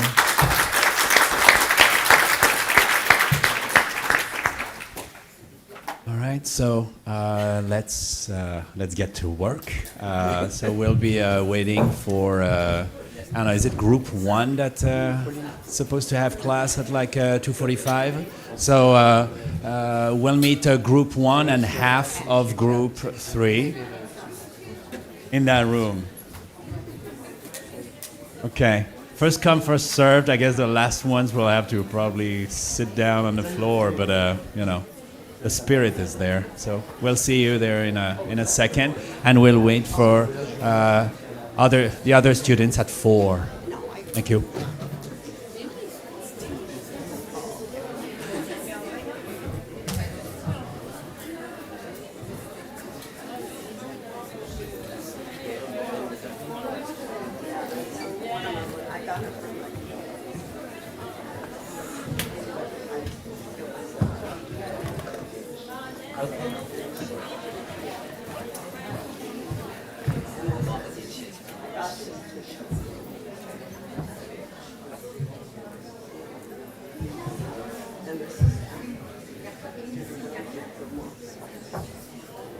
And teaching yourself, passing on the patterns to the future generation.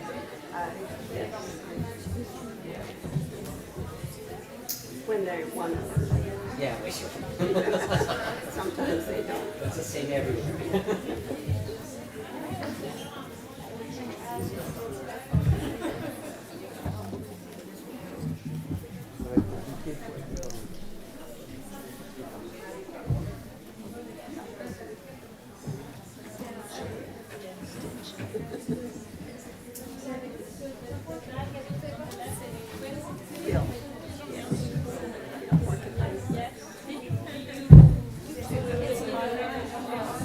That's one thing I don't know if I brought it as an example. They do, I tried it once, too hard. Yeah. I like it. Oh, really? My aunt. She handed that to me. I love you.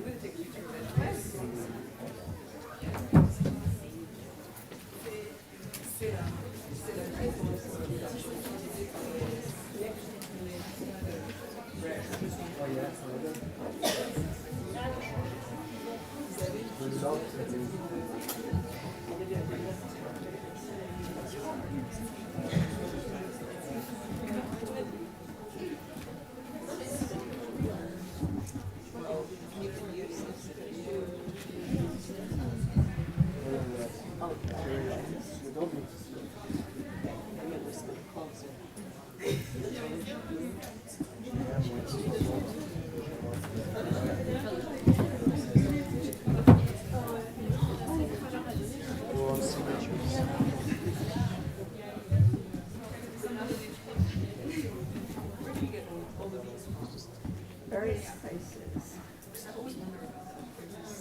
Right now I'm doing a lot online, but you have to know what you want on size. A lot of it online, especially the pandemic.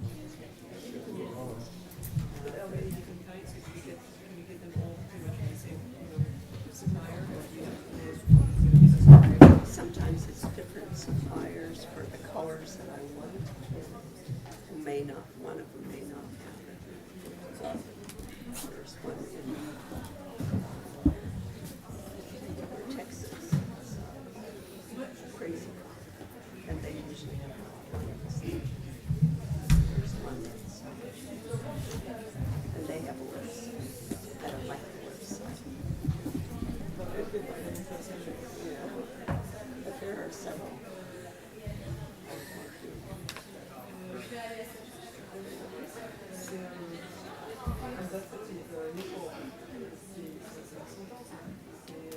C'est la pièce qui a été utilisée par les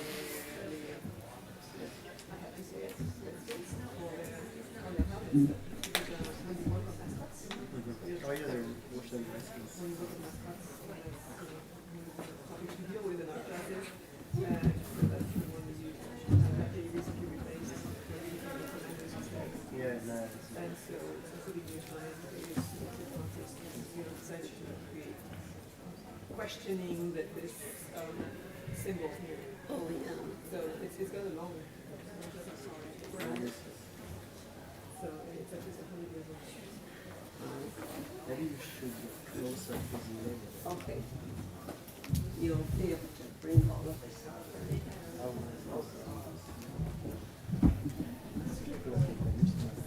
C'est dans l'eau, en fait.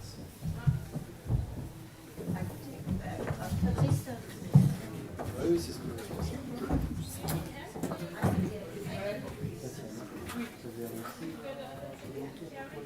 Pas encore. Je veux faire plusieurs fois.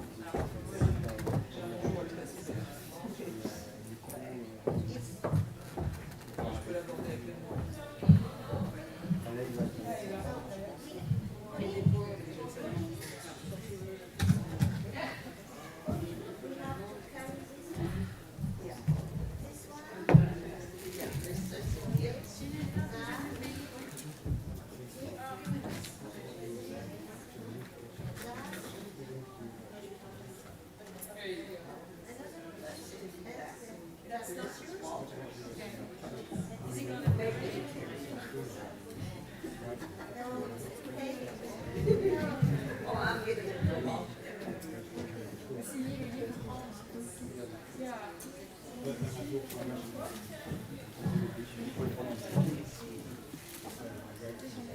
C'est pas une obligation.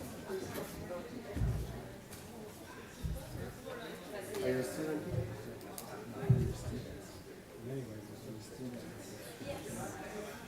Attending the introduction to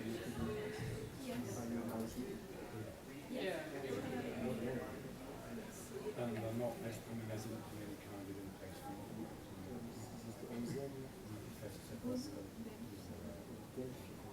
You are Delphi. Yes, that is my mom's name. So you want signature for you. It's been much more complicated for me. It's like, just the thing Is your mom? the question itself and the elucidation of the question, led me to the question. Does she read it? It's just, the more I dive into it, and the more I realize even though there are some things that it is more fun and more weird. We talked about the quiet revolution that's happening in So you practice legal? literally binding together. What time do you So read? self-sufficient communities, and that's the narrative that needs to be heard. So there's been places where I've already published my book, in my chair, I wanted to make a book out of it, and I get myself to it, and it's like, I can't, I don't feel it's cheap, I'm sorry. And I guess I've resisted it, but there's a little bit of maybe just my issues. Wanted to operate in a talk-show place, where I can, I don't know, to carry this, and doing my own very well. But I'm feel like the ethnographers, yeah. But I still feel like we're witnessing that, but it's not. I mean, for any sort of exogenous.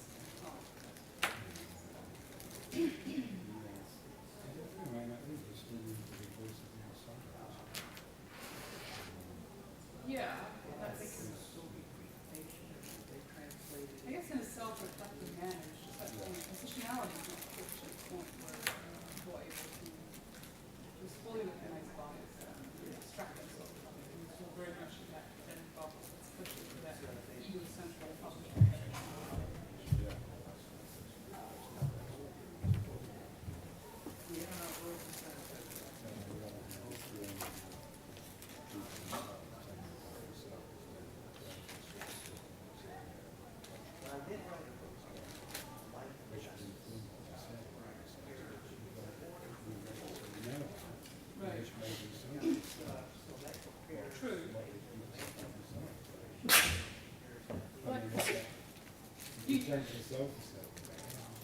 You can run meta-analysis on equations by, like, having superposition layers like that. Study distance analysis can overlap of these cases out of it and study patterns. I don't think there's something wrong with that. But there is, see, you're talking about the bias that, the person talking about this stuff. We never talk about binary bias. That's contained in there tends to be barriers next to a lot of neutrality, which does not exist, right? So it's that it's still the illusion of neutrality. It's still carried on by this. No, I think it is.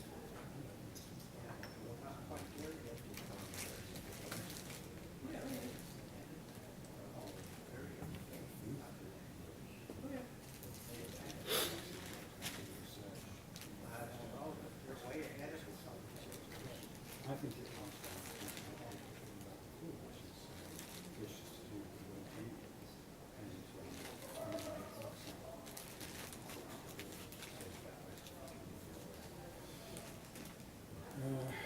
it's really instrumental kind of thing.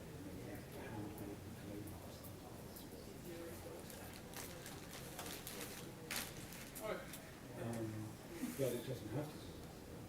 It can be, it can be full forms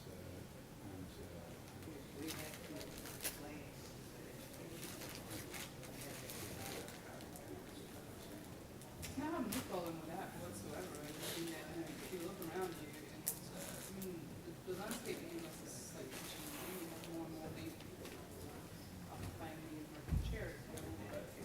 But for a very long time, pretty much white males were predominating. And the discourse, and that's been challenged to the point where I think we're not there yet, where this can be done mutually, because a lot of the violence and violence has been mentioned. It's not because the movement is pushing for more and more people with hybrid knowledge, or looking to who have PhDs. There's just more and more places in space and technology. So,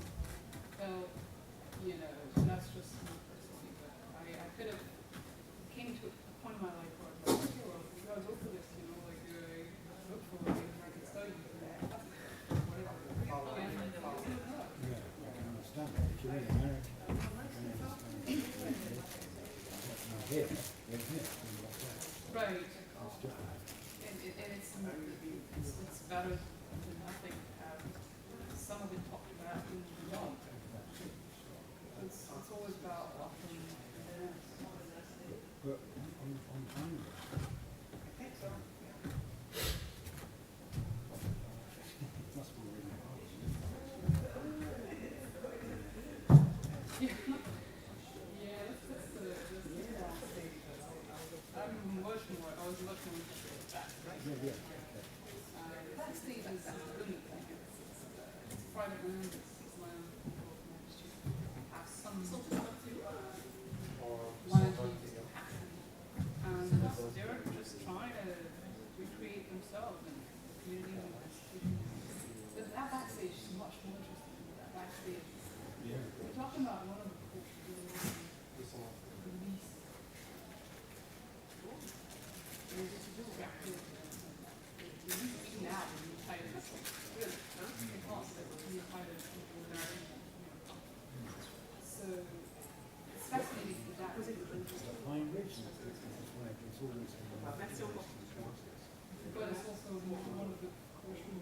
Yes, yes, that's, so on strict, by strict economic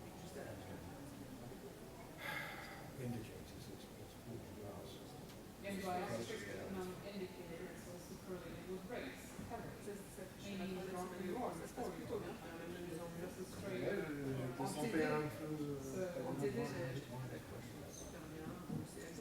Well, why is that the case? Why is it that people are poorer than not? well, different number of reasons, right? It's mostly the income is higher. That's a fact that in the lands of life, for instance, the people who are darker were less mixed with white population, were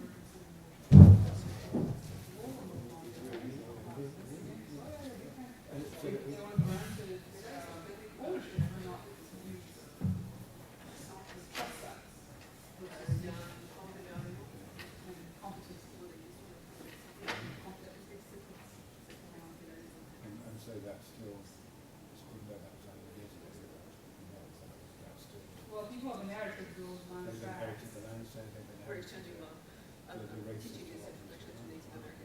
There's that, and then the race of land, you can see it all the policies for land credit line, land credits. Expressing my gratitude again. And which has been faced with a huge amount of lawsuits. So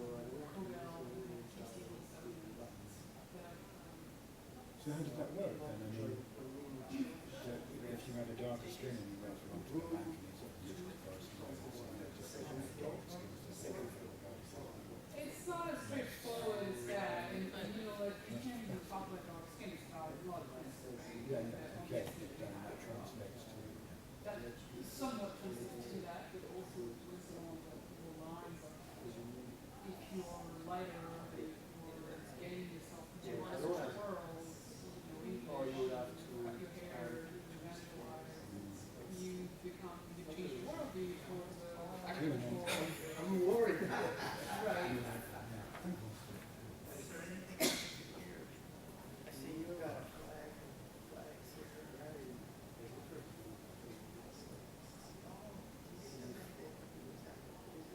Yeah.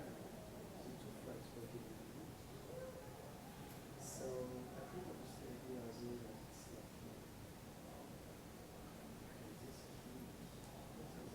no, not here. I don't know where it's from, but there's this key. I've got a key from my school, so I'm just right there. It's another building in another city, but it might work, you know? I thought it was from this university, obviously it's not.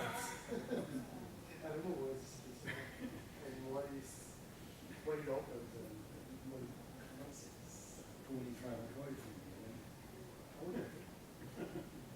Okay, so you can follow the links, and I will stay here because there is so many stuff, especially for the Catholics. So, all this. So,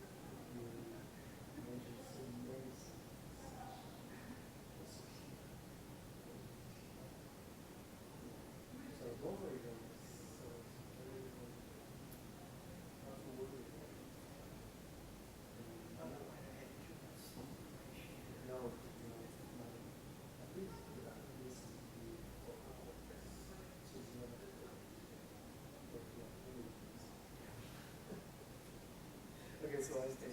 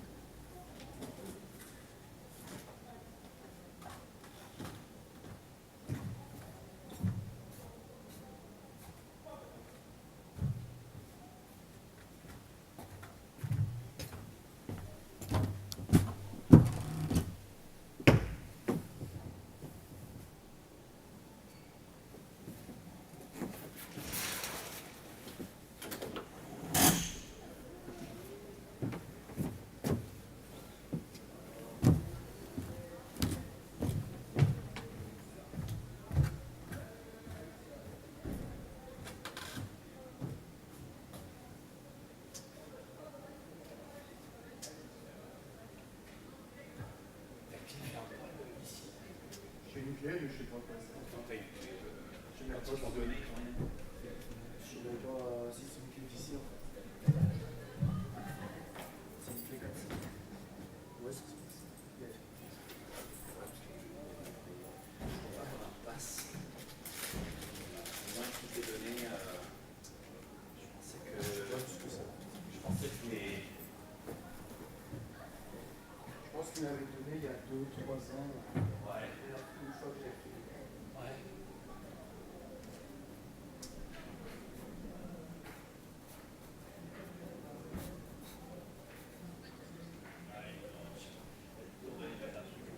Pour les salles de cours. Ça ne facilite pas la vie. Bon, c'est un beau merdier là-haut. Je vais pas y retourner. Non mais le truc c'est qu'ils sont 50, donc si je veux me couper des fils, il faut. Bref. C'est vrai que ça va être un peu juste, mais le truc est super beau. Le petit pape là. Alors je suis passé partout en me disant c'est ça que vous allez faire. Et resté là. Ah c'est super. On a dit ouais, évidemment, il y a un peu de boulot. Bon, Après, ce qui est bien, c'est qu'on a des sacs à manger. C'est vachement pratique, ils vont tout emmener, même s'ils y vont froid, ils peuvent les brouiller avec. Et ça, on a acheté une gel, parce qu'on disait avec les femmes de l'achat pour les études. Ouais. On a acheté des sacs sur ce même dos. Ah, c'est pour ça qu'elle m'a dit. Mais et donc ça marchait aussi. C'est-à-dire qu'ils t'ont pris le bon et ils vous ont donné ce que vous vouliez. On a eu le bon pour les amis. Et puis Elisabeth a réussi à faire 1100 € pour les études. Et du coup, j'ai fait passer des sacs, comme ça fait partie. Bien sûr. Ouais, on a 1000 € pour tout ça, donc on est large. Et là, on a eu avec les aiguilles et les pinces à fil et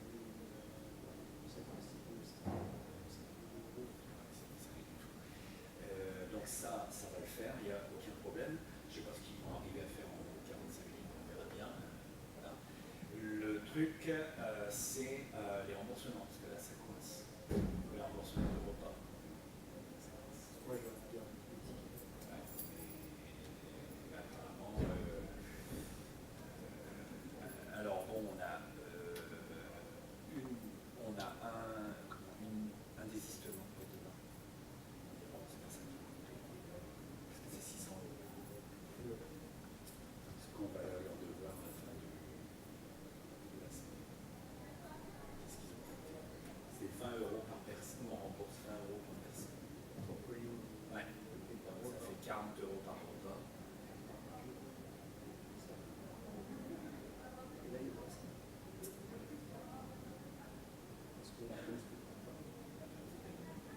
Je pense qu'il y a de ça, on avait compté ça. Et en fait, comme on a payé beaucoup d'hôtels, notamment, pas mal de gens, et de transport, on ne pensait pas qu'ils viendraient, qui nous ont le transport. Du coup, on est hyper écran. Et nous, c'est que tu fais ça. Ça, c'est une. J'ai dit, on était je dis, mais en fait, alors on me dit, de l'année, non,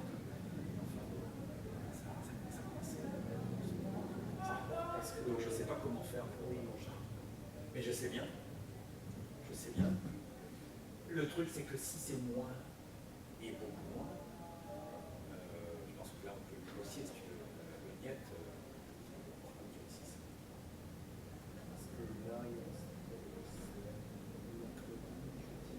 et puis, tu vois, mercredi, demain, ils sont ça ne va pas, tout ça, c'est donc c'est demain soir.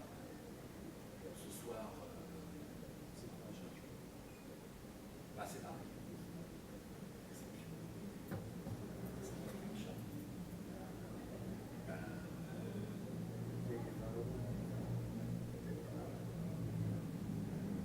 Ben oui, parce que déjà l'hôtel, ça parce que c'est pas sur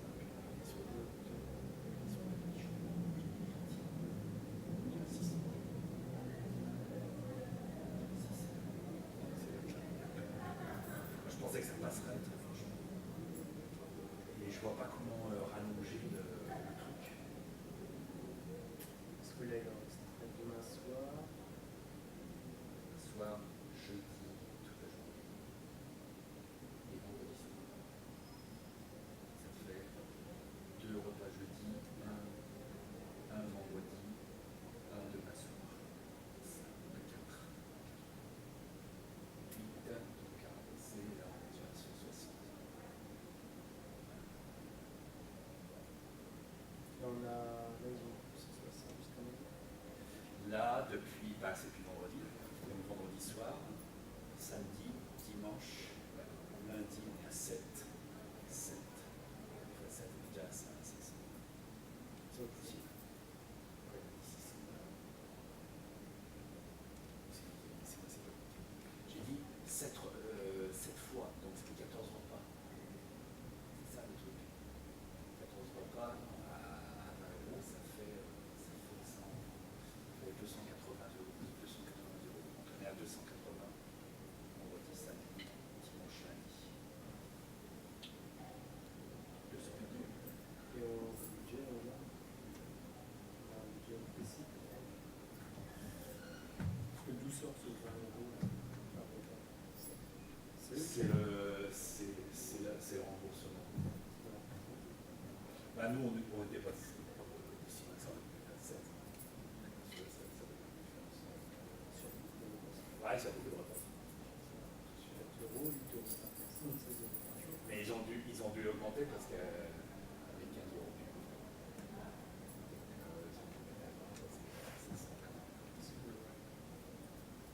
Il y a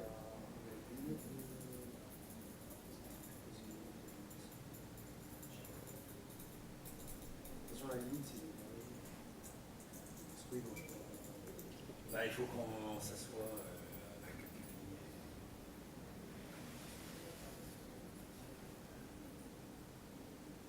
C'est évident que je pensais qu'il faut qu'on couvre ça, mais ce que je ne comprends pas bien, c'est quand on a fait nos comptes, pourquoi est-ce qu'on n'a pas ça? C'était pas très clair dans le budget. Je suis retourné voir le budget, je ne trouvais pas trop ce qu'on s'était dit. En fait. Le budget, c'était un peu court, le budget repas. Et en fait, c'est quand on a réduit vachement les trucs, quand on n'avait plus les 2 millions, dans le vif. Et je pense que les repas sont partis là-dedans. Ils sont pas revenus avec. Tu vois, c'est ça qui me semble. C'est pour ça qu'elle me dit. Et c'est vrai qu'elle a déjà un peu.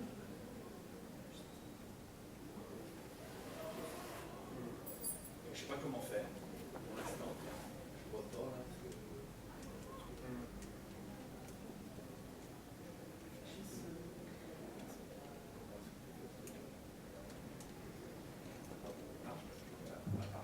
À part HCTI, je vois pas trop.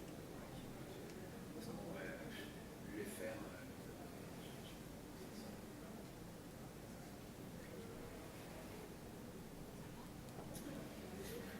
Oui. Non, on parlait budget. Ça va vraiment bien. Parce qu'on est un peu au-dessus du budget.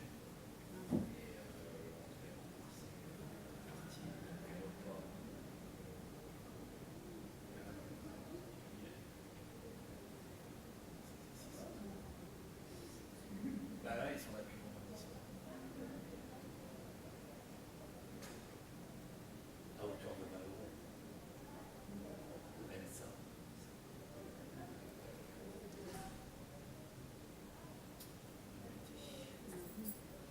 Là, ce qu'ils ont consommé jusqu'à maintenant, est-ce qu'ils peuvent faire aussi?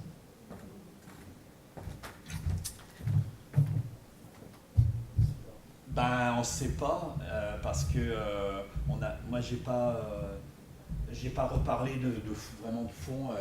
Camille elle m'a dit c'est 100 euros net. Bon, voilà, donc ça devrait la conversation qu'on a eue. Quand même un budget. Donc il faut qu'on voit avec en effet comment ça se fait. De nous dire jusqu'à combien on peut aller. Comment ça se fait. Mais le truc c'est que je ne sais même pas si on peut aller quelque part. C'est là que je suis. Les sommes évoquées, tu dois la respecter. Bon, bien évidemment, si tu dépasses cette somme, il faut faire une demande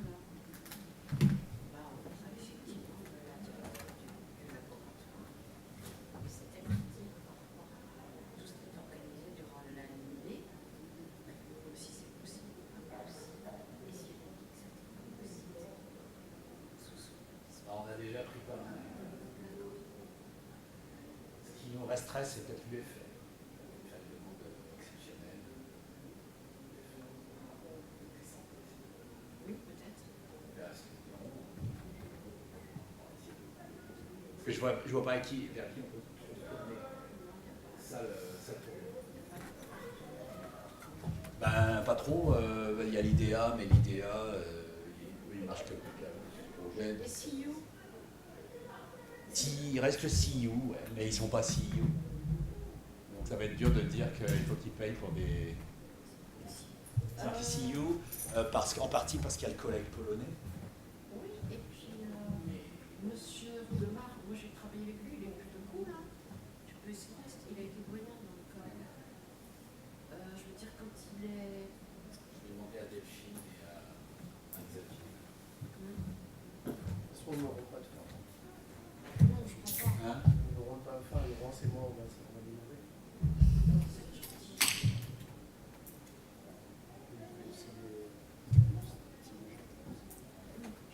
Oui, c'est vrai qu'ils n'ont même pas fini la planche. Vous avez quand même bien mangé à midi, c'était pas terrible. Non, mais Pauline, elle a pas mangé beaucoup, elle a bien tout. Ah, d'accord. Il y a peut-être des aliments qu'on a mangés. Non, mais c'est souvent. Qu'est-ce qu'on dirait? D'accord. Parce qu'elle a un truc qui est moteur, mais c'est pas un peu de manger. Non, ça peut. Bah non, parce que l'autre jour, la planche, elle n'était pas énorme. Hein. Et ils ont mangé 2 petits bouts de fromage. C'est pas parce qu'ils aiment pas quoi que ce soit, c'est juste. Ils font attention. Pas de vulgaire. Bah, ils sont âgés, hein, déjà. Donc, Puis Pauline, elle a 75.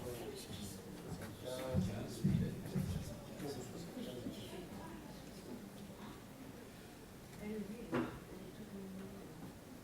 Elle a de l'as. Elle a pas de sport.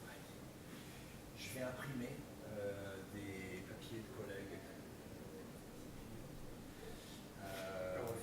On va fermer ici pour l'instant. Tu peux aller voir un peu comment ça se passe. Non, mais t'as bien fait. T'as fait bien fait. Et on appelle ça un ATA.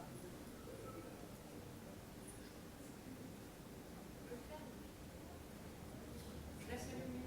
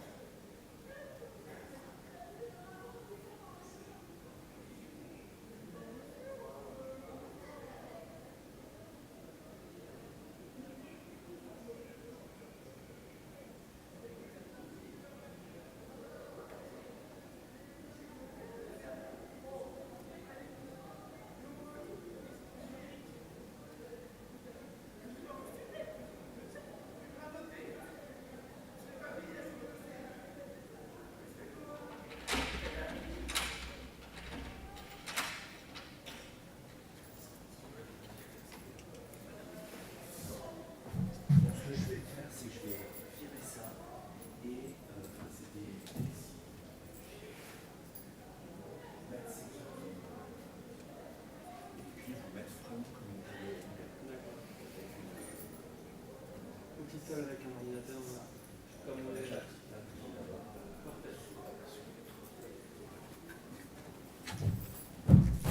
Bon, donc ça s'est bien passé hier soir, parce que quand moi j'étais au kendo en fait. Je rentre à 9h. Ouais. Je rentre à 9h30, je crois quoi, et je regarde par la petite conscience, et je me dis, oh putain, c'est pas vrai, il est en train de errer sous les ponts de Brest.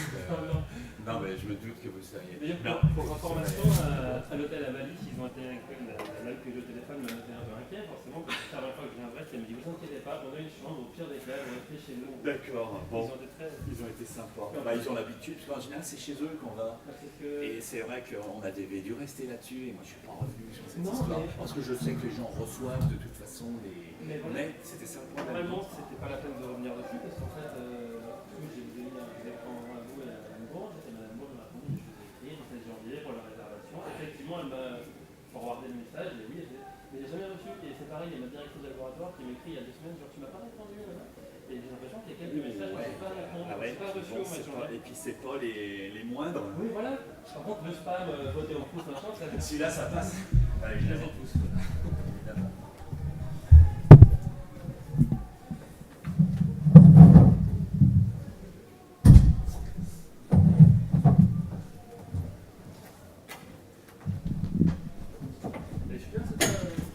Ouais, elle est pas mal. En tout cas, les spectateurs sont bien installés, ce qui n'est pas toujours le cas.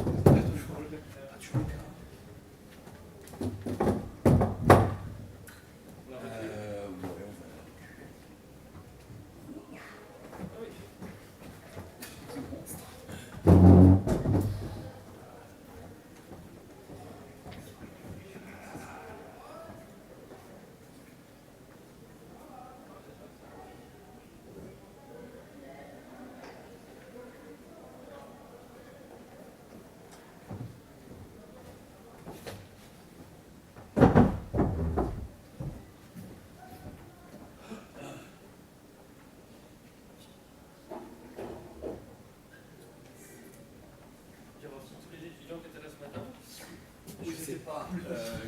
Je pense qu'il y en aura peut-être un peu moins, mais on leur a dit quand même qu'il y avait ça. Donc il y a des gens qui vont venir, parce que les arts, c'est toujours. Oui, parce qu'en fait, c'est plus l'art visuel que l'américain qui va nous rassembler. Oui, c'est les arts qui vont. Au départ, on avait une idée d'être beaucoup plus sur le côté nord-sud. C'était ça notre. Mais c'est pas facile, hein. J'ai essayé de parler des quelques doctorants dans le laboratoire qui sont sur l'art aussi, parce que c'est plus orienté sur la politique. Quand même. Ouais. Mais j'ai pas eu de succès. Non, bah, c'est. Elle a raté le coche, donc elle n'a pas vu le mot que je lui avais envoyé. Parce qu'elle m'a envoyé un mot en décembre, donc je me dit, ah super, je viendrai bien chez toi. Elle dit, mais j'imagine que c'est un peu tard. Je dis, bah oui, c'est un peu tard, j'ai l'impression.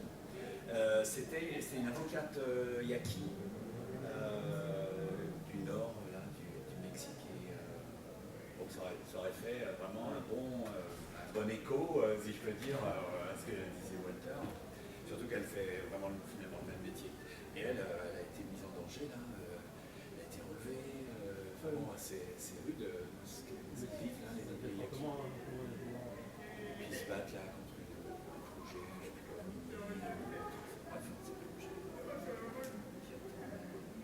Donc c'est.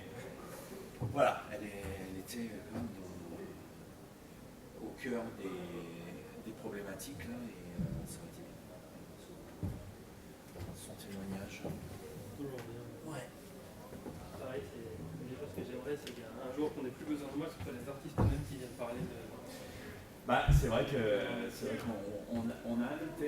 déjà invité une artiste comique du Québec, Laura Niquet, qui maintenant est presque une star là, au Québec. Elle était là en 2018, une chanteuse. Et c'était vachement intéressant aussi de voir avec nous, mais c'est vrai que ça vaut la peine d'essayer d'inviter. On essaye toujours d'avoir un invité ou une invitée autochtone pour. J'étais venu en Bretagne il y a 2 mois, loin à Batz-sur-Mer. Ouais. Il y avait le peintre amazonien, le Mario Arcani, je ne sais pas si vous avez qui était là, je crois. Waouh, ok. Une résidence d'1 mois. Et lui, il trouvait des thématiques commune, en plus au niveau des hérons, qui viennent du clan du héron. D'accord, ok. Des vrais alphas. Et t'es sur l'île de Bas? Non, c'est pas la France Batte, c'est le Batte-sur-Mer, le Croisic, au niveau des maraîchers. Ah oui, d'accord, ok. Ah oui, non, je connais pas ça. En fait, il y a un musée du sel là-bas, et il y a toute une année dédiée au sel des Incas, et donc par extension au Pérou, et donc c'est pour ça qu'il n'y a pas beaucoup de sel en Amazonie, mais c'est quand même pour ça que ça représente Ah ouais, deux d'accord. artistes amazoniens, un autochtone et un autochtone qui se sont retrouvés un mois en Bretagne. Sans Alors j'ai dû le rencontrer parce que c'était bah, rencontrer un artiste amazonien à Basse-sur-Mer, c'était quand même... Ah ouais, parce que des Amazoniens, il n'y en a pas beaucoup qui viennent en Bretagne. J'avais entendu parler. Peut-être des Brésiliens, alors on a des profanités,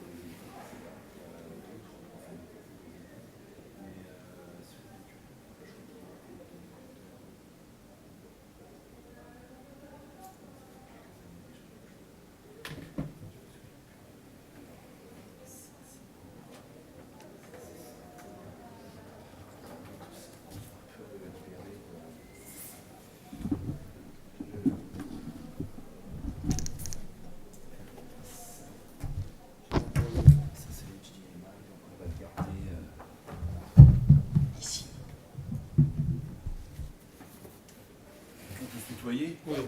C'est simple. Très bien. Tu as ton ordi ou est-ce que tu en veux? Non, j'ai pas d'ordi, s'il y en a un.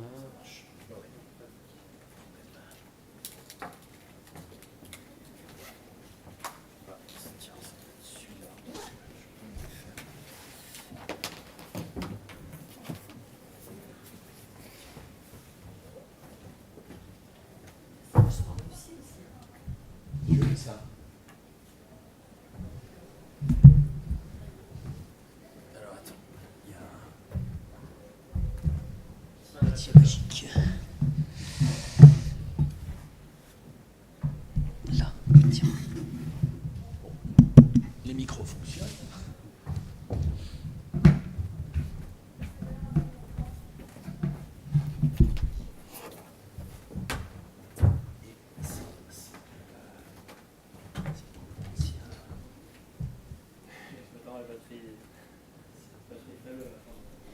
C'est marqué ça?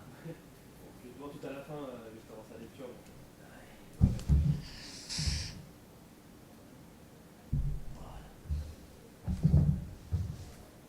Alors est-ce que ça avance ou ça marche?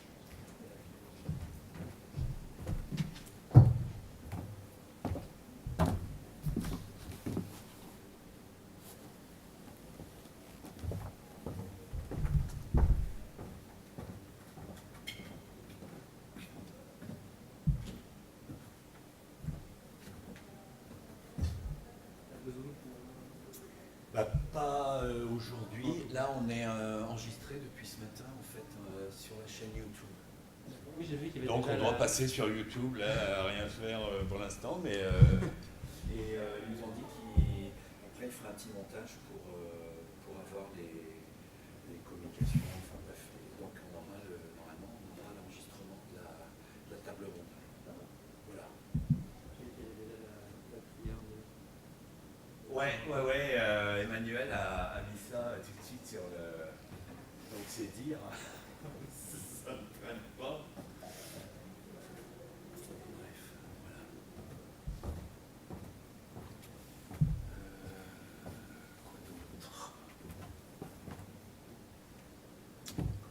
Quoi d'autre? Donc ça, et ben, c'est bien.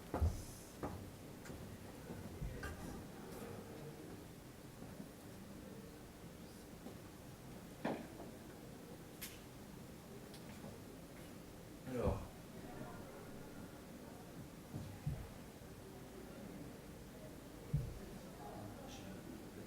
c'est que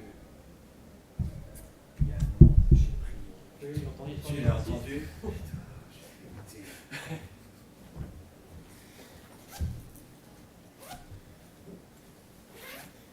Ça, les médecins, des fois. Ça part un truc pendant 6 mois et puis il faut aller chez le dentiste, quoi. Alors c'est vraiment le truc.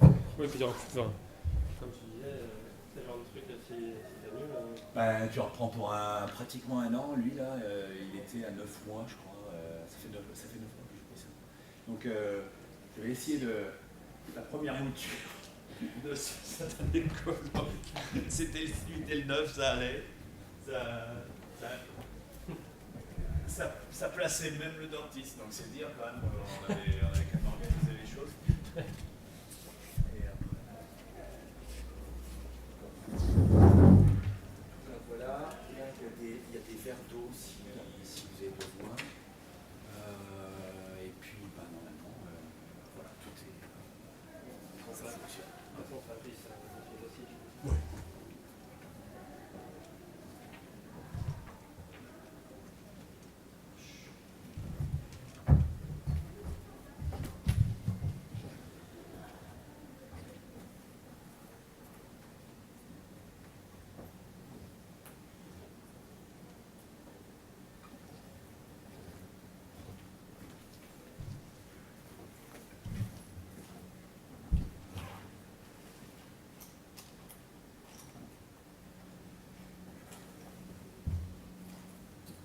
Tout à l'heure, j'espère que je reviendrai assez vite. Un peu de chance, il ne trouvera rien.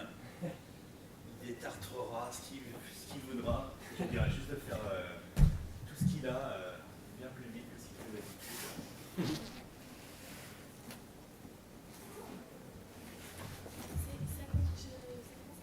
Ça commence vers normalement 17h15. 17h, ouais. J'ai un peu de temps alors. Oui.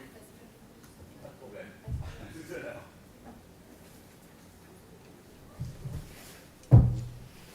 Ça va?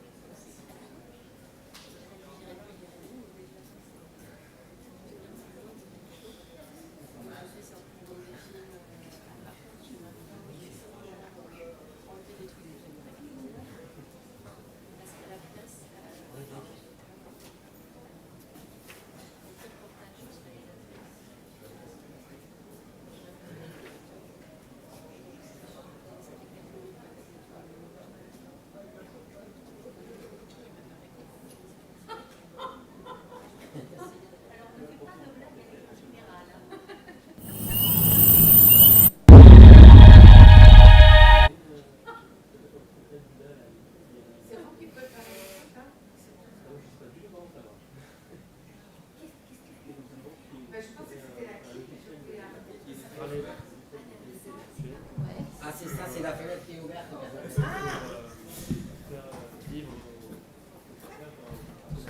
Ah ben oui, c'est ça.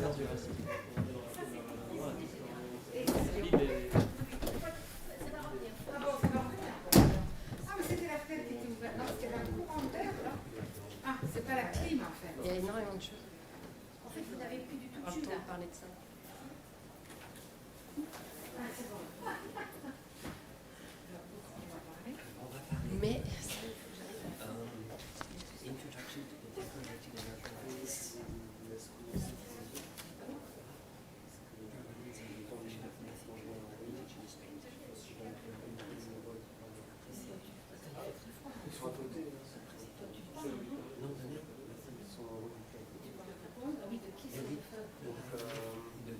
De commencer sans moi. ouais, c'est ça. Non, mais je vais voir comment je m'arrange. Mais pour vous dire, si, sur ma compagne. Pour dire c'est comment voilà ce qu'on me mettait en dernier. C'est ça. Quand même, c'est pour des questions sur une heure et quart. Mais dans quoi? Dans Qui sont chapitre 1 et 2, mais raconte ça. Quand on a fini, on échange. Et enfin, on peut lire dedans un des mythes de la création. Ah oui. À travers les constellations qui se mentionnent. Finalement, on aura C'est un petit plaisir. Mais il faut souvent ce genre d'identification. Parce que par exemple, les bouquins de James Joyce, ça fonctionne comme ça, c'est-à-dire en fait, oui. De toute façon, il y a plein de choses. Il y a plein de choses qui étaient comme ça. Qui s'appelaient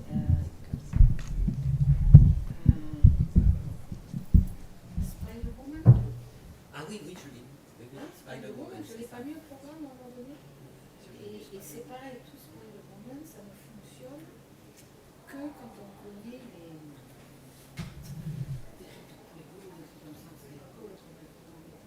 Mais elle n'était pas vraiment. Elle faisait surtout les poèmes. Oui, bien Elle sûr. était en Bretagne. Bien sûr. Elle a été la première à analyser la littérature américaine.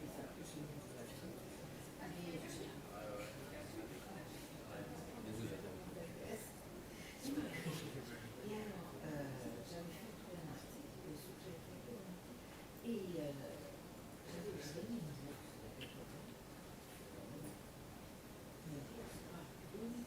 gagné une lettre. La condition, c'est qu'il faut qu'il y ait 6 chercheurs européens et 6 chercheurs américains.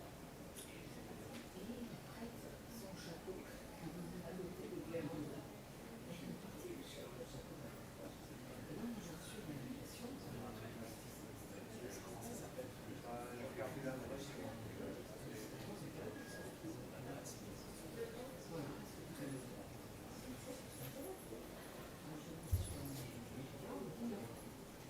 Jean-Marc, on a le droit de prendre des carnets. Sur un pont de Lyon.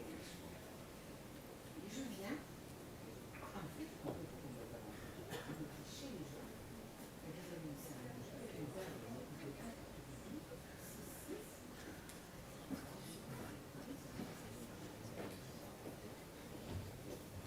Il pose café. Et alors c'est blanc, vous avez. Il y a les deux appels. Vous avez fait quoi? Ah, moi, j'ai fait les deux. Et les deux. Comme j'étais pas très douée et que je voulais finir. L'atelier de perlage, casser et de faire attention. Je voulais apprendre à faire Oui, regarde. Mon premier. j'ai pas fini.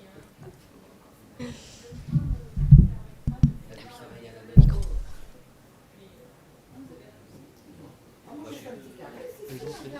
Moi, j'ai des bonnes poches, tu sais. Moi j'ai fait ça. Ah oui, c'est ça. J'ai trouvé ça sur le site. Nous avons- C'est pas ça. Alors dis-moi si Ça doit être ça. si ça te va. À mon idée, donc c'est pas du tout. Oh, mais c'est superbe. Mais c'est superbe. On dirait, tu sais ce qu'on dirait? On dirait les croix de Sainte-Brigitte en Irlande. Et là, elle a très commencé qu'on va faire le sujet. Mon objectif, c'est de plus. Et là, c'est vrai que c'est assez fort et j'arrivais pas à faire. Ah oui, mais parce qu'il faut avoir la pratique. Hein. C'est comme quand on fait du canevas. La première fois qu'on fait du canevas, on rate. Hein. Tu dis que t'es d'origine irlandaise. Non, mais tu es un peu Généraliste.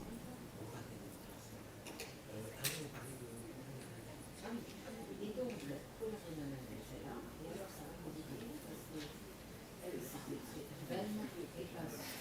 Ouais. Et alors, elle dit, moi, ma voiture, c'est beaucoup, mais tous les verres,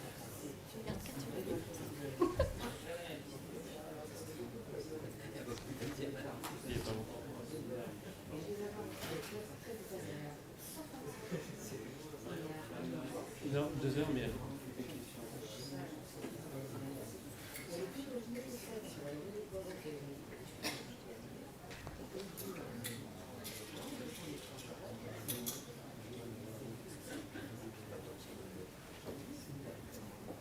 Alors c'est fini ça. Il a été averti. Oui, parce que son compagnon. C'est ça.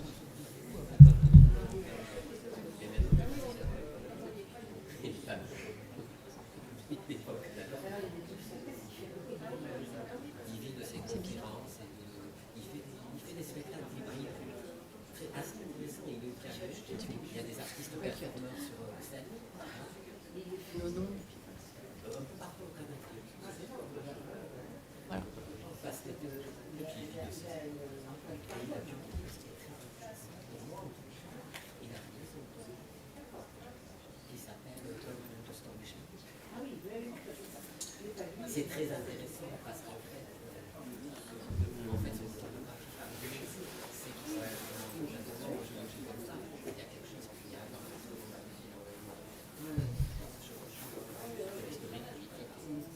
et personnel, l'autobiographie très belle.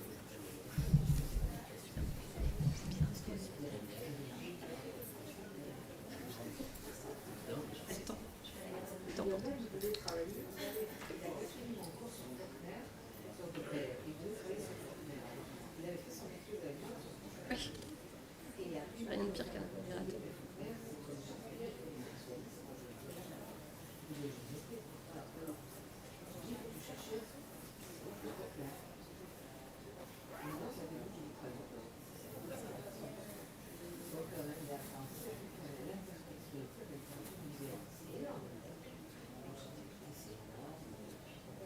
L'interprétation de la littérature indienne, il faut vraiment. Et c'est là que je me dis, alors il était en Guyane, oui. Il a fait la Libye, Lionel Larry, il a fait la Libye 2 ans, comme.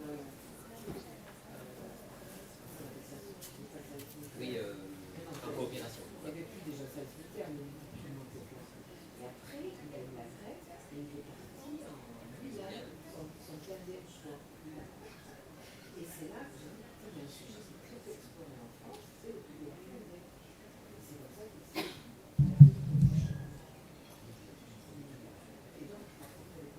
Oui, parce qu'on parlait de la résurgence des mythes et la lecture. Et c'est ça, on revient à ce qu'on essaie de maintenir, si on n'a pas certaines choses, on n'a pas ça. Alors lui, en revanche, il est surtout orienté assez vite, certainement sur ses mythes, et ça c'est plutôt toi et moi, mais plutôt sur l'aspect politique et revendicatif.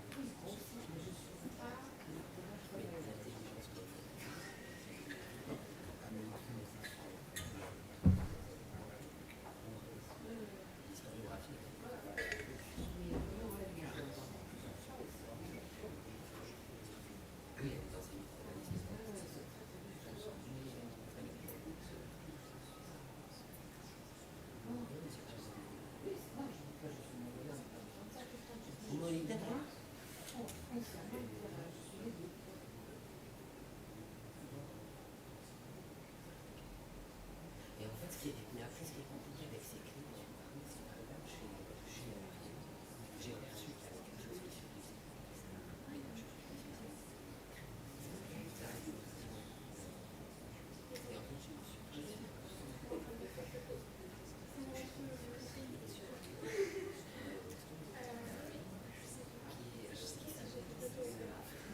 sur le système des constellations et des étoiles, j'ai retrouvé.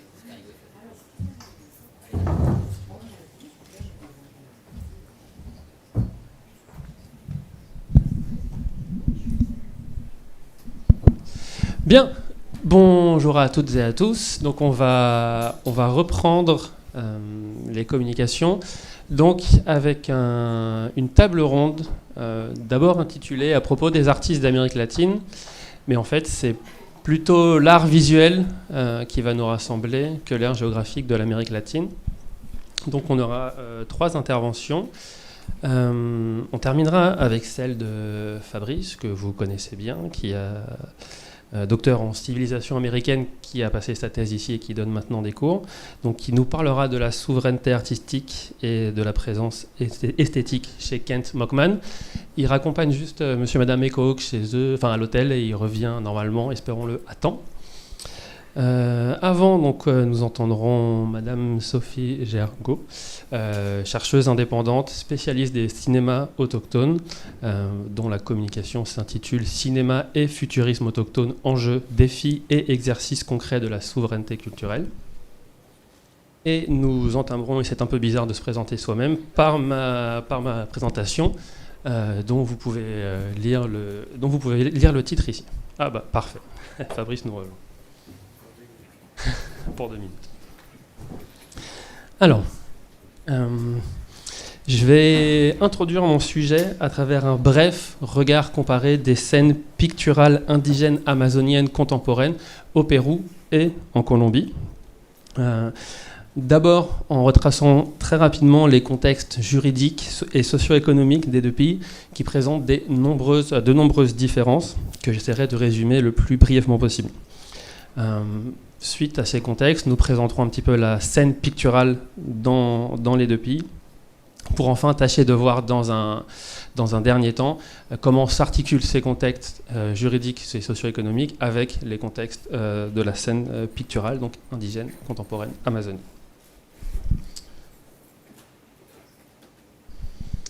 Alors, la situation politique des mouvements indigènes était très différente dans les 2 pays lorsque la peinture indigène amazonienne commença à gagner en visibilité, d'abord au Pérou.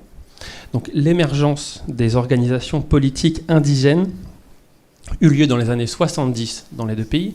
Elle y connut un essor dans les années 80. Et alors, dans les années 1990, alors qu'en Colombie, il y eut de grandes victoires politiques, le Pérou connut pour ses organisations, donc d'après les anthropologues et les juristes qui travaillent sur ce sujet, une période de stagnation et de déclin. Et c'est justement à cette même période qu'eurent lieu les premières expositions de peinture indigène contemporaine à Lima. La constitution colombienne, depuis 1993, définit le pays comme pluriethnique et pluriculturel. Cette reconnaissance trouve sa prolongation juridique dans une série de lois qui visent à garantir aux peuples indigènes la titularisation et la propriété officielle de leur territoire et leur souveraineté sur ces derniers. Cette reconnaissance du statut et des droits des indigènes a donné lieu à des phénomènes de réindigénisation et de reconstruction culturelle. Dans certaines régions, ces phénomènes sont tellement poussés que des colons et des métis, sans lien culturel avec les peuples indigènes, se revendiquent indigènes, demandent le statut d'indigène, car celui-ci facilite l'obtention de terres. Donc, en Colombie, l'ONIC, l'Organisation nationale des indigènes de Colombie, unit différentes associations et groupes de lutte politique de tout le pays. C'est une association assez forte, assez autonome, qui organise vraiment des actions à un niveau national commun. En revanche, au Pérou, il existe une séparation extrêmement marquée entre les trois aires géographiques du pays, donc qui sont la côte, les Andes et la forêt amazonienne, car 60% du Pérou est couvert par la forêt amazonienne. Alors, traditionnellement, la côte a été associée aux populations blanches et métisses, et la région andine aux populations indigènes. Mais lors du gouvernement de la Révolution péruvienne, donc entre 1969 et 1980, les indigènes andins ont plus largement été considérés comme paysans. Donc à travers toutes les réformes agraires et les réformes de propriété de la terre qu'il y a eu à cette époque, le terme a vraiment changé. Et avec ce terme, le concept d'indigène aussi, ils se sont vus, dans la conception que se fait le reste du pays des paysans andins, ils sont plus paysans traditionnels qu'indigènes. Le terme indigène au Pérou s'utilise maintenant principalement pour parler des indigènes en Amazonie, des peuples amazoniens. Dans les Andes, il y a les paysans, en Amazonie, il y a les indigènes. Et plus qu'une question de terminologie, cette distinction montre une vraie séparation qui se reflète par exemple dans l'absence d'une organisation nationale des peuples indigènes. Il n'y a pas d'équivalent au Pérou de l'ONIC en Colombie. Dans le cas amazonien, donc, il y a l'AIDECEP, donc, qui est l'association interethnique de développement de la forêt tropicale péruvienne, qui est ce qui s'en rapproche le plus, mais qui se concentre donc, sur l'aire géographique de l'Amazonie. La seule loi qui concerne la titularisation des terres en Amazonie pour les peuples indigènes date de 1974, donc de cette époque. Il n'y en a pas depuis. Et elle est calquée sur le modèle communautaire andin, qui ne s'applique pas. Il y a plein de différences entre la conception du territoire dans les Andes et dans l'Amazonie. Donc, l'AIDECEP et les autres associations politiques, juridiques indigènes disposent de bien moins d'outils juridiques qu'en Colombie et donc d'un pouvoir moindre.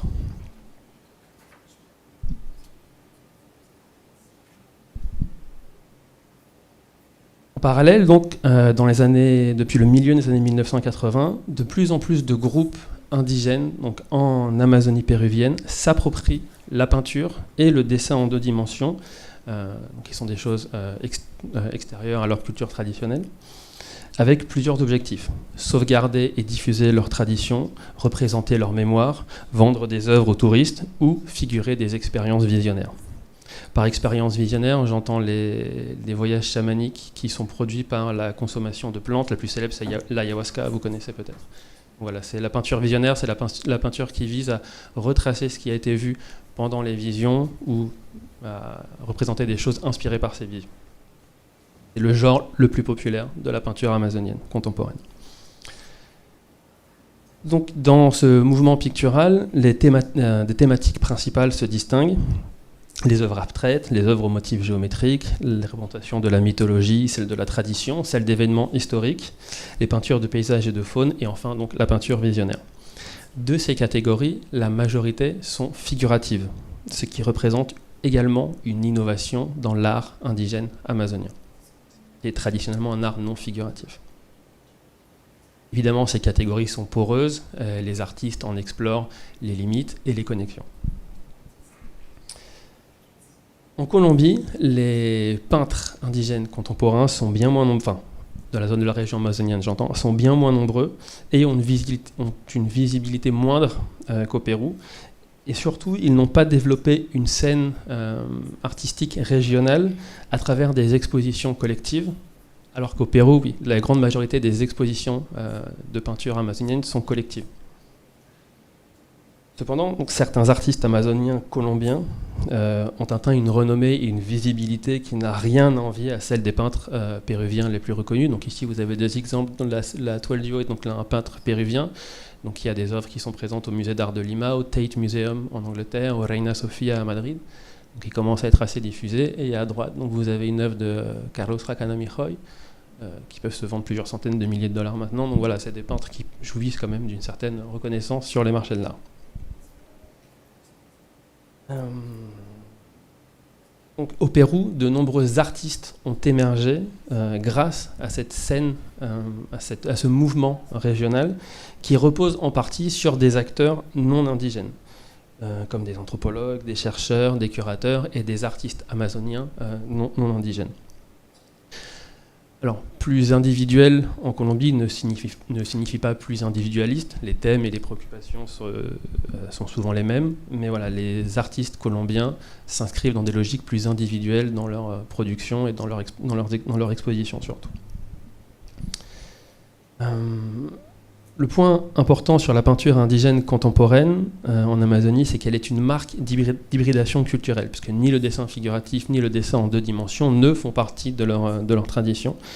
Donc c'est même l'appropriation d'un outil d'expression blanc et créole, donc par les indigènes.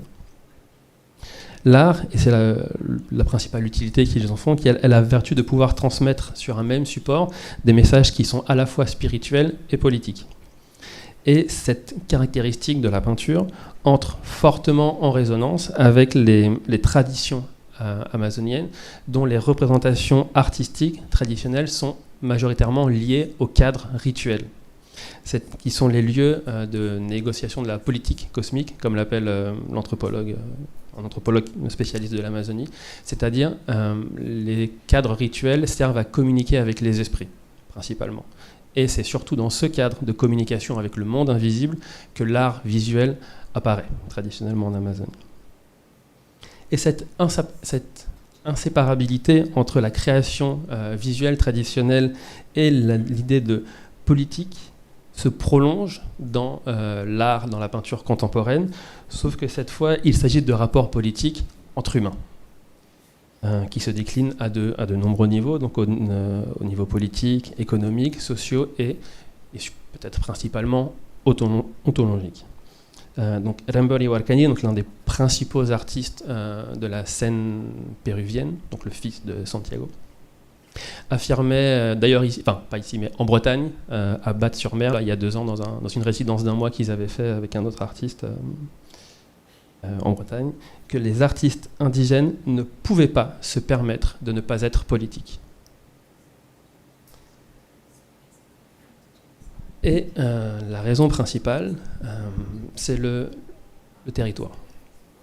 Dans les ontologies amazoniennes, les éléments qui composent l'environnement, donc collines par exemple, sont des êtres culturels au même titre que les humains. Ce sont donc des sujets politiques, pas seulement des objets de la politique. Cette compréhension de tout l'environnement comme sujet, non comme objet, s'inscrit comme une prolongation de l'inséparabilité de la nature et de la culture.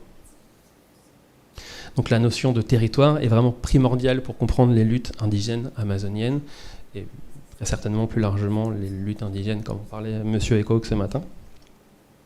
Donc ce tableau, donc las 4 estaciones en el mundo Ashaninka, donc les 4 saisons dans le monde Ashaninka, reflète cette compréhension indigène du territoire. La thématique de l'œuvre, donc la représentation de la nature au fil des saisons, appellerait, dans la peinture occidentale par exemple, à une œuvre qui serait dominée par des paysages. Ici, les éléments centraux du tableau sont des êtres mythologiques. On y trouve des esprits de la nature qui la protègent, des ancêtres mythiques des Ashaninka, donc dans un processus de métamorphose en animaux ou en plantes. Donc ce que nous montre l'artiste, c'est un monde qui est tout à la fois naturel et culturel, et dans cette œuvre, c'est ce second aspect qui domine la représentation. Ce tableau, en fait, affirme l'inséparabilité de la nature et de la culture.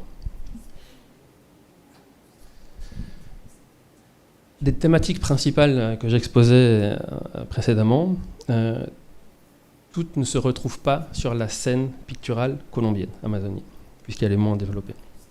On retrouve principalement des œuvres d'art abstrait, la représentation de pratiques culturelles et la peinture visionnaire. Le genre du paysage est un peu à part, puisqu'il est plutôt, autant au Pérou qu'en Colombie, destiné aux touristes. Les thématiques qui n'apparaissent pas ou très peu en Colombie, mais qui sont présentes au Pérou, donc la représentation de motifs géométriques, la représentation d'événements historiques et celle des univers cosmologiques et mythologiques, sont les genres qui, au Pérou, sont le plus liés au message politique et à la lutte politique. Donc je vais m'attarder quelques minutes sur chacun de ces genres.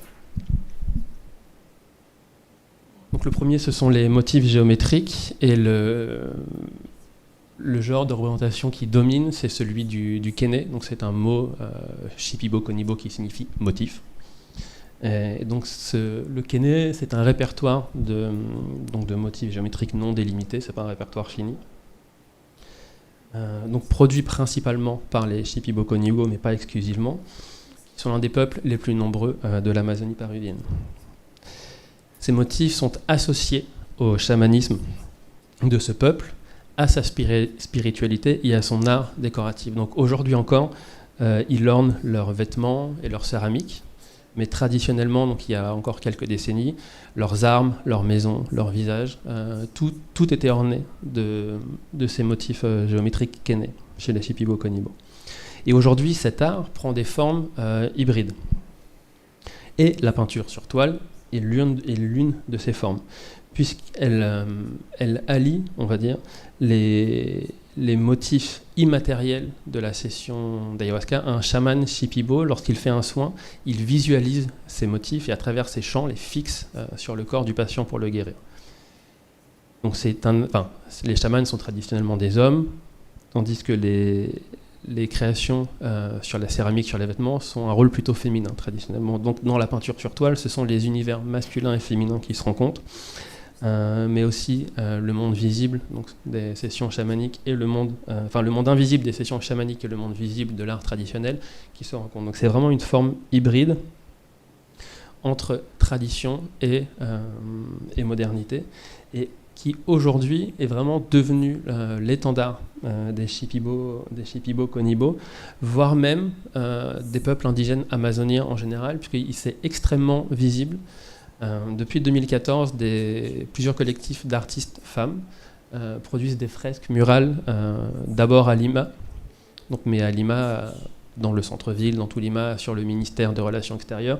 Ici, c'est les murs du ministère de la Culture qui sont ornés de ces motifs.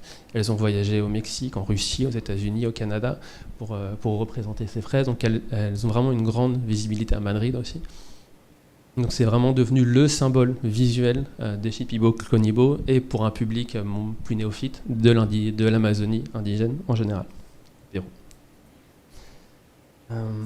Le revers de la médaille, c'est que ces artistes vivent dans le quartier de Cantagayo, qui est le seul quartier indigène amazonien à Lima.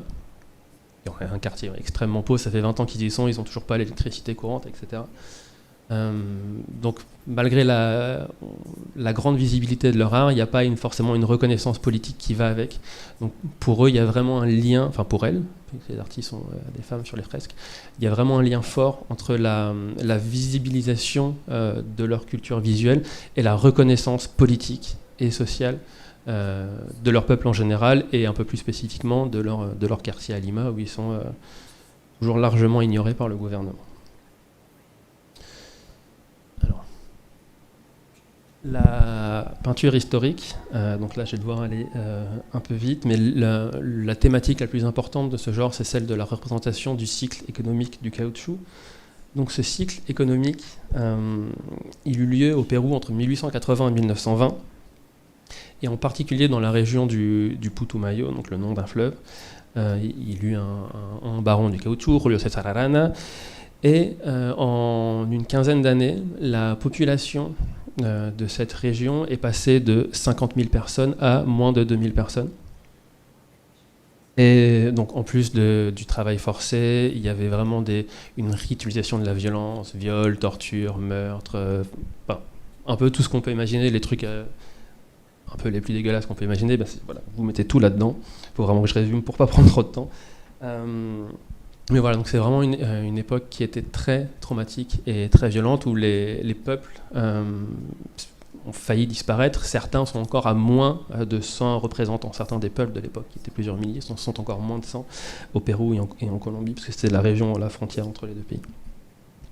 Et à cette époque, les crimes du Putumayo ont été mondialement connus, car un ingénieur états-unien y a voyagé, a pris des photos, a diffusé. Donc il y a vraiment eu un scandale mondial à cette époque, qui a donné lieu à toute une propagande, une guerre d'images entre ceux qui défendaient l'exploitation du caoutchouc et ceux qui la dénonçaient. Parce qu'on est en 1909, donc on est dans un monde où le racisme est la base, hein, enfin, c'est la norme, on va dire, pas la base, c'est la norme. Donc faire travailler des indigènes pour le développement de l'Occident, c'était quelque chose qui était fondamentalement accepté. Donc les débats allaient sur à quel point on peut être violent ou pas. Donc évidemment aujourd'hui ça a été revisité par les anthropologues, par les chercheurs, par plein de choses, mais au niveau des images, les exploitants du caoutchouc avaient pris des photos pour montrer leur action civilisatrice, que c'est vraiment leur discours était là. Nous faisons travailler les indigènes, nous amenons la civilisation en Amazonie. Voilà, ils se présentaient eux-mêmes comme des héros, puisqu'ils vous connaissez, j'imagine. Donc les seules images de cette époque étaient les photographies qui étaient faites par les exploitants du caoutchouc. Donc depuis 2012, depuis le centenaire de ce génocide, plusieurs artistes ont représenté leur mémoire de l'exploitation du caoutchouc. Donc ici on a donc ce musée qui est au musée d'art de Lima, donc le grand musée de Lima, donc c'est assez symbolique qu'il soit exposé, qui montre vraiment un panorama de diverses scènes de torture, de violence, etc. Donc il rappelle un petit peu les représentations de l'enfer dans l'art occidental. Il y a vraiment plein de scènes différentes, des feux, enfin voilà. J'ai pas le temps d'analyser en détail, mais vous pouvez le retrouver sur le musée, sur le site du musée d'art de Lima. Mais dans les arts, enfin dans les tableaux sur cette époque, il y a une grande emphase qui est mise sur la culture. Dans le discours des artistes, vraiment, c'est leur culture, donc la résistance culturelle, comme s'appelle cette œuvre, qui leur a permis de survivre au génocide et de pouvoir recréer après une identité forte. Donc ici, l'artiste oppose deux types de travail. Donc sur votre gauche, enfin sur la gauche, le travail dans le cadre de l'exploitation du caoutchouc, donc avec juste de la violence, alors que sur la droite, le travail dans le cadre traditionnel, donc où on a après sur la partie basse tous les aliments, tout ce qui est produit par ce travail. Donc on a des aliments, on a des plantes, on a des instruments de musique. Enfin voilà, c'est le travail dans le cadre traditionnel. Il oppose ces deux formes de travail et comme on le voit en bas, surtout la partie culturelle prend plus d'importance, prend le dessus sur la souffrance. Donc il y a vraiment une emphase qui est mise par les artistes sur cette idée de résistance culturelle et que c'est leur culture qui leur a permis de survivre et de continuer à avancer après. Et j'en arrive à la dernier type, donc la représentation de la mythologie et de la cosmologie. Donc sur celle-là, je vais passer très très vite, malgré que ce soit une œuvre très importante. Le sous-genre de la cosmovision qui a été lancé par cette œuvre représente, les artistes tiennent à représenter de la manière la plus complète et à la fois synthétique tout le monde mythologique et cosmologique de leur peuple. Donc il faudrait des heures, je pense, pour expliquer ce tableau, donc je ne vais même pas essayer. Mais l'idée, c'est vraiment de montrer la richesse et la diversité de ces œuvres. Donc c'est des tableaux qui ont une ambition didactique, voire ethnographique assez prononcée. Donc il y a vraiment cette volonté de montrer la culture. Et j'en arrive à ma dernière heure, celle-là je vais m'arrêter un peu plus dessus. Donc de Remberi Warkani, l'artiste dont je parlais tout à l'heure. Donc, il s'appelle Le territoire des anciens, des grands-pères. Abuelo se traduit plutôt comme ancien que par grand-père dans ce cas. Donc, qui représente sur ce monde, sur ce tableau, l'artiste efface ou montre les frontières qui n'en sont pas entre les différents mondes. Donc, les mondes spirituels, les mondes invisibles et le monde des humains.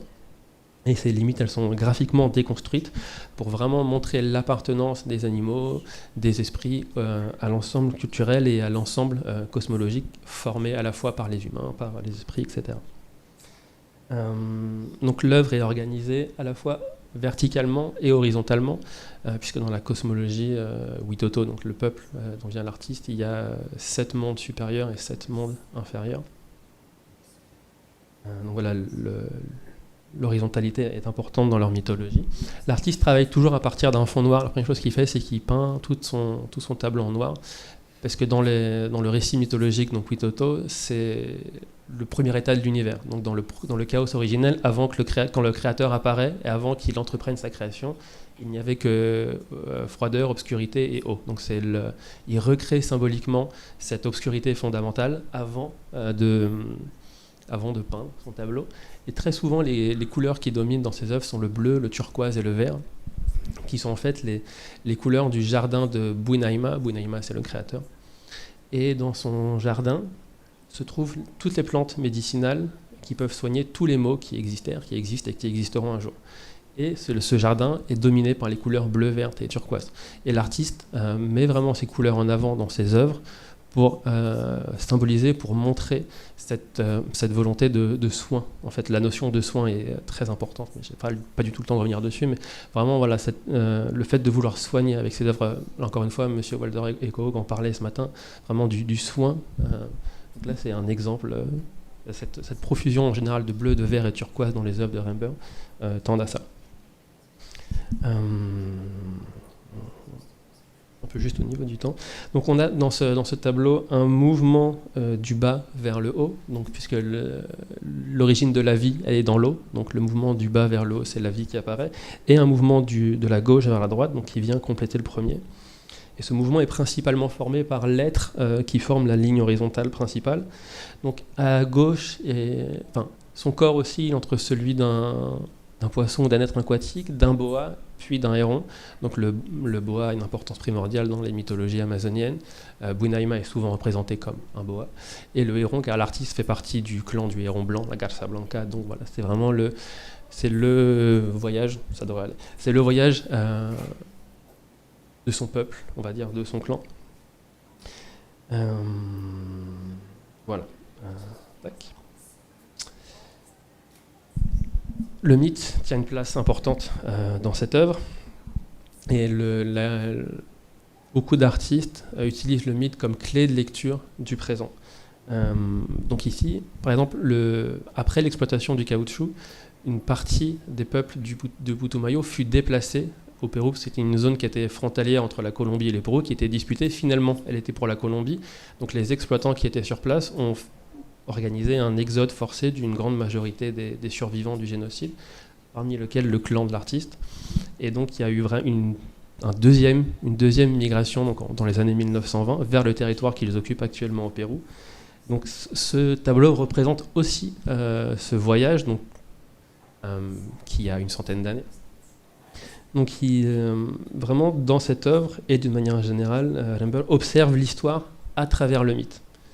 Et le double mouvement de cette œuvre vraiment souligne la complémentarité des deux lectures historiques et mythologiques et montre la pertinence du mythe comme clé de lecture de la réalité présente. Parce que comme le dit l'artiste, les mythes sont les fleuves de notre mémoire. Et donc je vais conclure simplement en une phrase et demie.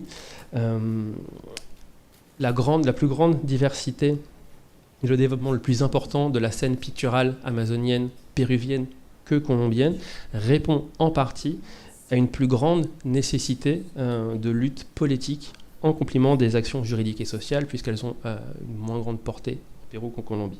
La peinture devient alors un moyen de protéger, développer ou même récupérer la souveraineté et la gestion autonome du territoire. Voilà, merci pour votre attention. Je vous propose, comme on a peu de temps, de garder les questions pour la fin, après les interventions de mes deux collègues. Ça permettra d'avoir un débat un peu plus long une fois qu'on terminera. Très bien. Donc, on va maintenant passer à Fabrice, Fabrice Le Corrier, dont la présentation s'intitule « Souveraineté artistique et présence esthétique, Kent Mockman ». Donc il est enseignant d'anglais, docteur en civilisation américaine, avec une thèse réalisée ici à l'UBO entre 2013 et 2016, où il enseigne maintenant sur le cours Introduction aux études Native American Studies. Je suis désolé, j'ai pas un accent anglais, j'ai pas voulu prendre le risque, mais j'arrive pas à traduire convenablement.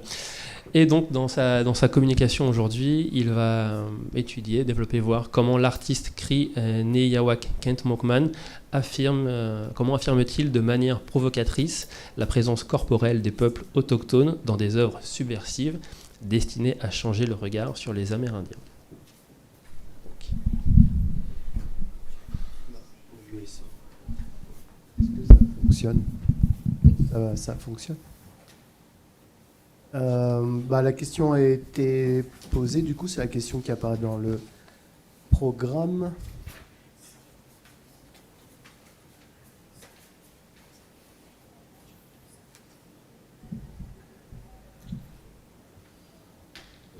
Tout fonctionne, le micro, le diaporama.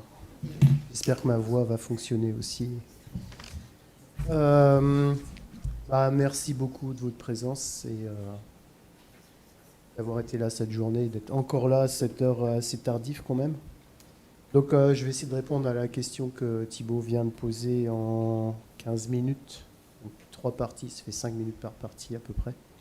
Donc je vous propose déjà un aperçu du plan que je vais suivre avec l'aperçu biographique. Ce sera très bref parce que vu la carrière de Monkman, je peux être que bref de toute façon. Ensuite, comment il se sert de l'image comme support pour affirmer une souveraineté narrative amérindienne. Ma dernière partie, c'est comment Monkman met le corps amérindien au centre de cette souveraineté narrative. Donc une première partie sur un aspect biographique de Monkman en 1965, cri du Manitoba. Une carrière, comme j'ai dit, très prolifique dans de nombreux domaines, l'illustration, la photo, la création d'objets, le cinéma, les installations, les performances artistiques et surtout la peinture. Il est quand même surtout connu comme peintre. Donc né en 1961 à St. Mary's dans la province de l'Ontario. Je reviens un peu en arrière. Il a grandi à Winnipeg dans le Manitoba. Il s'identifie lui-même comme un Indien Cri du Manitoba, car son père et sa famille paternelle sont originaires du peuple Cri, et plus précisément de la communauté Cri vivant au sud-ouest du lac Winnipeg, que vous pouvez localiser sur la carte. Très jeune, il s'est vraiment intéressé à l'art très très jeune, et ses parents l'ont encouragé à suivre des cours d'art plastique dès l'école primaire. C'est pour vous dire que c'est un intérêt qui remonte vraiment à loin dans sa vie. Donc il a suivi des cours d'art plastique, notamment au musée des beaux-arts de Winnipeg. Et Monkman dit que c'est là qu'il a développé un sentiment d'appartenance au peuple Cri et à l'art aussi. Et c'est notamment dans ce musée de Winnipeg, musée des beaux-arts de Winnipeg, qu'ont eu lieu 2 événements fondateurs dans sa pratique et sa démarche artistique. Le premier événement, c'est en 1990. Il était déjà diplômé d'une école d'art. Et il a assisté à l'exposition de l'artiste Robert Hull, qui est Ojibwe ou Anishinaabe. Et il a assisté à cette exposition au musée des beaux-arts de Winnipeg. Et cette exposition lui a fait prendre conscience de différentes choses, au moins 3 choses. Donc la première chose de laquelle il a pris conscience, c'est l'existence d'artistes autochtones pouvant pratiquer une peinture moderne, voire moderniste. La deuxième chose qui l'ont interpellé, c'est l'existence d'artistes qui pouvaient mettre des Amérindiens au premier plan de leur travail, mais pas seulement des Amérindiens. Et la troisième chose dont il a pris conscience, c'est qu'une existence qui montrait que des artistes amérindiens pouvaient être exposés dans des hauts lieux d'institutions culturelles de la société dominante. Voilà. Donc une prise de conscience grâce à l'exposition de Robert Hull. Un second moment fut ses visites au musée du Manitoba, alors qu'il était encore à l'école primaire. Dans ce musée du Manitoba, il voyait des représentations qui pour lui étaient figées, des représentations qui aspiraient à montrer un mode de vie soi-disant traditionnel des Amérindiens, alors qu'elles tendaient à les cantonner aux clichés des Indiens des plaines du 19e siècle avec le triptyque tipi, bison et cheval, comme on peut le voir au centre de la diapositive. Donc, interpellé par cette représentation figée des Amérindiens, souvent loin de la réalité. Donc elle est figée dans le temps, comme si les Amérindiens n'avaient pas vraiment d'histoire et comme s'ils avaient disparu depuis une centaine d'années et n'existaient plus dans le Canada contemporain. Alors que Kent Monkman était familier de la pauvreté qui pouvait toucher les communautés autochtones, et notamment de la misère des Amérindiens vivant en ville, dès les années 1980, il est devenu familier du dynamisme des communautés autochtones, notamment du dynamisme culturel, on en a parlé ce matin. Et il est lui-même devenu membre de la première compagnie de théâtre amérindienne professionnelle du Canada, dont vous avez le nom sur la diapositive et qui existe toujours, basée à Toronto, créée en 1982. Et donc ce qui l'a marqué, c'est l'écart entre les représentations dominantes, infusées de stéréotypes, et les différentes réalités contemporaines vécues par les peuples autochtones. Donc ces expériences l'ont marqué, l'ont incité à se servir de son art pour représenter les Amérindiens différemment. Donc comme il le dit lui-même, c'était pour mettre un peu à l'épreuve le regard dominant. Il dit « challenging the settler eye, challenging the settler lens ». Okay. Je vais un peu vite là. Donc cette idée de remise en cause de la vision dominante, ça m'amène à ma deuxième partie, qui est l'image comme support pour exprimer une souveraineté narrative. Donc, comme j'ai déjà indiqué, Monkman, c'est un artiste qui se sert d'une multiplicité de supports visuels pour s'exprimer, les dioramas, les photos, les films, les performances, le dessin et la peinture. Et à travers ces différents supports, il cherche à faire passer un regard amérindien sur l'histoire de la colonisation et sur la situation des Amérindiens dans l'Amérique contemporaine. Il entend présenter les Amérindiens autrement que comme des victimes passives, et comme des peuples et des individus dotés de véritables puissances d'agir, la fameuse agency qu'on entend souvent en reprenant le terme anglais. Cette puissance d'agir peut aller jusqu'à la domination, dans une sorte de renversement des positions dominantes-dominées. Et dans ces tableaux, ça s'exprime de manière explicite, même assez explicitement sexuée. Je vais vous montrer deux tableaux. J'espère que vous ne serez pas trop choqués si vous ne connaissez pas l'œuvre de Monkman. J'avoue que la première fois que j'ai vu ces œuvres, c'était un peu déstabilisant quand même. Donc voilà deux tableaux. Ceci n'est pas une pipe. Vous pensez tout de suite à Magritte, hein, forcément. Parce qu'il y a une grande connaissance de l'art occidental, hein, dont il s'inspire beaucoup. Et Cree Master que vous avez à droite. Donc voilà un peu le style de Monkman. Qui peut déstabiliser, voire choquer. Donc ces deux tableaux montrent nettement son style provocateur et grivois, et donc qui comporte tout un potentiel pour ne pas laisser indifférent, voire pour choquer, faire réagir les regardeurs.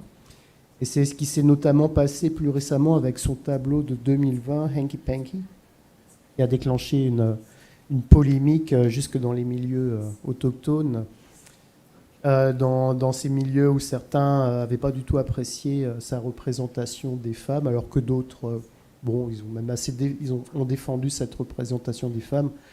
On voit Kent Monkman qui se représente avec son alter ego Mischief Eagle Testicle en train de donner la fessée à Justin Trudeau. Et on voit aussi d'autres d'anciens premiers ministres du Canada qui sont représentés sur la peinture. Ces tableaux font réagir, et s'ils font réagir, c'est notamment parce qu'ils donnent des représentations inattendues des Amérindiens qui sont vraiment loin des clichés répandus. Et l'un des buts de l'œuvre de Monkman, c'est en effet de remettre le corps amérindien au centre de l'attention, de faire converger les regards vers des corps amérindiens dans une sorte de retournement focal. Retournement focal, c'est une expression que j'ai reprise à l'écrivain algérien Kamel Daoud. Et Daoud, c'est l'auteur de l'accroche que j'avais mis dans mon titre de présentation, le corps, le lieu de toutes les batailles, ça c'est de Kamel Daoud. Et c'est ce qui m'amène à ma troisième partie sur la remise au centre des corps amérindiens dans l'œuvre de Monkman. Donc là, je vais... Voilà en plus en détail le tableau avec des scènes explicites. Donc Daoud, je vais parler un peu de l'importance de la place du corps dans l'écriture, les livres et les entretiens de Kamel Daoud. Parce que Daoud parle du corps comme d'un enjeu affectif à la racine du politique. il en parle aussi comme d'un contrepoids précis de l'invisible. Et en se basant sur son expérience, l'expérience de Daoud, il a passé une nuit au musée Picasso. Daoud écrit, et là je cite, que l'image fait remonter au corps et le corps fait remonter à la chair. Et la chair est une histoire avec ses habits, ses rites, ses danses, ses chants, ses épices ou ses nourritures. Est-ce que... non, c'est pas celle-là.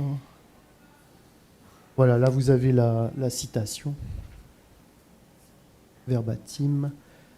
Ce que Daoud écrit à propos de Picasso, de mon point de vue, ça peut s'appliquer à Monkman, qui lui-même s'est beaucoup inspiré de Picasso. Je vais vous montrer quelques tableaux où Monkman fait intervenir des œuvres de deux tableaux, puis un objet qui sont vraiment inspirés de Picasso. Puisque une des marques de fabrique de Monkman, c'est de s'inspirer des grands artistes et des grandes œuvres canoniques de l'art occidental pour les insérer dans une perspective amérindienne, dans une sorte d'appropriation culturelle créatrice, d'affirmation de la souveraineté artistique et esthétique amérindienne. Et Thibault en a parlé dans son intervention aussi de cette appropriation d'outils occidentaux pour faire passer un point de vue amérindien. Dans les œuvres de Monkman, les Amérindiens sont donc réinstitués et exhibés dans leur matérialité corporelle. Ce sont avant tout des corps qui apparaissent dans toute l'étendue de leur chair et de leur intimité, que ce soit pour montrer leur beauté, leur puissance, mais aussi leur faiblesse, les tragédies endurées, leur trivialité et leur contemporanéité. Là, je vous montre quelques tableaux de Monkman là, pour illustrer un peu les différents thèmes qu'il peut aborder dans son œuvre, la place du corps amérindien dans son œuvre. L'œuvre de Monkman peut ainsi être appréciée comme une affirmation de la présence amérindienne dans le temps et dans l'espace. C'est une présence à la fois historique et contemporaine, ainsi qu'une présence incontournable dans le paysage et sur le territoire américain dont les Amérindiens sont les occupants originels.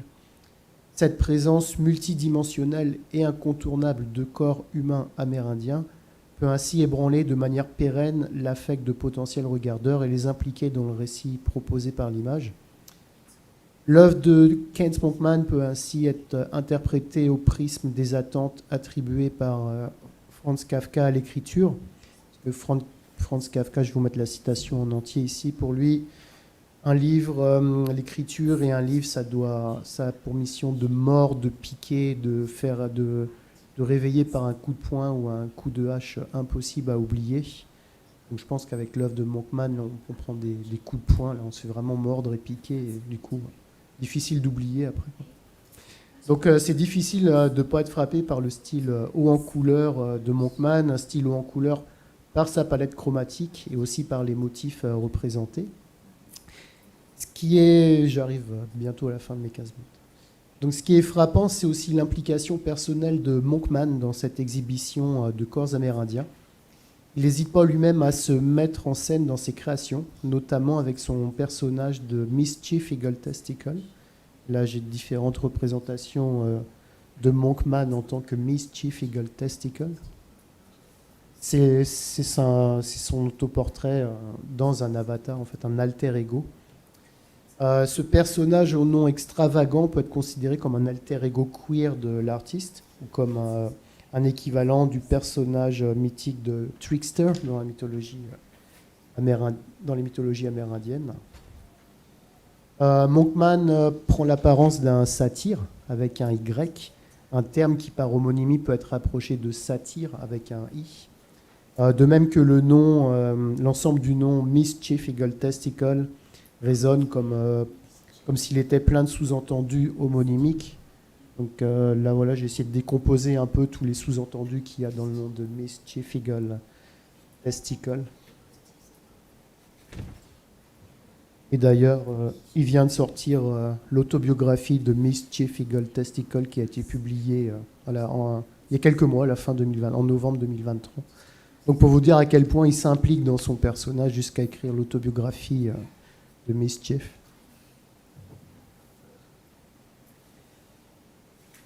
Et donc j'en arrive à ma conclusion. D'abord, en se mettant en scène dans des tableaux historiques, Monkman ou Mischief Eagle Testicle aspire à peindre une satire des relations entre Amérindiens et Blancs. Et là, je voulais revenir un peu en arrière avec ce tableau The Daddies, justement, là, qui montre un peu de façon pas forcément humoristique, mais de façon satirique et parodique, les relations entre Amérindiens et Blancs, avec la centralité du corps amérindien, où Monkman là, se met lui-même en scène, devant un tableau iconique de l'histoire canadienne. Donc si les peuples autochtones furent victimes de ces relations, la peinture de Monkman tend à réhabiliter leur souveraineté par leur omniprésence, leur centralité et même leur pouvoir d'agentivité. Donc je conclus, cette relation entre l'image, le corps et l'histoire transparaît bien dans un diptyque que Monkman a réalisé pour le Metropolitan Art Museum of Arts de New York. Voilà, donc tout ça, ça apparaît bien dans ce diptyque réalisé en 2019. Et c'est le tableau de droite là, qui avait servi pour illustrer ma première diapositive. C'est une composition qui peut être vue comme une sorte de retable de grande dimension, avec ces deux tableaux, et je pense que ces deux tableaux synthétisent la démarche politique et esthétique de Monkman depuis ses débuts. Le titre, Metsikoetsak, veut dire Wooden Boat People, les peuples du bateau en bois, en français. Mestikotsewak, c'est un mot-cri pour parler de l'arrivée des Français en Amérique. Avec cette composition, Monkman cherche à parler de toutes les personnes déplacées dans le monde. Dans le tableau de gauche ici, Monkman montre Mischief, Eagle Testicle, en train d'accueillir les migrants en Amérique pour montrer la grande générosité des peuples autochtones. Le tableau de droite illustre pour lui la résurgence des peuples autochtones et leur retour aux traditions et le retour à leur langue. On voit donc qu'avec cette composition, Monkman mélange à la fois histoire longue et histoire contemporaine, espace global et espace autochtone, afin de montrer la centralité de l'Amérique dans l'histoire du monde et afin de remettre au centre de cette histoire les peuples autochtones en rendant surtout leur corps visible et incontournable. Pour lui, la peinture est bien un moyen de transmettre un message politique en montrant une perspective amérindienne sur l'histoire.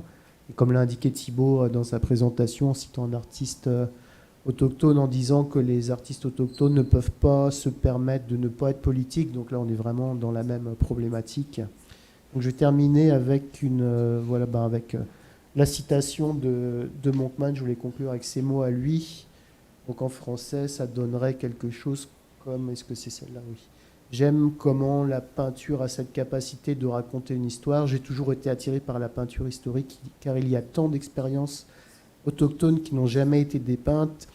C'était l'occasion de la confronter au récit dominant, d'y réfléchir et d'offrir des perspectives extérieures. Donc voilà, je vais terminer avec cette citation et je vous remercie de votre attention au-delà des 15 minutes. Merci Fabrice.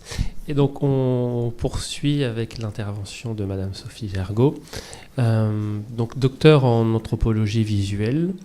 Elle consacre l'essentiel de ses recherches au cinéma autochtone et au rôle des médias communautaires dans la défense et l'affirmation du droit à l'autodétermination des peuples autochtones. Programmatrice et consultante, elle dirige le festival de cinéma alternatif consacré à la diffusion de films réalisés et ou produits par des artistes autochtones.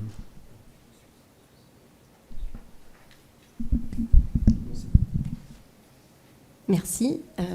Bonsoir à toutes et à tous. Je vais essayer de faire vite aussi pour qu'on ait le temps après de poser des questions, d'interagir. Pour la petite histoire, on avait prévu au départ, c'est important de le dire quand même, d'organiser une projection.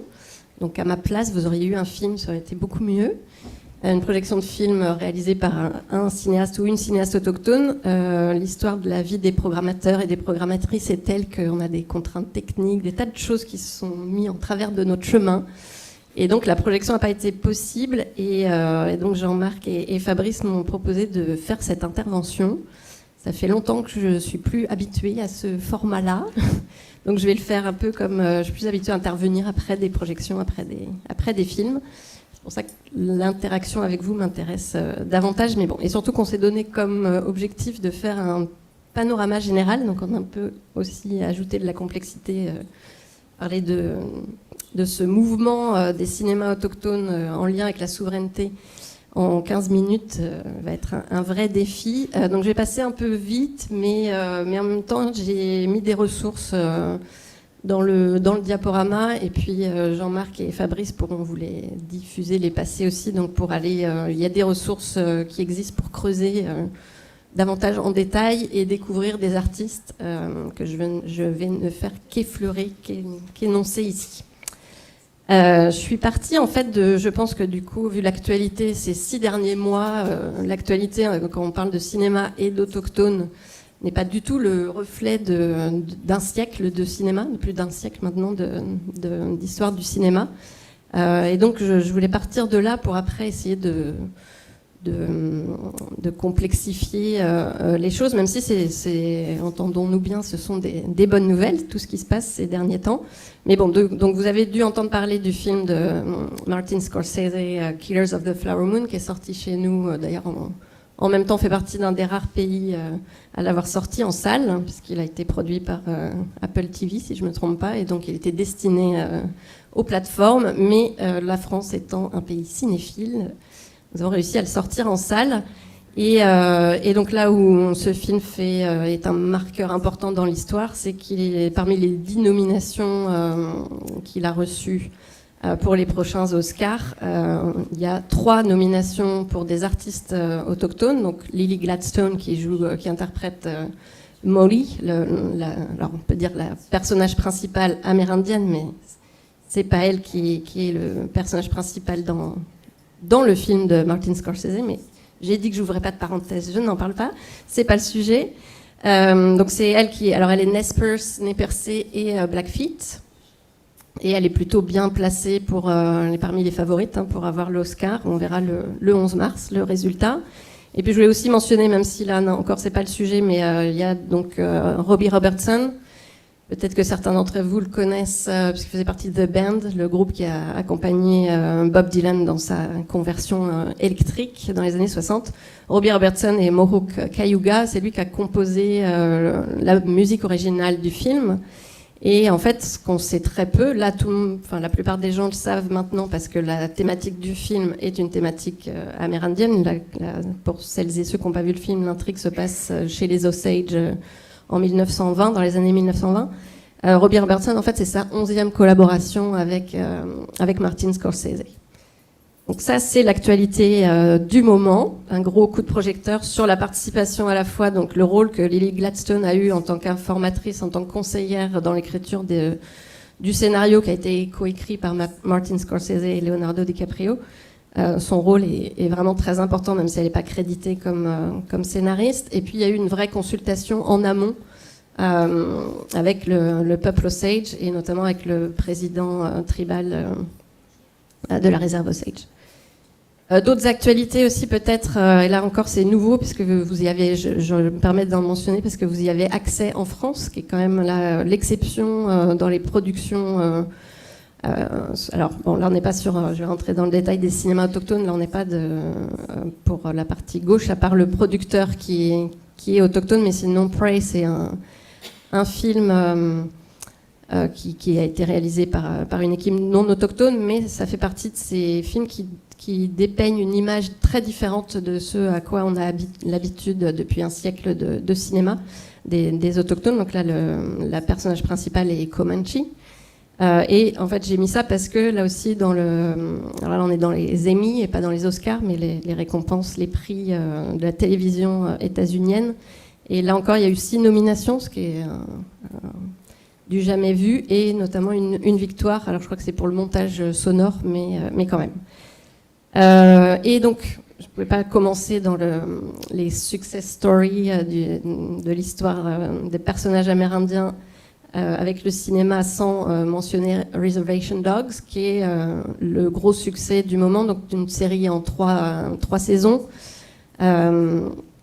produite par FX et qui est distribuée chez nous sur Disney+, Prey aussi.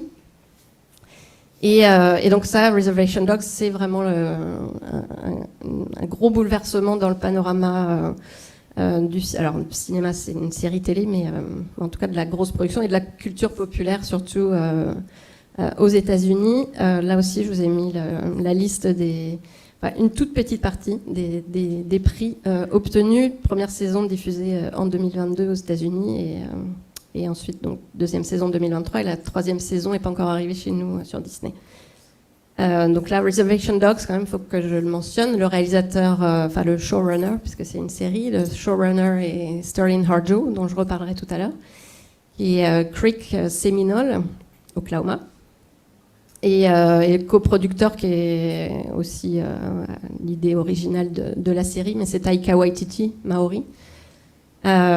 Et donc, je mentionne tout ça parce qu'en fait, on peut avoir l'impression que les contributions autochtones, ou en tout cas des séries aussi entièrement autochtones comme Reservation Dogs, puisque donc dans l'écriture des séries, vous savez, il y a une screening writing room, donc ces différents scénaristes qui se réunissent pour écrire à plusieurs mains ou parfois seul un épisode. Donc la writing room, c'est du jamais vu dans l'histoire du cinéma et de la télévision états-unienne, était entièrement composée de créateurs et créatrices autochtones de différentes nations. Casting, évidemment, essentiellement, on va dire 95% autochtone également, et Sterling Harjo, donc très attaché à son Oklahoma natal, a vraiment insisté, c'était pas gagné au début, pour que toute la série se déroule en Oklahoma. Ce qui là aussi, si vous réfléchissez aux films que vous avez vus vous avez pu voir qui ont des personnages amérindiens. C'est pas l'Oklahoma qui est le plus représenté dans l'histoire du cinéma. Donc ça, c'était le climat actuel. Et en fait, j'ai gardé cet objectif de panorama général, même si ça va être frustrant puisqu'on a très peu de temps et qu'il y a beaucoup de choses à dire. Donc ça va être un gros survol pas très précis, mais parce que je voudrais vraiment que vous repartiez avec le fait que tout ça est en fait l'héritage de plein d'autres choses, de plein d'autres créations qui ont eu lieu avant, d'un travail acharné de la part des créateurs et créatrices autochtones, et que c'est pas le début, en fait, c'est juste une étape dans l'histoire des relations entre les autochtones et le cinéma. Oui, alors il y avait ça aussi, j'ai pas le temps. Mais si, celle de gauche, quand même, c'est une histoire aussi... Alors, Eco, vous pouvez aussi le regarder sur Disney+. J'ai pas le temps d'en parler. Et celle de gauche, en fait, c'est... Donc là, on est dans l'univers Marvel. Et donc, Echo est un personnage de l'univers Marvel qui existe depuis le début des BD, depuis le début des comics, alors que l'héroïne Kaorthi, à gauche, a été créée spécialement pour la série, donc qui s'appelle What If, une série, pour celles et ceux qui ne connaissent pas, qui réinvente ce qui aurait pu se passer, what if, tel ou tel personnage s'il était arrivé telle ou telle chose à tel ou tel personnage. Et donc là,